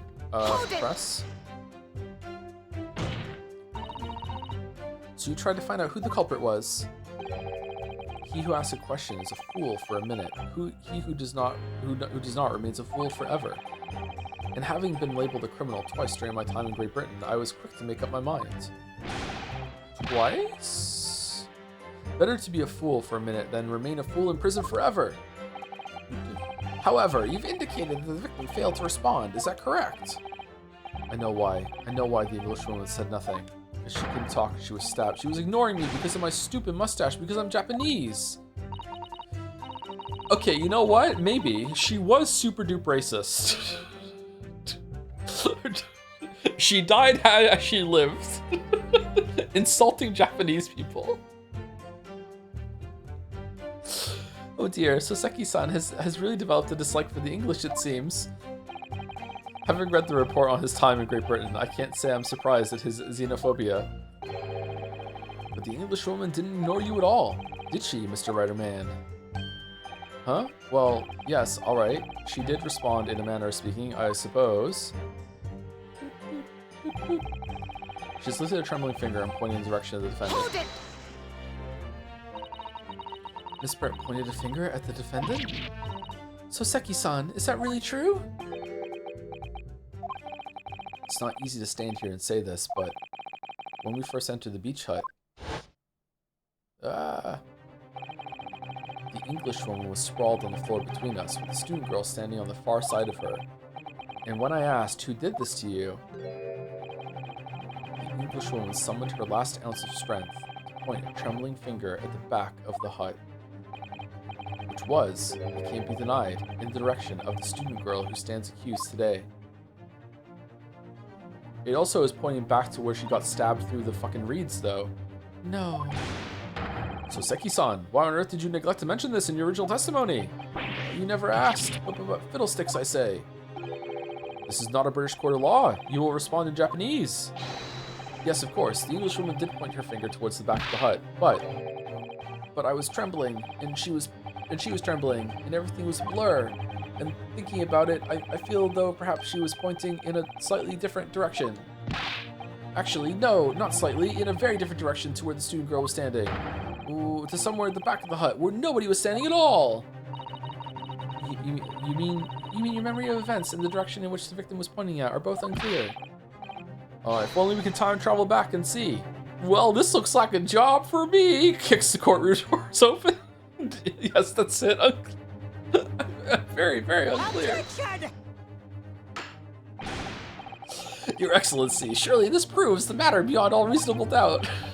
Yes, the woman may barely have been conscious, and yes, perhaps her finger has wavered slightly. But there can be no doubt that this was an attempt by the victim to confirm the identity of her assailant. Why? Because as the court can see, there was no one other than the accused in the direction the victim was pointing. It is now abundantly clear that no one besides the accused could possibly have committed this crime. Kind of becoming a lot of heart there a little bit. I'm inclined to agree. And in the absence of any credible argument to the contrary, I believe we can now conclude this trial. No. No.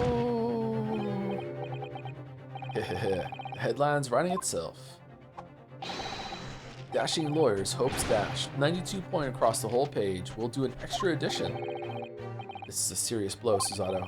Unless we're able to identify the true culprit and substantiate our claim with evidence, the judge will give his ruling and the trial will be over. But that's impossible, Father. We don't even know how the crime was committed yet. Impossible though the task may seem, we have no choice. We must think back over everything we've learned thus far. Somewhere in all those details, I'm confident we'll find the clue we need. Ray gave us her account of how events unfolded in the defendant's antechamber before the trial resumed. She told us what happened at the precise moment Miss Brett was killed. The Englishwoman was sitting at the back of the hut listening to what I was saying. And then, a moment later, she suddenly got to her feet. So that's why she was sitting on a stool, because it has no back. So someone stabbed her through the reeds, before collapsing on the floor in front of me with a knife in her back. How could Miss Brett have been stabbed in the back in a beach hut that was empty but for herself and Ray? Somewhere amid all the information we've gathered so far, there must be an answer to that question. I take it then that the defense has nothing further to add. So, the gallant yokel student's luck finally runs out. I can't say I'm surprised. In that case, I am ready to deliver my final verdict on this matter. Gatsby, stop scratching at the wall. What are you doing? This is a crucial turning point now. If I can't establish what really happened, it's over. Where was the real culprit hiding? And how did he or she stab the victim? I don't know. I don't know. I'm just not in a position to establish what actually happened at this point in time. But if I fail to come up with something, if we fail to present a credible alternative to the judge, this trial will reach a very unfavorable conclusion. There's no time to hesitate here, Susato.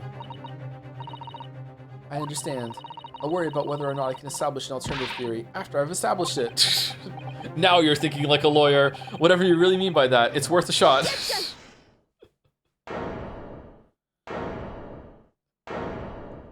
Kazuma's ghost smiling in the chat. She gets it. Wipes a tear from eye. She gets it. Your Excellency, I respectfully ask you to postpone your adjudication for the time being. Oh? To what end, counsel? I just don't want to. I want to be a lawyer for a bit longer. The defense would like to present the court with an alternative theory. An alternative theory that can explain who the victim was actually trying to implicate with her dying gesture. Attention! An alternative theory? None exists. There was someone else present at the scene. Who could have committed this crime? What? And the victim, Miss Brett, tried to reveal who it was to those around her at the time by mustering all her remaining strength and pointing a trembling finger in the killer's direction. What a brave racist killer she was.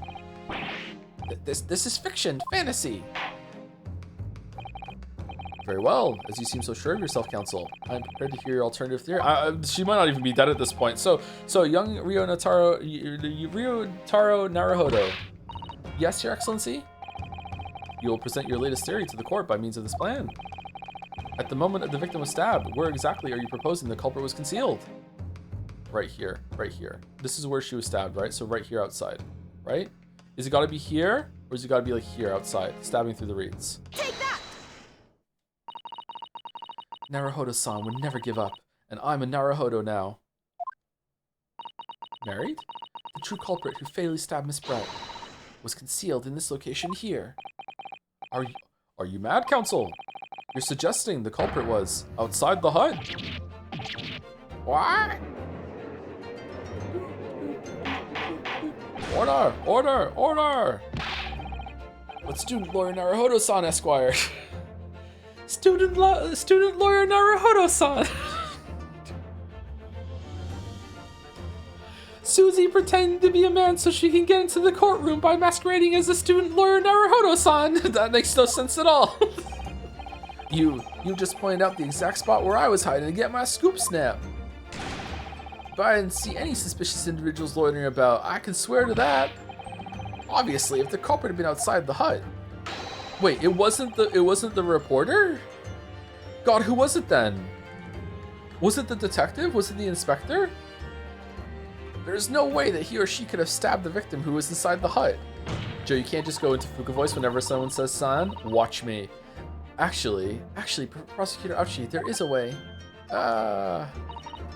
And in point of fact, the defense can provide evidence strongly suggesting that is precisely the way Miss Brett was killed. You're bluffing. You're bluffing, you yokel. Maybe someone planted the knife between the reeds and she leaned back in her chair, kind of to gloat about, ha, yeah, it was me that killed the poison, accidentally stabbed herself. The defense's assertion is clearly too fantastical for the court to comprehend. You will need to give us more guidance, counsel. What piece of evidence corroborates your theory that the victim was stabbed from outside the hut? This photograph, right? That he took it through the reeds. Well, I presented it now, but I haven't the first idea why I chose this piece of evidence. Counsel, you're suggesting that this piece of evidence bears out your theory of how the victim was stabbed. It's something of a windfall, Your Excellency. I think the word you're looking for, counsel, was downfall. Wait, that's not it! If your theory is correct and the knife was thrust into Miss Brett's back from outside the hut, there should be a visible trace somewhere. A trace? Yes, on the hut itself. Armed with that idea, I must look through the court record again. Oh, really? Your Excellency, the defense would like to present a different piece of evidence. I thought it was that because he pulled the reeds open, that he could pull the reeds open a little bit and stab through. Okay, go ahead. All right, it must be in the photograph of the crime scene then. Yeah, there it is. Take that! The original photographic print of the crime scene. Yes, it's clearly visible in this print. The trace of the fatal thrust was that was delivered from outside the beach hut. Do you take us for fools? There's no such hint of any such thing. What if she was knife kicked? Oh, that's true. What if the knife was delivered via a glitch of animation and it was like a foot that went through the thing and the knife just like then appeared afterwards? It's been known to happen on stream. That is possible. I'm not sure that everyone present would agree. Someone, at least, appears to have noticed what it is I'm referring to. Uh-oh. Yoshino. Counsel, once again, I must call on you to be explicit for the court. Where on this photograph is a trace of the stabbing which you claim took place from outside the hut? Oh, well, clearly it's the blood, because that's where the stabbing happened, right? Take that! Look closely, just here. Whoa, it changed. It's kind of a spooky shot. If the screen, in the screen in the back of the hut, you can see the effects of a blade having been forced through the reeds. No, I can't. I can't see any such thing. Then open your eyes. You're blind as well as bald. It's true that the hut in question had 4 walls as you'd expect. However, by parting the reeds, a knife blade could easily penetrate them. This is extraordinary. By parting the reeds, that's how he did the misdeed. Yes. Sorry, I like the stupid rhymes. The true culprit actually stabbed the victim from outside the beach hut. Ah! And of everyone present at the scene, there is only one person who could have done that. Only one person who was directly outside the hut when Miss Brett was killed. Raiten Memo-san, it could have only been you. No! Attention! Oh, it's the music where they keep objecting back and forth. Here we go. This preposterous idea leaves me almost speechless. Just look at the photograph again. The victim almost lies exactly in the center of the beach hut, does she not? Are we to assume, as part of this farcical scenario, that the assailant was a knife thrower? No, you idiot. She got stabbed and then stood up and then walked forward. No, of course not. We're not. If you recall the testimony of the defendant about the events just before the victim's death. Inside the beach hut, I confronted Miss Brett. But she just sat on a stool at the back of the hut, smiling sweetly at me as if she knew she was untouchable. But the defendant's guilty. We can't believe her. She's lying. A stool? Have another look at the photograph. The slit in the reed screen would align perfectly with the back of the person who was sitting on that stool. Well, my word! So in fact, that's why I never sit against walls, just to be safe, yeah. So in fact, the victim was killed while sitting on that stool by a stab wound to her back delivered through the reed screen. Ah! Having been attacked, Miss Brett rose to her feet instinctively. What about the poison? But then, unable to speak, she collapsed on the floor in the middle of the hut. We're gonna have to do another cross-examination to do the poison. Before the defendant, Membami-san's appalled eyes. And that, Your Excellency, is the truth of what happened on the beach that day. That's so true. By your silence, Menememo-san, I take it that you don't deny the charge.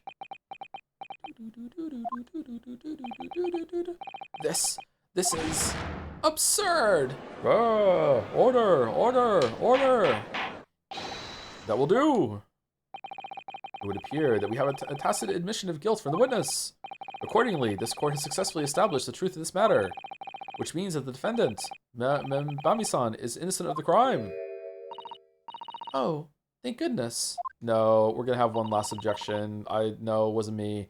I finally made him cave. Johnson? I must say, I've never been more proud. Really?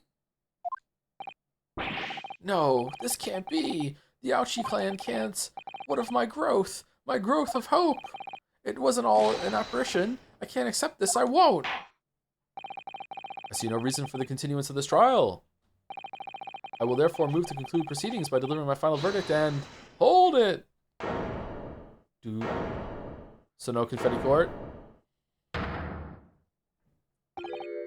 Ha ha ha. Well, this is all very convenient. This is how the highest court in our mighty empire delivers justice, is it? Suppressing well-meaning citizens' freedom to speak and branding them as criminals. Okay, you know what? He does kind of have a point. Like, someone else could have been there and stabbed her before he turned around and got to the part with the reeds, right? But he is claiming that he saw the whole thing through the reeds, so he should have been able to see. What if he was on like a different wall and he didn't know that someone else was on the other side? Like, I do think it was him, but I don't think this is a slam dunk right now. But you've established the victim was stabbed from outside the hut, through the reed screen walls. And no one but you was in place at the time to have his hand on the hilt of the blade. It's a perfectly logical deduction. So, your argument hinges on the location of whoever stabbed the Englishman, does it? Well, it seems a little irrelevant now. Irrelevant? Where she was stabbed, how she was stabbed, it doesn't matter. I mean, whether she was stabbed at all makes no difference if you think about it. After all, the trial's already shown the whole thing hinges on something else. What the fuck are you talking about? Brace yourself, little man. I'm talking about the fact that everything's changed. Because of the dirt you dug up. What? Enough obscurity. Explain yourself, witness. What's to explain? I'm talking about the poison, of course. The poison for Brett. Brett's poison. The poison? Yeah, that poison. Let's ask the professor for a comment on the situation, shall we?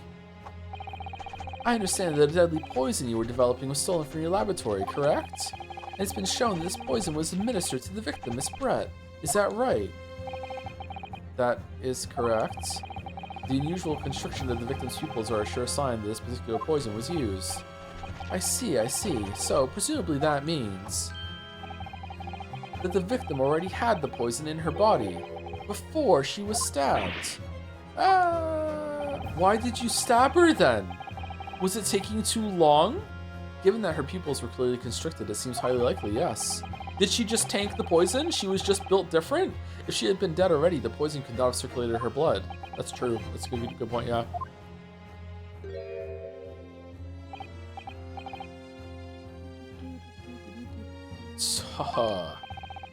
How refreshing to hear argument of a metropolitan mind. Precisely. It matters not a jot who stabbed whom and whose back and with whose blade. Because, quite shrimply, the Englishwoman's life was taken not by the knife, but by the poison. Oh, so now you're on Team Poison when it suits you? Okay, actually, shut the fuck up. But that can be explained by the poison being on the blade, as I already... Ta-ha-ha-ha! Forgotten already, have we, yokel? During these very proceedings, the laboratory of the professor at your side assisted in proving that the blade of the weapon used to attack the victim had no trace of poison on it whatsoever. Ugh. So let me get this down. The facts, as skillfully established by the defense in this trial, turn out to be a headline-making red herring. Is that about right? Oh. Okay, does it matter? Because we've already proved that Reed didn't do it, so let's just move on. Order! But where does this leave us? How, in that case, did the poison enter the victim's body? There's an undeniably obvious answer to that. The lady most likely imbibed it. You mean she drank it? Have another look at the photograph here. As you can see... Oh, every time I do it makes me laugh. A bottle of carbonated water and a glass have been knocked out of the sandy floor of the beach hut. Carbonated water, eh? Yeah, sure. Yeah, okay. The poison could have been slipped into either. So somebody made Miss Brett drink it. Well, what do you know? Look at those dashing eyes. This will make a great front page shot. Hey, why the bewitching stare? After all, I'm the last person you should be looking at. It would make no sense at all that I poisoned the woman, would it? I mean, that's been established already. Established? What are you talking about? Why would I poison her and then go and stab her? We've already established I'm the one who stabbed her with a knife, so why would I poison her? I'm not guilty of killing her. I'm just guilty of stabbing her in the back through a fucking wall. That's what I just did, but she was dead already. Don't tell me you've forgotten. That's a little hard to believe, given that the person who established it was you. Me? What on earth does he mean? Oh, let me capture those wide eyes. This is prime press fodder, this is. It would seem that this trial is not destined to end yet after all. I hereby call upon the witness to give further testimony. Fucking hell. That's great, that is. Let me get a shot at that magnificent beard, Your Excellency. You claim it to be impossible that you were the one responsible for administering the poison to the victim. You will explain to the court in your testimony the basis upon which you make such a claim. I'm a journo and I'm a man. I've never tried to run or hide for anything in my life. Wow. And I'm not about to start now, because that's many-memoism. For a brief moment, I thought I'd illuminate the truth, but it slipped right back into obscurity again. This must be how Naruhodo feels at the end of literally every single fucking trial that he's ever done. Just where is this trial going to take us? I hope there's like a montage of all the trials that Naruhodo has done while Susie has been gone. All just snippets of ridiculous things that you just take out of context. That would be such a funny bit. Complete innocence. Oh yes, I stabbed the Englishwoman, and that's the very fact that proves I'm innocent. Because why would I have bothered to stab the woman if I'd already poisoned her? Ooh, you're calling a kangaroo to the stand, alright. Really is a kangaroo court. What do you mean the confetti was laced with poison? Whoosh. So the knife was thrown from the top of Big Ben? Whoosh. The entire Thames was poisoned just for this one person, and they're the only one who drank it? just non-stop back-to-back bullshit. When I heard the student was the girl of the pompous English murderer arguing, it got my goat. If the courts were going to punish Brett for a while for what she did, someone else would have to see justice done. So you admit it then, that everything happened as I described. That you are the one who stabbed Miss Brett in the back through the reed screen. You can blame this miserable country of ours. What? A country that bows to the pressure of foreign powers and lets murderers walk free. What kind of future can a country like that have? That's why I did it. I did what our pathetic leaders didn't have the guts to do. Okay, so, like, even though she was already gonna die from the poison, bro, you still stab someone with a knife in the back. You're going down for like she might have died from the blood loss before the poison killed her. Like, you're still dead, bro. Slap bang in the middle of that charming lady's back. I plunged the blade of sweet justice right in there. Okay, are we hearing this, Judge? We're done, right? Okay. Attempted murder means it wasn't murder. As someone who spends his life seeing that the truth is told, I feel really, really awful about giving false information in my testimony before. But as it turns out, there was somebody else who had it in for the victim and got to her before me. That's right, you guessed it. That pretty little student girl. Now there's a woman after my own heart. Lot of heart. You're implicating Ray again.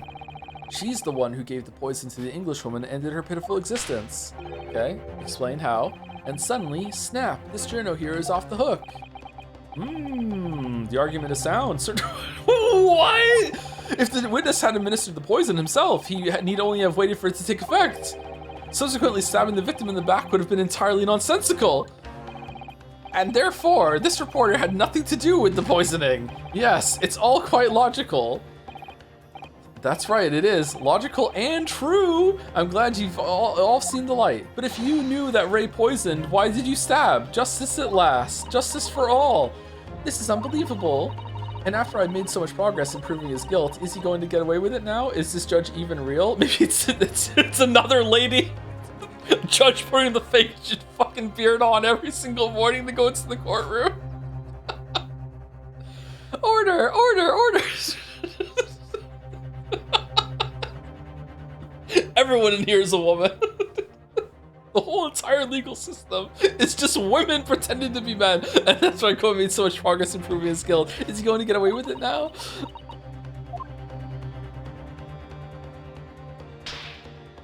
Oh, here we go. Think of Kazuma-sama and Naruhodo-san. They never stop looking for a way forward until the judge's final gavel. Very well then, counsel. Proceed with what I assume to be your final cross-examination in this trial. Yes, Your Excellency.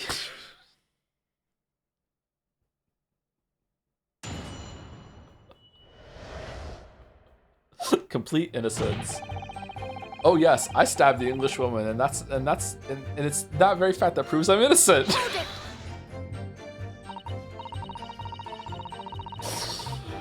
Give the judge the Minthara voice. Okay, I'll see if we can do it next time. So you do admit that you had murderous intentions toward Miss Brett then? The woman's very existence offended my sense of justice. Your sense of he's claiming some sort of righteous indignation? She was pure evil, a cold-blooded killer who committed murder right here on our Empire's soil. But did our good-for-nothing government do anything? Not a chance. So I had to step in. Okay, so if you think that she deserves to die, and she got poisoned, why are you bringing down another Japanese person with you? When, like, you're guilty, you stabbed her, you're done. Like, no matter what. Like, just take, like, if you're going down for it, then take the credit. What's the problem? Fly the flag of justice, and things right for the. I said something really bad there. Sorry. And yes, it was my civic duty. That's what drove me to do it. So, in summary, murderous intentions. Then, whatever you want to call it, the point is this: that Englishwoman was a blight, so I had to do what was right for society. Yet the real reason was done by the student girl in the dock, a crime for which she must pay. Obviously, because the poisoning was nothing to do with me at all. Happy Pride. Because why would I have bothered to stab the woman if I'd already poisoned her? Hold it! So you still maintain that you didn't give the poison to the victim? Obviously, that'd be like putting a belt on your trousers when you were already wearing braces like these. The accused administered the poison, following which the witness stabbed the victim. An unforgivable act, certainly, but not one of murder. That crime rests on the accused's shoulders. This is how I have to come out as bi, really? Shit. That is how the law works, you see, yokel. Who knows, you may even learn something here today. Okay, how do you do Minthara's voice again? Fresh orders. 2 consecutive attempts on her life in the space of minutes. Quite a day for the victim. Do something that evil and you've got it coming. That's how the law works. The law of reckoning. That's not the kind of law this court upholds. You will reiterate why you were compelled to stab the victim then, witness. Ungrease me. When I heard the student girl and that pompous English murderer arguing, it got my goat. Hold it! What exactly were they arguing about? About what happened in that restaurant 9 months ago, that's what. The student girl was laying into the Englishwoman for killing her beloved mentor, Dr. Wilson. Yes, John H. Wilson, a professor in medicine, invited here from England by Professor Mikotoba, no less. Right, but the Englishwoman just jeered. Huh? Our case was to be heard by the British consular court in Shanghai, however. Yeah, she would have gotten away with it, for sure. There's little doubt that she would simply have been acquitted and sent back to her homeland a free woman. It's fucked up. It was eating that student girl up inside. You could see it. I really felt for her. Whoa.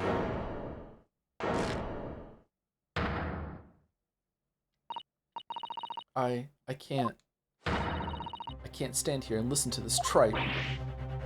Ray. Young girl, you stand accused here. You can't just blurt out whenever you feel like it. You know what? I'll allow it. No, you can't. Sorry, but I'm in the middle of some very important testimony here. Just keep quiet and listen. But this awful man is making all of this up.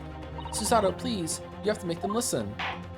Who the fuck is Susato? Return to the dock once more, Menmabi-san. We are in the middle of a cross-examination.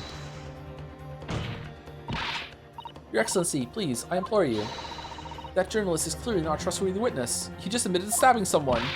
Exactly. He's a filthy, rotten, black-hearted, bigoted, dirty, great peeping Tom. Whoa, take it easy there. Please, I really think the court should hear what the defendant has to say.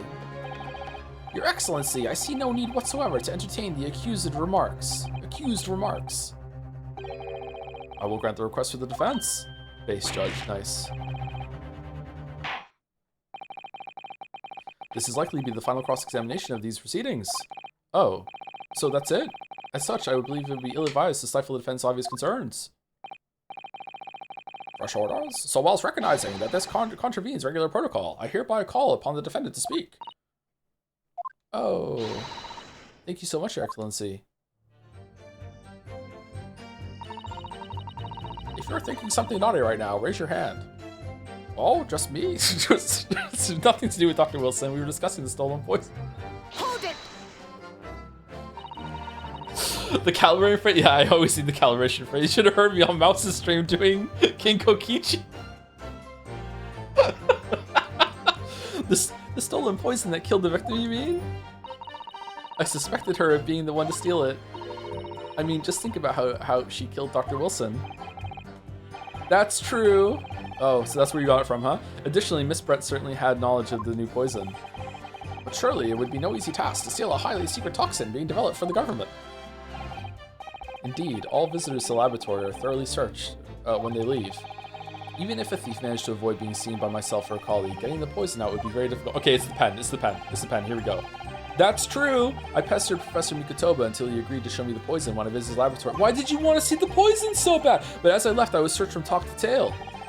Miss Brett rather bluntly revealed the existence of the toxin we've been developing, you see. And since Soseki-san expressed such an interest in it, I felt unable to refuse. Is it for your crime spin-off? A cat got murdered? Like, what do you mean? Obviously, I gave nothing away, other than the fact that it was an extremely potent substance. I'm very ashamed of myself. It's just that I've had a singularly terrible experience with deadly poison. Okay, so why did the Many Memo-san or whatever, why did he write an article about the poison being stolen? How could he have known about that without being the one who did it? But why would he do that but not comment on the murder? What the fuck? I'm very ashamed of myself. It's just that I had a singularly terrible experience with deadly poison. I want to look my old enemy in the eye. Surely you can understand that. You know what? Sure. To find out if my suspicions were true, I confronted Miss Brett about the poison. I told her that if there were to be an incident involving it somehow, it wouldn't just be the university. The military would be dragged into it. The whole government even. It would be a complete disaster. And how did Miss Brett respond to your concerns? She just got stabbed.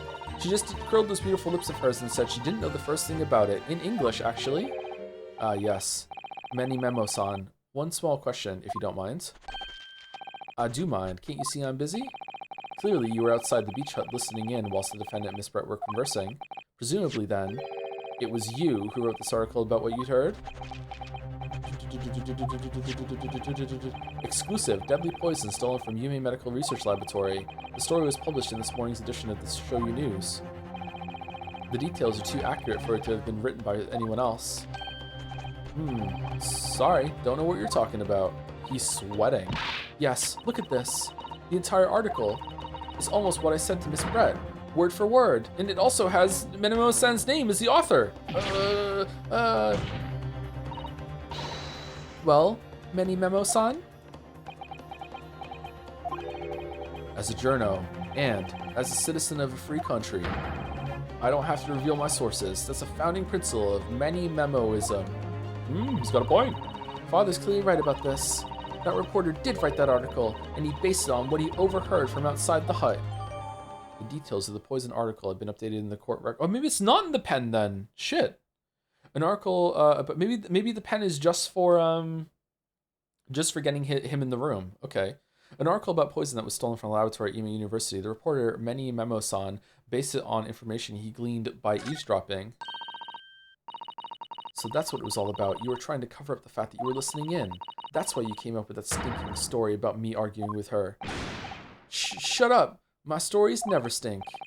Look, whatever you say, little girl, it doesn't alter the facts. Your Excellency, there's something I want to say, and I want it to go on the record. Yeah, sure, I don't give a fuck anymore. Go ahead, very well. You may amend your formal testimony. Fucking all over the place, man. Point is, if you poison someone, there'd be no reason to go and stab the person as well.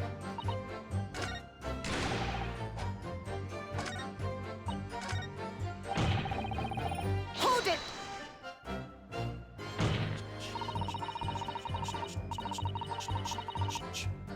Perhaps you doubted the efficacy of the poison and sought to make sure your victim would die.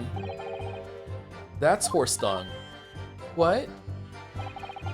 That would be like pouring pepper on your Chinese ramen before you'd even tasted it. Completely reckless. Well, but that's what you did though. Like, you didn't think it was working.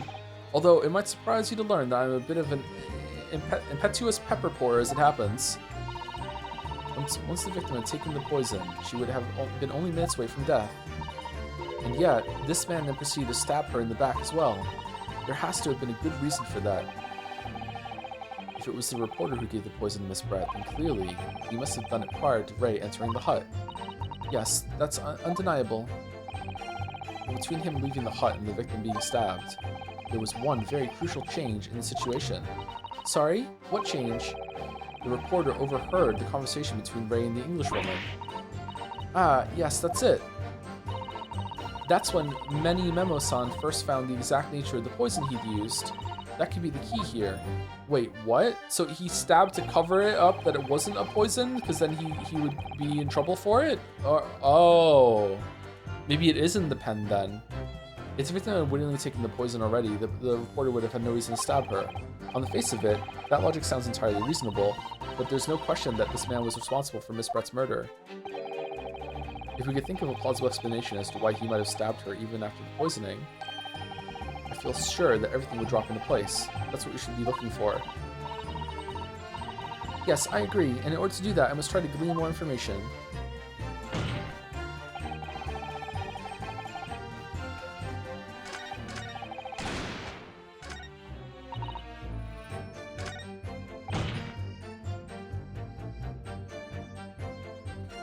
Do I have to press them again to get more information here, or is it just time to present? Because I feel like I want to present. I feel like I have to combine these two in order to see if there's poison in the pen. But maybe that's going to be like the reveal at the end. But I'm basing this just because I think it's weird that you could unscrew the pen. What if I unscrew it now and look at it again? Take off the pen's lid. This is the hand you hold your chopstick in.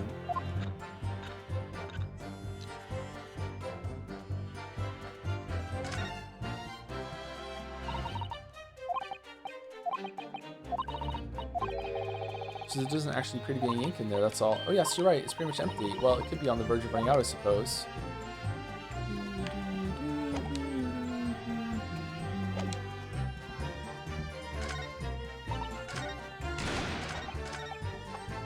It's that one, and it's that very fact that proves I'm innocent. Because why would I have bothered to stab the one if I already poisoned her?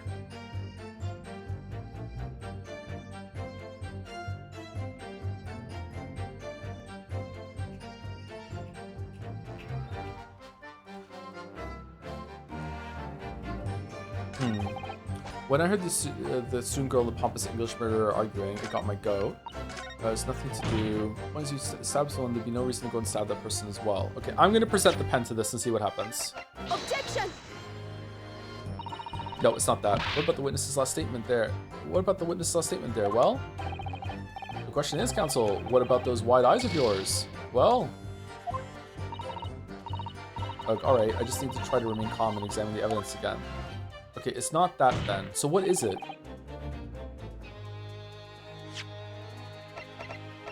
Is it the article?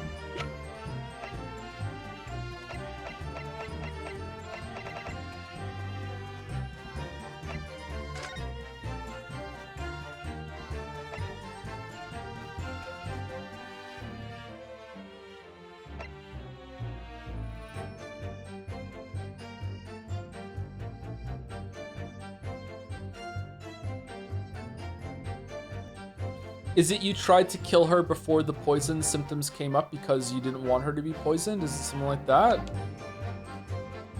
Is it because the military would be involved?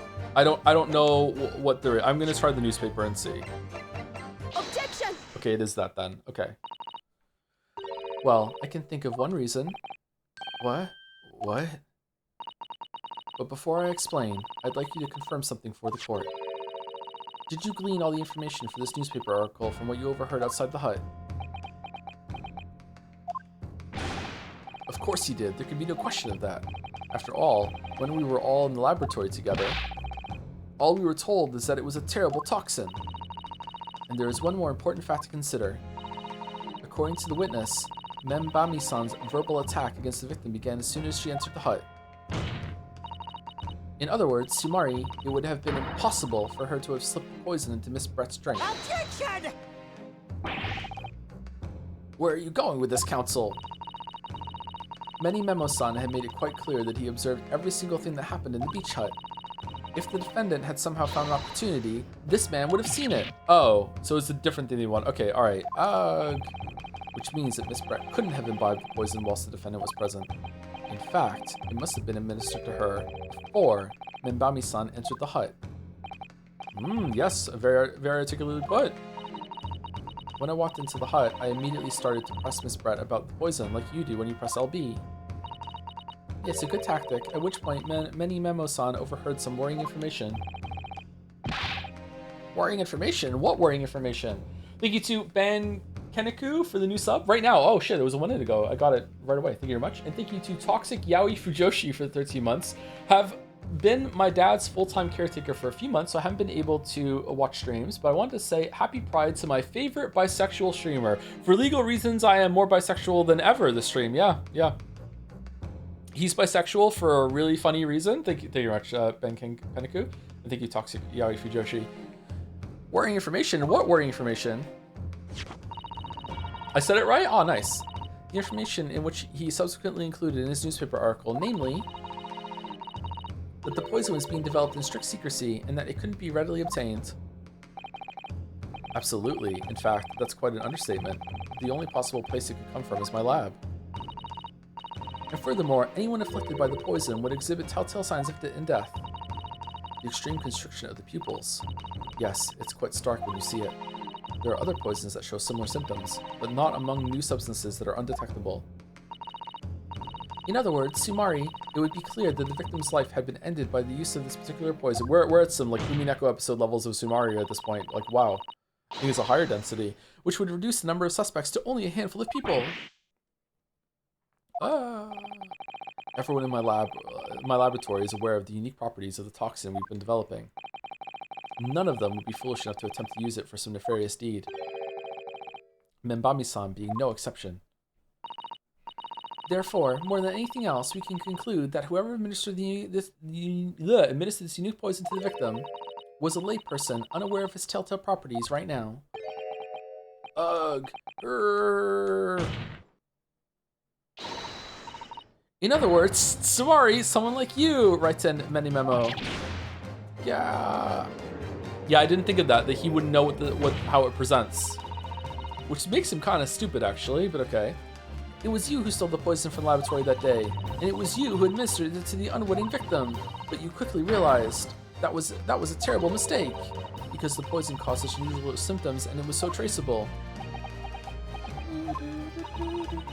As you listened in from the far side of the beach hut's thin walls, you learned of these facts. You had already given the victim the poison at that point. It was too late. So you hatched a plan to disguise your mistake. A plan that involved stabbing the victim in the back through the green screen. But what good could that possibly do? Isn't it obvious, Council? The plan was to kill Miss Brett before the poison could take effect. Good thing you got a knife. Once in the blood, the poison causes the onset of pupil constriction, but he had hoped to precipitate the victim's death before that happened, hadn't he? Exactly. Because without any revealing signs of the new secret poison's use, no one would ever have suspected. This is extraordinary. I'm so entertained. Yes, the effects of the poison meant it would be too easily identified, so the killer had to mask its use, which he attempted to do by plunging a knife into the middle of the victim's back.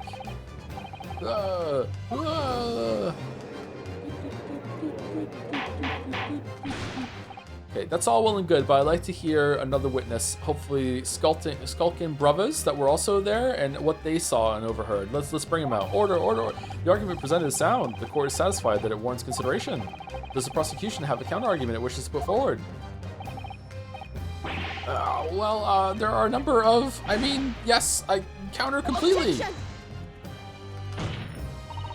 The prosecution's evasive response clearly shows that in much the same way as he nurtures the remnants of his top knot, he is clinging to lost hope. Holy shit! Lost hope?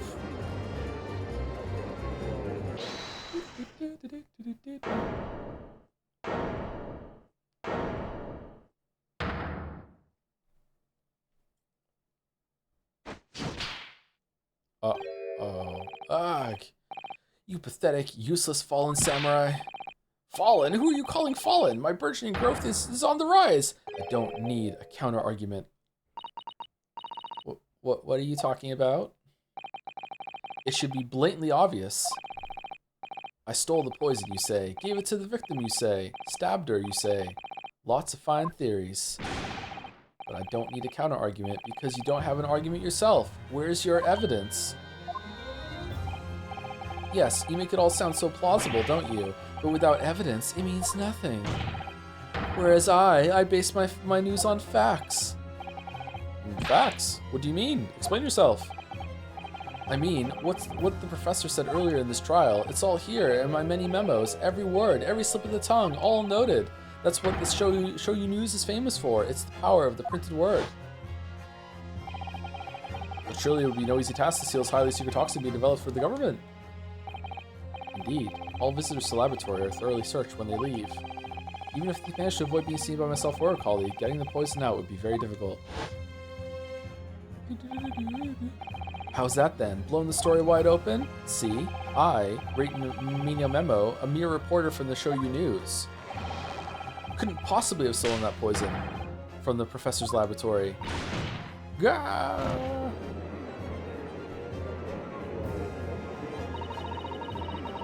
But there can't be any question of it. He must have stolen the poison that day. He stole it and used it to kill. And if that's the case,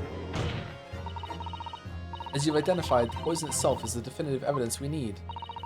Because whoever stole it from the laboratory that day is the true culprit here. Oh, sweating. What's your point, you annoyingly handsome country bumpkin? My point is this. There is one way that you, Mini Memo-san, could have stolen the poison that day. I've heard enough verbal conjecture now. Thank you. What the court must be shown is evidence. What proof do you have that this witness stole the poison on the day in question? Okay, now is it the pen? I feel like this is still a step before the pen. Yeah, fuck it, we're penning. Take that! The proof, Your Excellency, is this fountain pen. Ugh. Oh, a fountain pen? How can that possibly be relevant? These magical pens somehow seem to have enough ink to write many thousands of kanji characters. I believe they arrived in our country for the first time some 15 years ago now. I swear by a weasel hair calligraphy brush and nothing else. These newfangled pens are merely a fad, and you call us a yokel? Well, as a why are you still here? Forward-thinking man of words. Obviously, I love my fountain pen. Suck up a soupcon of sumptuous ink, and one's work is awash with words in the blink of an eye. Thank you, Captain Turbot. That's right. Fountain pens have a small reservoir in the barrel, into which the ink is sucked up through the nib of the pen in order to write a letter. Huh. Mikitoba is like, yeah, come to think of it, I did notice that when we went in there that he asked me to unscrew the top of the poison bottle for no reason, and then also put his fountain pen inside to, to swirl it around to see if the color changed, and then, we close it up again. Yeah, that did happen, actually, yeah.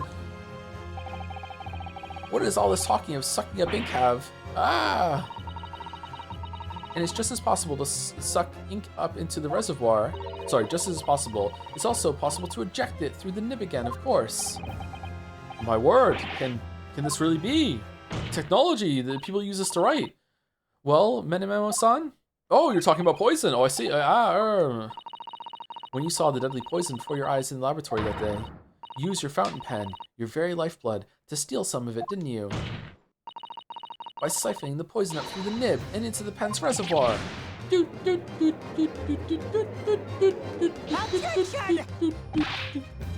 More absurdity, that never happened. No, Joe, you don't understand. The poison was sitting in a witch cauldron wide open in the lab. Oh, okay. Okay, slay. True, we've heard that there were procedures in place to prevent thefts like this from the laboratory. But would anyone have thought to look inside a fountain pen of all places? No, I'm a little ashamed to say that I didn't think of that very specific thing. The fear for offending our guests, such a detailed search would not have been conducted. Well, this is quite startling, I must say. I remind the court that this pen was found in the clutches of the victim when she died. In other words, Sumari, it was dropped at the scene by Menememo-san. No.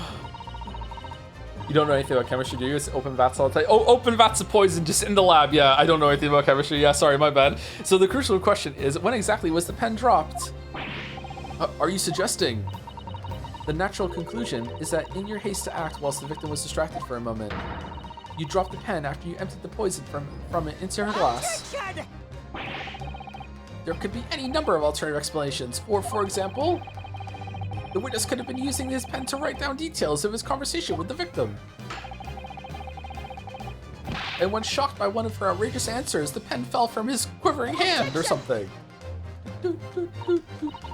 No, that can't be, because I don't like it. If it was, how do you explain why the pen was devoid of ink? And also, the lid was on. What? As you can see for yourself if you examine the evidence, there would appear to be no ink present in the reservoir.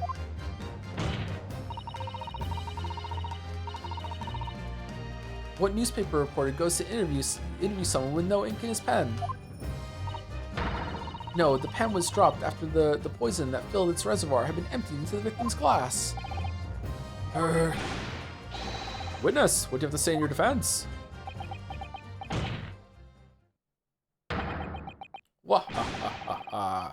So this is how our modern justice system works, is it? So what if the ink in my pen runs dry? So what if my pencil snaps? You've been going through like fucking 50 of them here, yeah. I can always claw my way back into the game. I have plenty in reserve. Wolverine? Ah! No, poison pencils, everyone get down! You claim I sucked the poison up into my pen? That's wild speculation, nothing more. If you thought you could bring down a fine upstanding citizen with a trick like that, think again. It looks as though it's going to take one final decisive blow to finish this matter. As I see it, the situation is now very simple. It rests upon whether or not this witness did indeed steal the poison on the day in question. And therefore, it all depends upon whether or not the defense can prove that he did it with evidence. No such evidence could possibly exist. Menememo-san, this is how our modern justice system works. What? In the courtroom, evidence is everything. While theorizing and hoping it works out seems to be more successful. Okay, something you would do well to remember when you're in prison, because we are well past the point of speculation at this stage, I assure you. Very well then. I call upon the defense to present the aforementioned evidence. How come you're never calling upon the prosecution? This is it then. This will be the final piece in the puzzle. Are you yanking my puzzle? The defense can prove by means of this item that it was the witness's pen that was used to steal the poison. Take that! Take that! Counsel, what is that bottle? Bullshit, Your Honor. This bottle contains the unique chemical reagent that can identify the poison in question. Ah! Yes, that poison is an entirely new synthesis of alkaloids developed by my colleagues and I. Bro, why are you making poison? Dad, what fucking business? Your university professor just making poison? It would be impossible to detect traces of it by any other method. Off to work today, gonna make some fucking poison. Or from another perspective, simply with this chemical reagent, anybody at all could check for traces of the poison. A reagent? What? One drop of the contents of this bottle on the tip of your fountain pen, Many Memo-san, is all it will take to solve this case beyond all reasonable doubt. And then Brett rises from the grave to go over, pick up the bottle, and just hold it up in front of the court and just drops it. Then puts her gloved hand over her mouth, giggles hotly, and says, "Whoops, guess we can't do that now." No, you can't. I won't. Your crimes are bad enough, but at least know when to admit defeat. Your Excellency, the defense requests permission to carry out the test on the fountain pen at once. Don't think I could stop you. Herg. Hiya!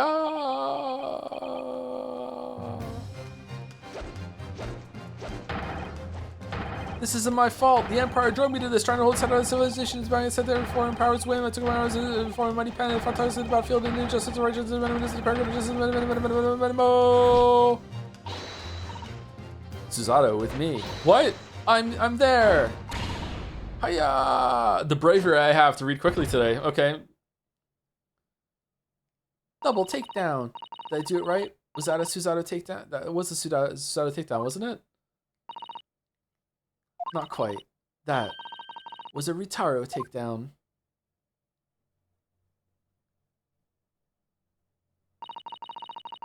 The instant the first drop of the reagent touched the nib of the fountain pen, it was clear to everyone present.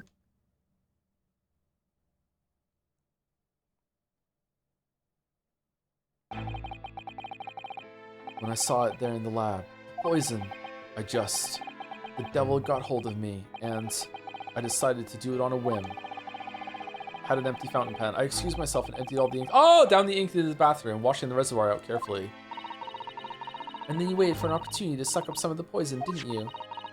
Into your fountain pen that you just emptied in the sink. Yes, that's right. Answer me one thing, Many Memo-san. Why did you steal it? For what purpose? Dad, are you dumb? Isn't it obvious? To find out what it was made of and expose it in an article. I mean, it was a secret project after all. Too juicy for a journal like me to pass up. Oh, okay, so the poison came before the murder plan. Then why did the Englishwoman end up dead? I went into that hut intending to quiz her on her situation, that's all, as a reporter. A known killer enjoying full freedom, evading justice by leaving the country. I told her what I thought about it. And she just laughed in my face. Yo, what's this? A Far Eastern caveman purporting to practice journalism? Who killed the bird? Really, you must learn the difference between reporting and listening at doorways, you ignorant plebeian. What did you call me? This country, with its pretensions to a justice system, to a free press, it's really very depressing. You see our superior ways in the West, yet you lack the mental capacity to emulate them. Get out of here, you oaf. Get out and crawl back into the cave you came from. Whoa! You know what? I'm feeling not guilty. That's when I remembered about the deadly poison I happened to have in my pen at the time. With the way you accidentally lick your pencils, you were lucky. What a terrible tale. In my head, I knew I should just get out of there as quickly as possible, but I couldn't. I couldn't let her get away with what she'd done, when she clearly had no remorse at all.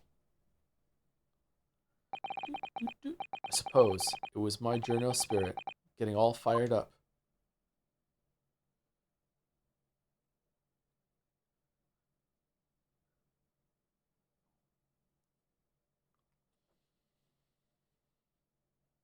Petty court? I'd like to ask you something. Yes? You often talk about justice. But surely as a journalist, you could have used other means to deliver the justice you sought. There's no justice in the press. Sorry? After that trial 9 months ago, I kept digging and digging to find out what had happened in that courtroom. And finally, I discovered the truth. It was a cover-up. That's what it was. A cover-up? What do you mean? I would remind you of your position, witness. Be careful of what you say. How can it get any worse? Oh, come on. Doesn't it strike you as strange? We're suddenly not allowed to convict a foreign national. Consular jurisdiction should never have come into it. And yet, that puffed-up Englishwoman was going to sail away into the sunset, a free woman. The only possible explanation is that, behind the scenes, some deal had gone down between Britain and Japan. I think this plot would hit harder right now if it was a Japanese person that she had killed. But instead Wilson was from England, right?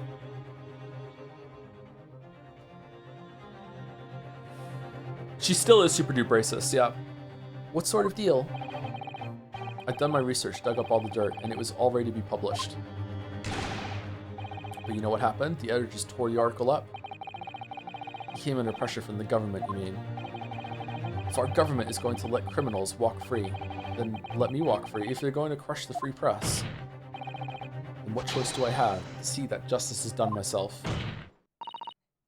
Let's not forget, Menimamo-san, that you committed murder yourself and you tried to lay the blame at the defendant's door. That's true, yeah. I would say that's...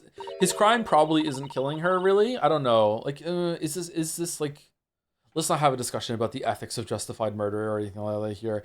I would say that laying the blame on Ray is worse than what he did to Brett, I think. I'm sorry, but you're no better than Giselle Brett. Nah, he's a bit better. He's a bit better. What?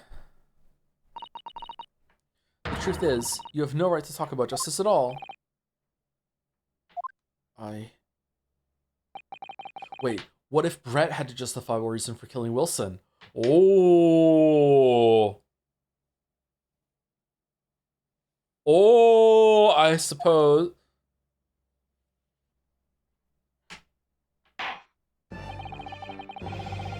Maybe Wilson was an even bigger racist, and that's why she killed him, because she couldn't stand that there was someone even more racist than her, which means that Manny Memo is actually a hero, because if Brett got back to England, she would have killed Van Zieks. So Manny Memo just saved Van Zieks, who is our husband. So therefore, like, I feel like he deserves a parade.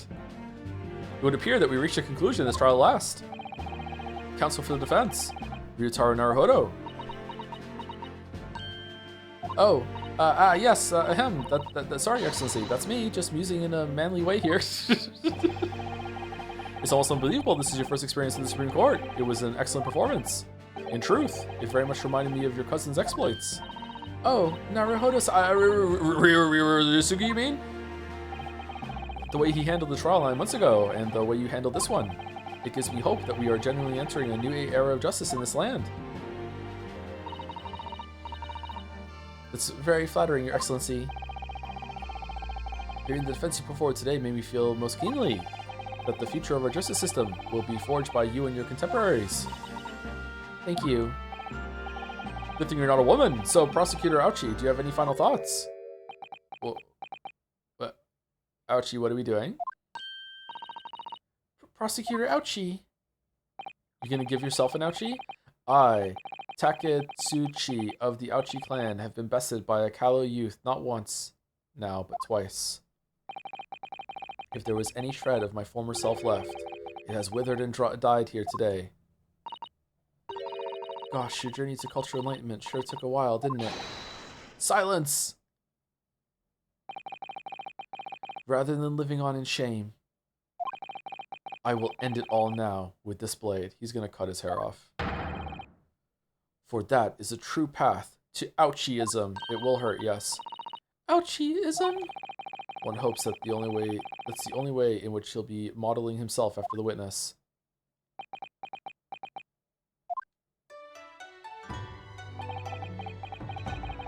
Sprig of my top knot. The time is right for farewell. Hope is lost forever. Takukatsuchi. This is all men when they realize they've balded to the point that they have to shave their head.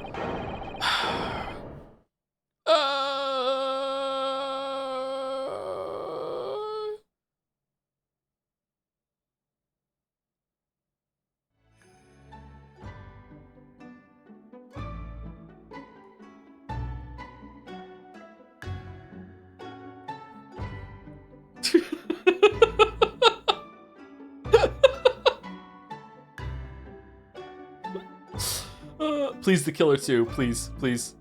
Aww.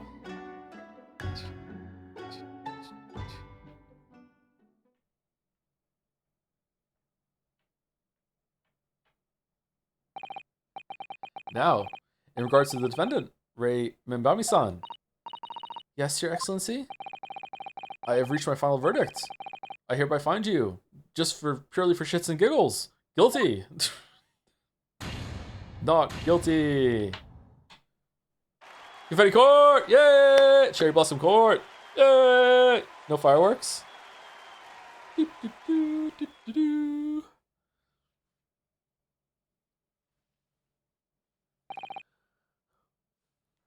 Court is adjourned.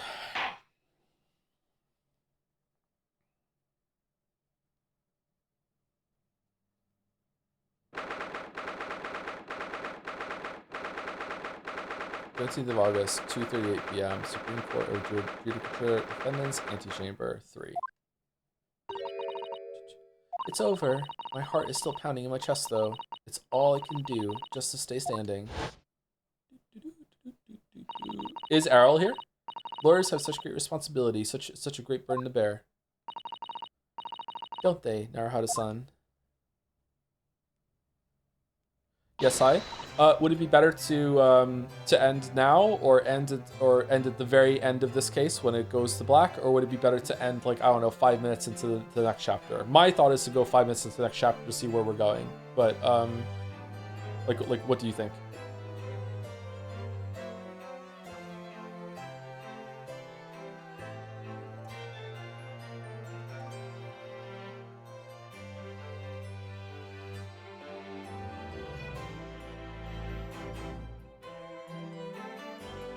It's fun stuff at the very end of this chapter, but if you're cool to start at the beginning of the text, if you're cool to start at the beginning of the text one, it's long. Okay, so it's dealer's choice. Okay, let's see how we feel. Let's see how long it takes to get to the very end of this.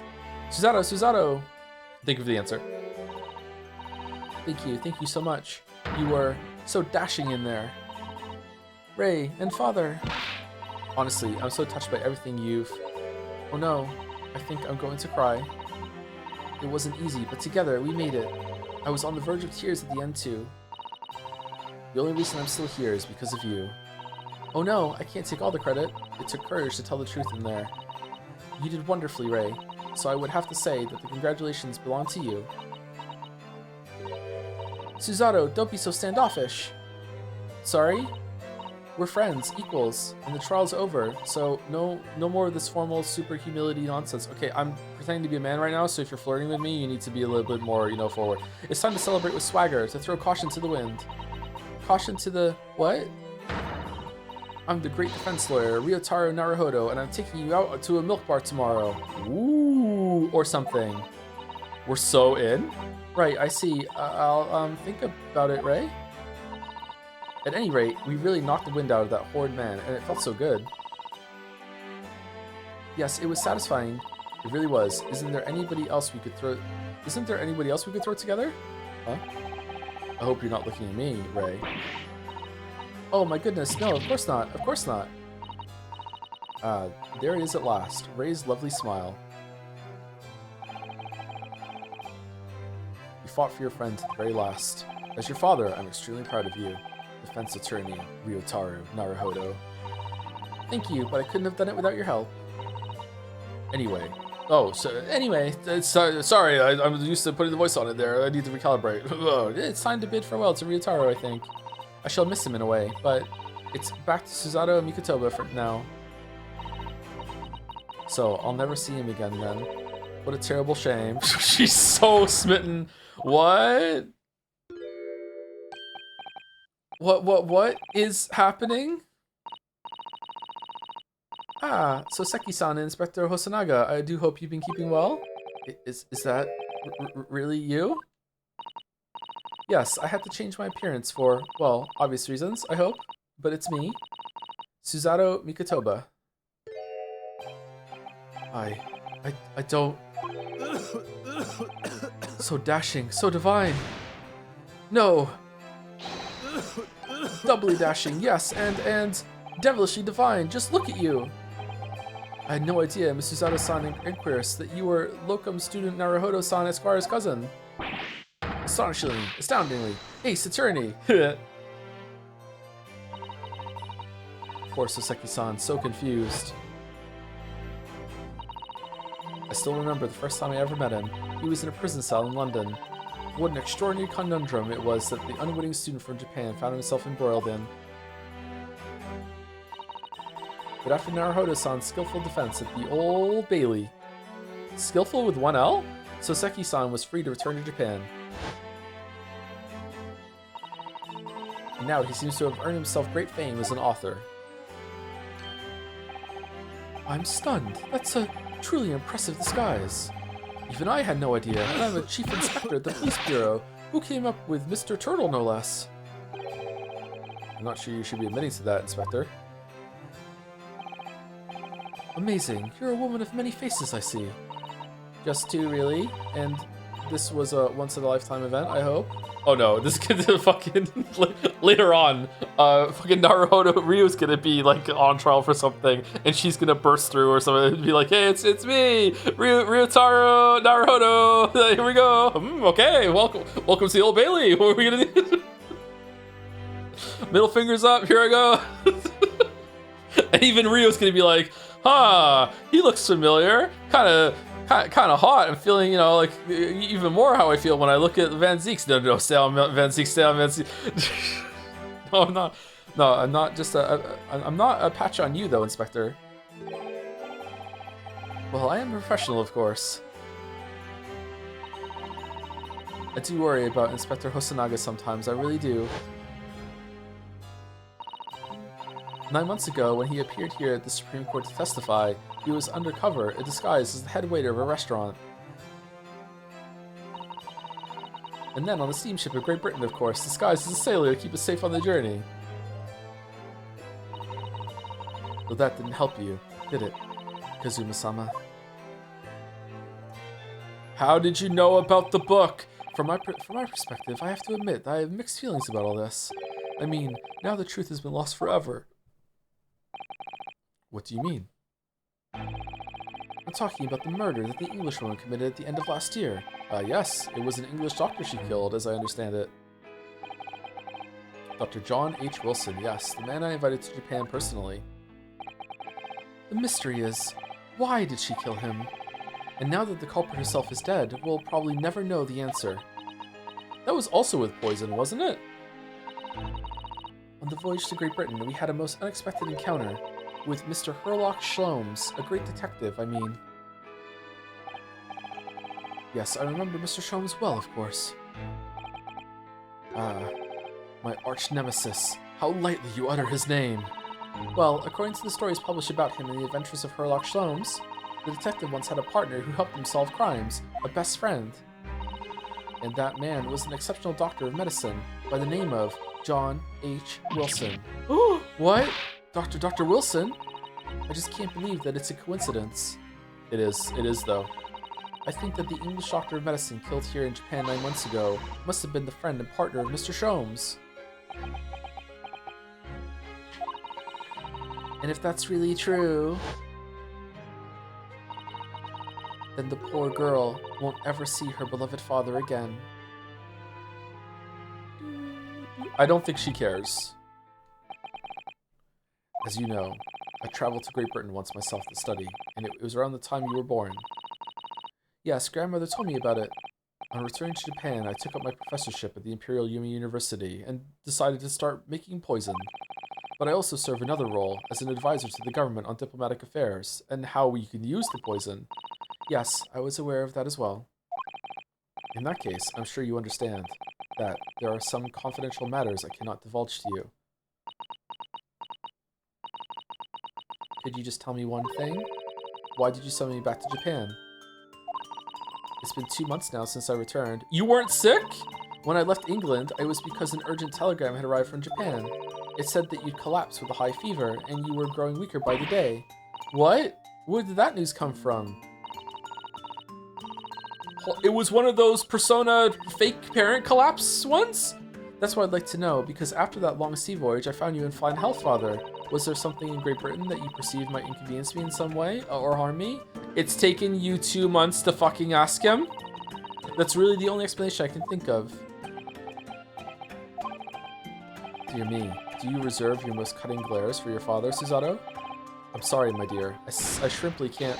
let me go! Why aren't you in cuffs, bro?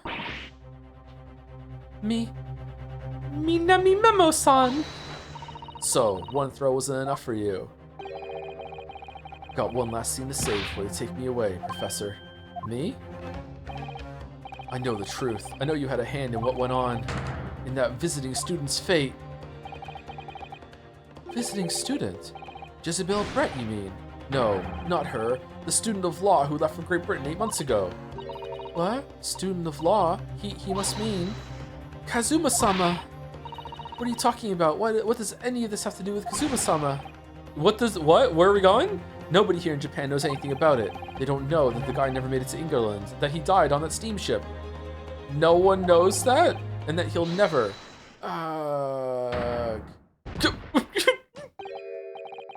Well, I didn't expect to find him in here. What were you officers playing at? The judge takedown. Fresh orders? I didn't know he could stand up. Terribly sorry, Your Excellency. I was coming to tell you that the rickshaw has arrived, Eugen, and it's a good job I came by. Yes, thank you for dealing with him, and I'll be there shortly. Oh, Your Excellency? Ha ha ha! The trial's over. I'm not Your Excellency anymore. I'm merely your father's friend, Shishiro Jigoku. Did you know the whole time? And may I say that since I saw you last, you seem to have taken on a more dashing appearance. Oh, the judge only pretends to be dumb? Oh, holy shit. His impartiality makes him stupid? Susato. Did you know all along from the start of the trial? The judge sees everything, Susato. I couldn't let you take the risk. If Shizuru here hadn't known, and then he'd recognized you. So I had a word in his ear beforehand, as an old friend. So, Shishiro, shall we? Yes, having ruled on that case, we now have various diplomatic issues to address, like what to have for lunch. Before you go, Father. Sorry, my dear. We shall have to return to our earlier conversation at a later date. But well done again, both of you. You did admirably. This is fucked up. Oh, thank you very much. What did you think of my Shishiro sling, eh? It's been a while since I sent a man flying like that.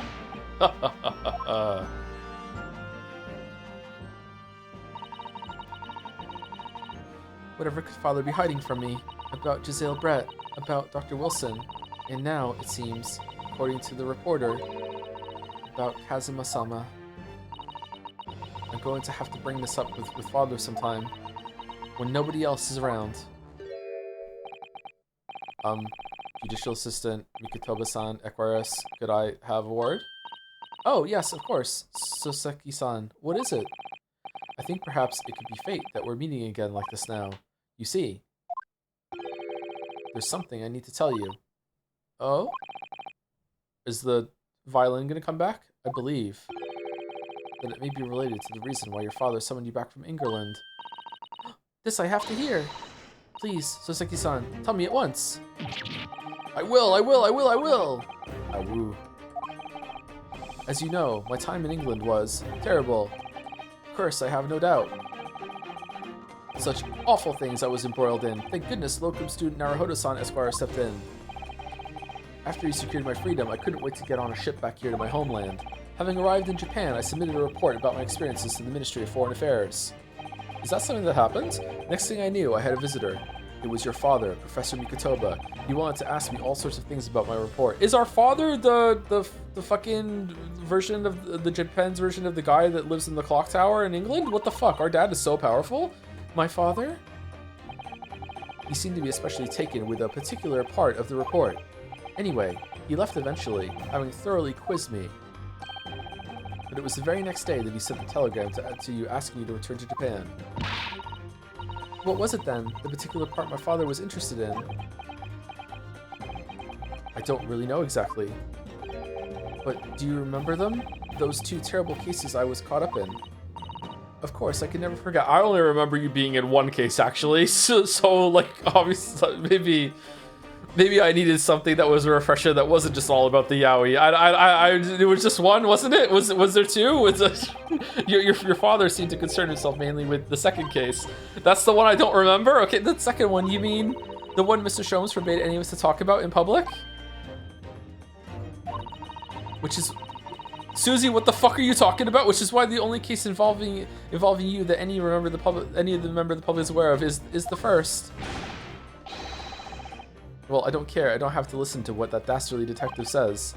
Anyway, the point is, it seems that case somehow holds the key to all these curious unanswered questions. That horrific, hideous, heinous case, the case of the haunted lodgings. Oh, is that how she knows about the Baskervilles?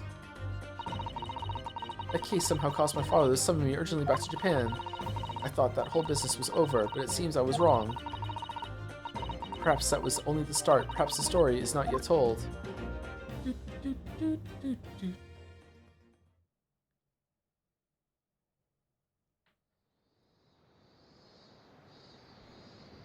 So, the mystery of that English woman's death is solved, thank goodness.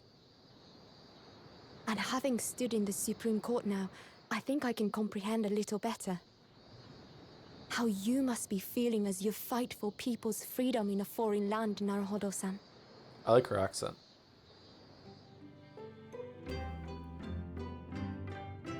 But actually, I'm writing to you today because of another matter.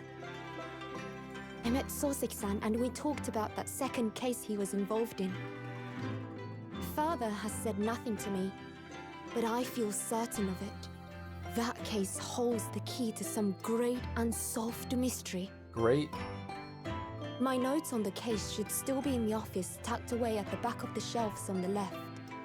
Perhaps you might like to look over them again. Today, for the Sorry, I'm first allergic to time this retcons. year, it feels as though summer has arrived. The sky is a brilliant blue. It makes me long to see you again. Yours, Susato. Susato. Oh.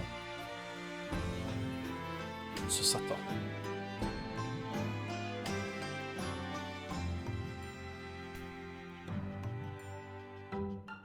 So Garifly, sorry, you could stop here at the end of the chapter. You could watch the story illustrated story scene in the beginning of the next one. That would be a good stop point. Let's watch the story scene in the next chapter then. I'm curious where it's gonna go. You don't need to be sorry.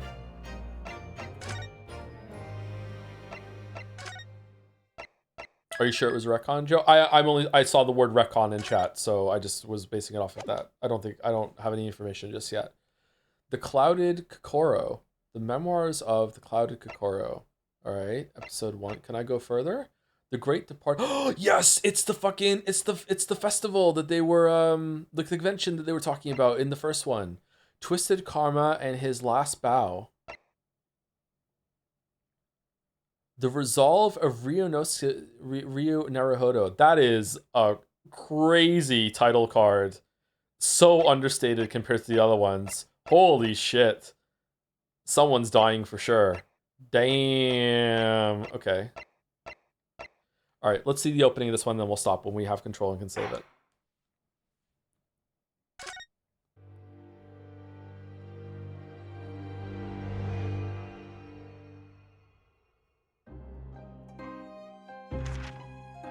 It was a ghastly tale of a winter's night. One of an invisible killer and a crime Another person stabbed in the perpetrated on back? the pavement along Briar Road. As the victim lay at death's door, the mystery of just who had stabbed the young lady from behind had been resolved. But No sooner had my friend saved that Eastern exchange student from his harrowing plight. Oh, it's a recap of the first case. Then Okay. in the dim, flickering shadows of gaslight, Crawling did a Ollie. second bizarre crime rend the stillness of that very night. Crawling Ollie, they call her. I dare say most can still recall the sensational headlines of the day. Haunted apartment of death. The condemned criminal's curse. The dread demon of coal gas. Ooh. Yet, though the great detective had at once discerned the truth upon his arrival at the scene, it only proved to be the overture that announced the rising of the curtain on a most tragic play. Oh, that's the character we saw at the end of that case that didn't go anywhere. Okay, so something else happened that we're not privy to. Is that really where the Hounds of the Baskervilles is based off of? Because it felt like to me that what's her name? Iris? I feel like Iris like wrote that a long time ago. My name is Ryunosuke Naruhodo. I'm a fledgling lawyer just starting out on my journey. 6 months ago, I arrived as a visiting student of law, having made the long voyage across the sea from the Empire of Japan to be here, London, England. And on the way, in quite extraordinary circumstances, I made the acquaintance of a world-famous detective. Oh, this must go hard on the 3DS. Currently, I reside in the attic of the detective's own lodgings, where I run my legal consultancy of sorts. I've successfully defended a number of clients in Britain's highest court, the Old Bailey. There's something really cozy about Old Loft, huh? But since a particular grueling and unforgettable legal battle 4 months ago now,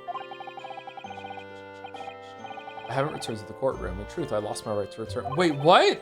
But that epic trial was just one small part of an epic tale, a tale which was now about to awaken from slumber, thanks to a letter that arrived this morning from my homeland, which is, in my opinion, the perfect place to stop. Good night and good luck. What is the letter going to be? All right, so that's it. Great Ace Attorney 2 has begun. So we have 4 more cases to do. I'm gonna guess that some of them are gonna be quite long. I'm gonna guess the last 2 are gonna be really, really long. The last one especially. And that's it. Oh, thank you for the bits, Henry. Happy Pride, and thank you, Bin or Bine, not sure, for the 9 months with a pickle Nagito. Nagito. I don't know how to say his name. By the way, Rio, Susie, and Herlock each have an alternative outfit that you can toggle on through the extras in the main menu if you'd like to check those out. Sure, we can check those out. We see if the better outfits, yeah. Nagito. All right, is there anyone from the community live? I don't know. I don't know if I can stream tomorrow. So I might have to stay up all night tonight because I only got a little bit of sleep. So if I can get to sleep somewhat early tonight, then I'm going to. If not, then I'm just gonna stay up all night, and I don't think it's a good idea to stream a reading game. Like I accidentally said a slur because I misread a word today. So like obviously it's not, it's fine, like mistakes happen. But like at the same time, I'd rather not accidentally do that, you know, and misspeak and be kind of crazy on stream. I think that if I'm up all night, I think I might just cancel stream and just stay awake, and then I guess we could possibly play a gameplay game tomorrow, but I don't want to start yet another game when we just cleared 2 games, because right now we're only doing Great Ace Attorney 2 and Pathologic, right? We finally got it down to 2 games, but we'll see. So yeah, so the next Great Ace Attorney 2 stream might be on Friday instead of tomorrow. If I do get to sleep early tonight and I do get a proper sleep, then I will stream tomorrow. I'll try and update the title when I make the decision. Okay. If I end up, you know, we'll see. I didn't really get that much sleep, so I might not be able to stay up all night, but I do need to reset my schedule. I actually really, really hate when I lose my schedule. I hate, like, I don't know how to describe it. Like life doesn't make sense to me. Like, I feel like everything is chaos. I feel like I wake up right before I come on the stream, and then I'm just kind of frazzled and then tired, and just nothing makes sense to me. I hate not being on the early schedule. I hate it. So I'd like to reset my schedule as fast as possible, but we'll see how it goes. And it had nothing to do with last night's stream, by the way. I stayed up for hours after last night's stream. Like it wasn't about that, yeah. But we'll see. If I can do it tomorrow, then we will. If not, it'll be on Friday. Okay. And sorry for the narcolepsy having issues like this. It is what it is. Are you still going to do Greatest Training Friday as well as Summer Games Fest? Yes. We should probably. I should be, unless like I lose my schedule so badly I can't stream on Friday either. But like I will do Summer Games Fest no matter what. That's an important one. This is important too, but you know, Summer Games Fest is like if we don't do it live, then we don't do it. Anyway, Ray's going through it. Thank you very much for all the bits and subs. Especially thank you for the gift subs from, it was Groundworm, wasn't it? Groundworm gave so many gift subs, over 100. Where is it on my list? Like when stream was down. It was Hollow, Best Wolf, and I think it was Groundworm. Groundworm, yes. Thank you very much. 130. Holy shit. Thank you so much. Anyway, I'll see you tomorrow hopefully, and if not, I'll see you on Friday.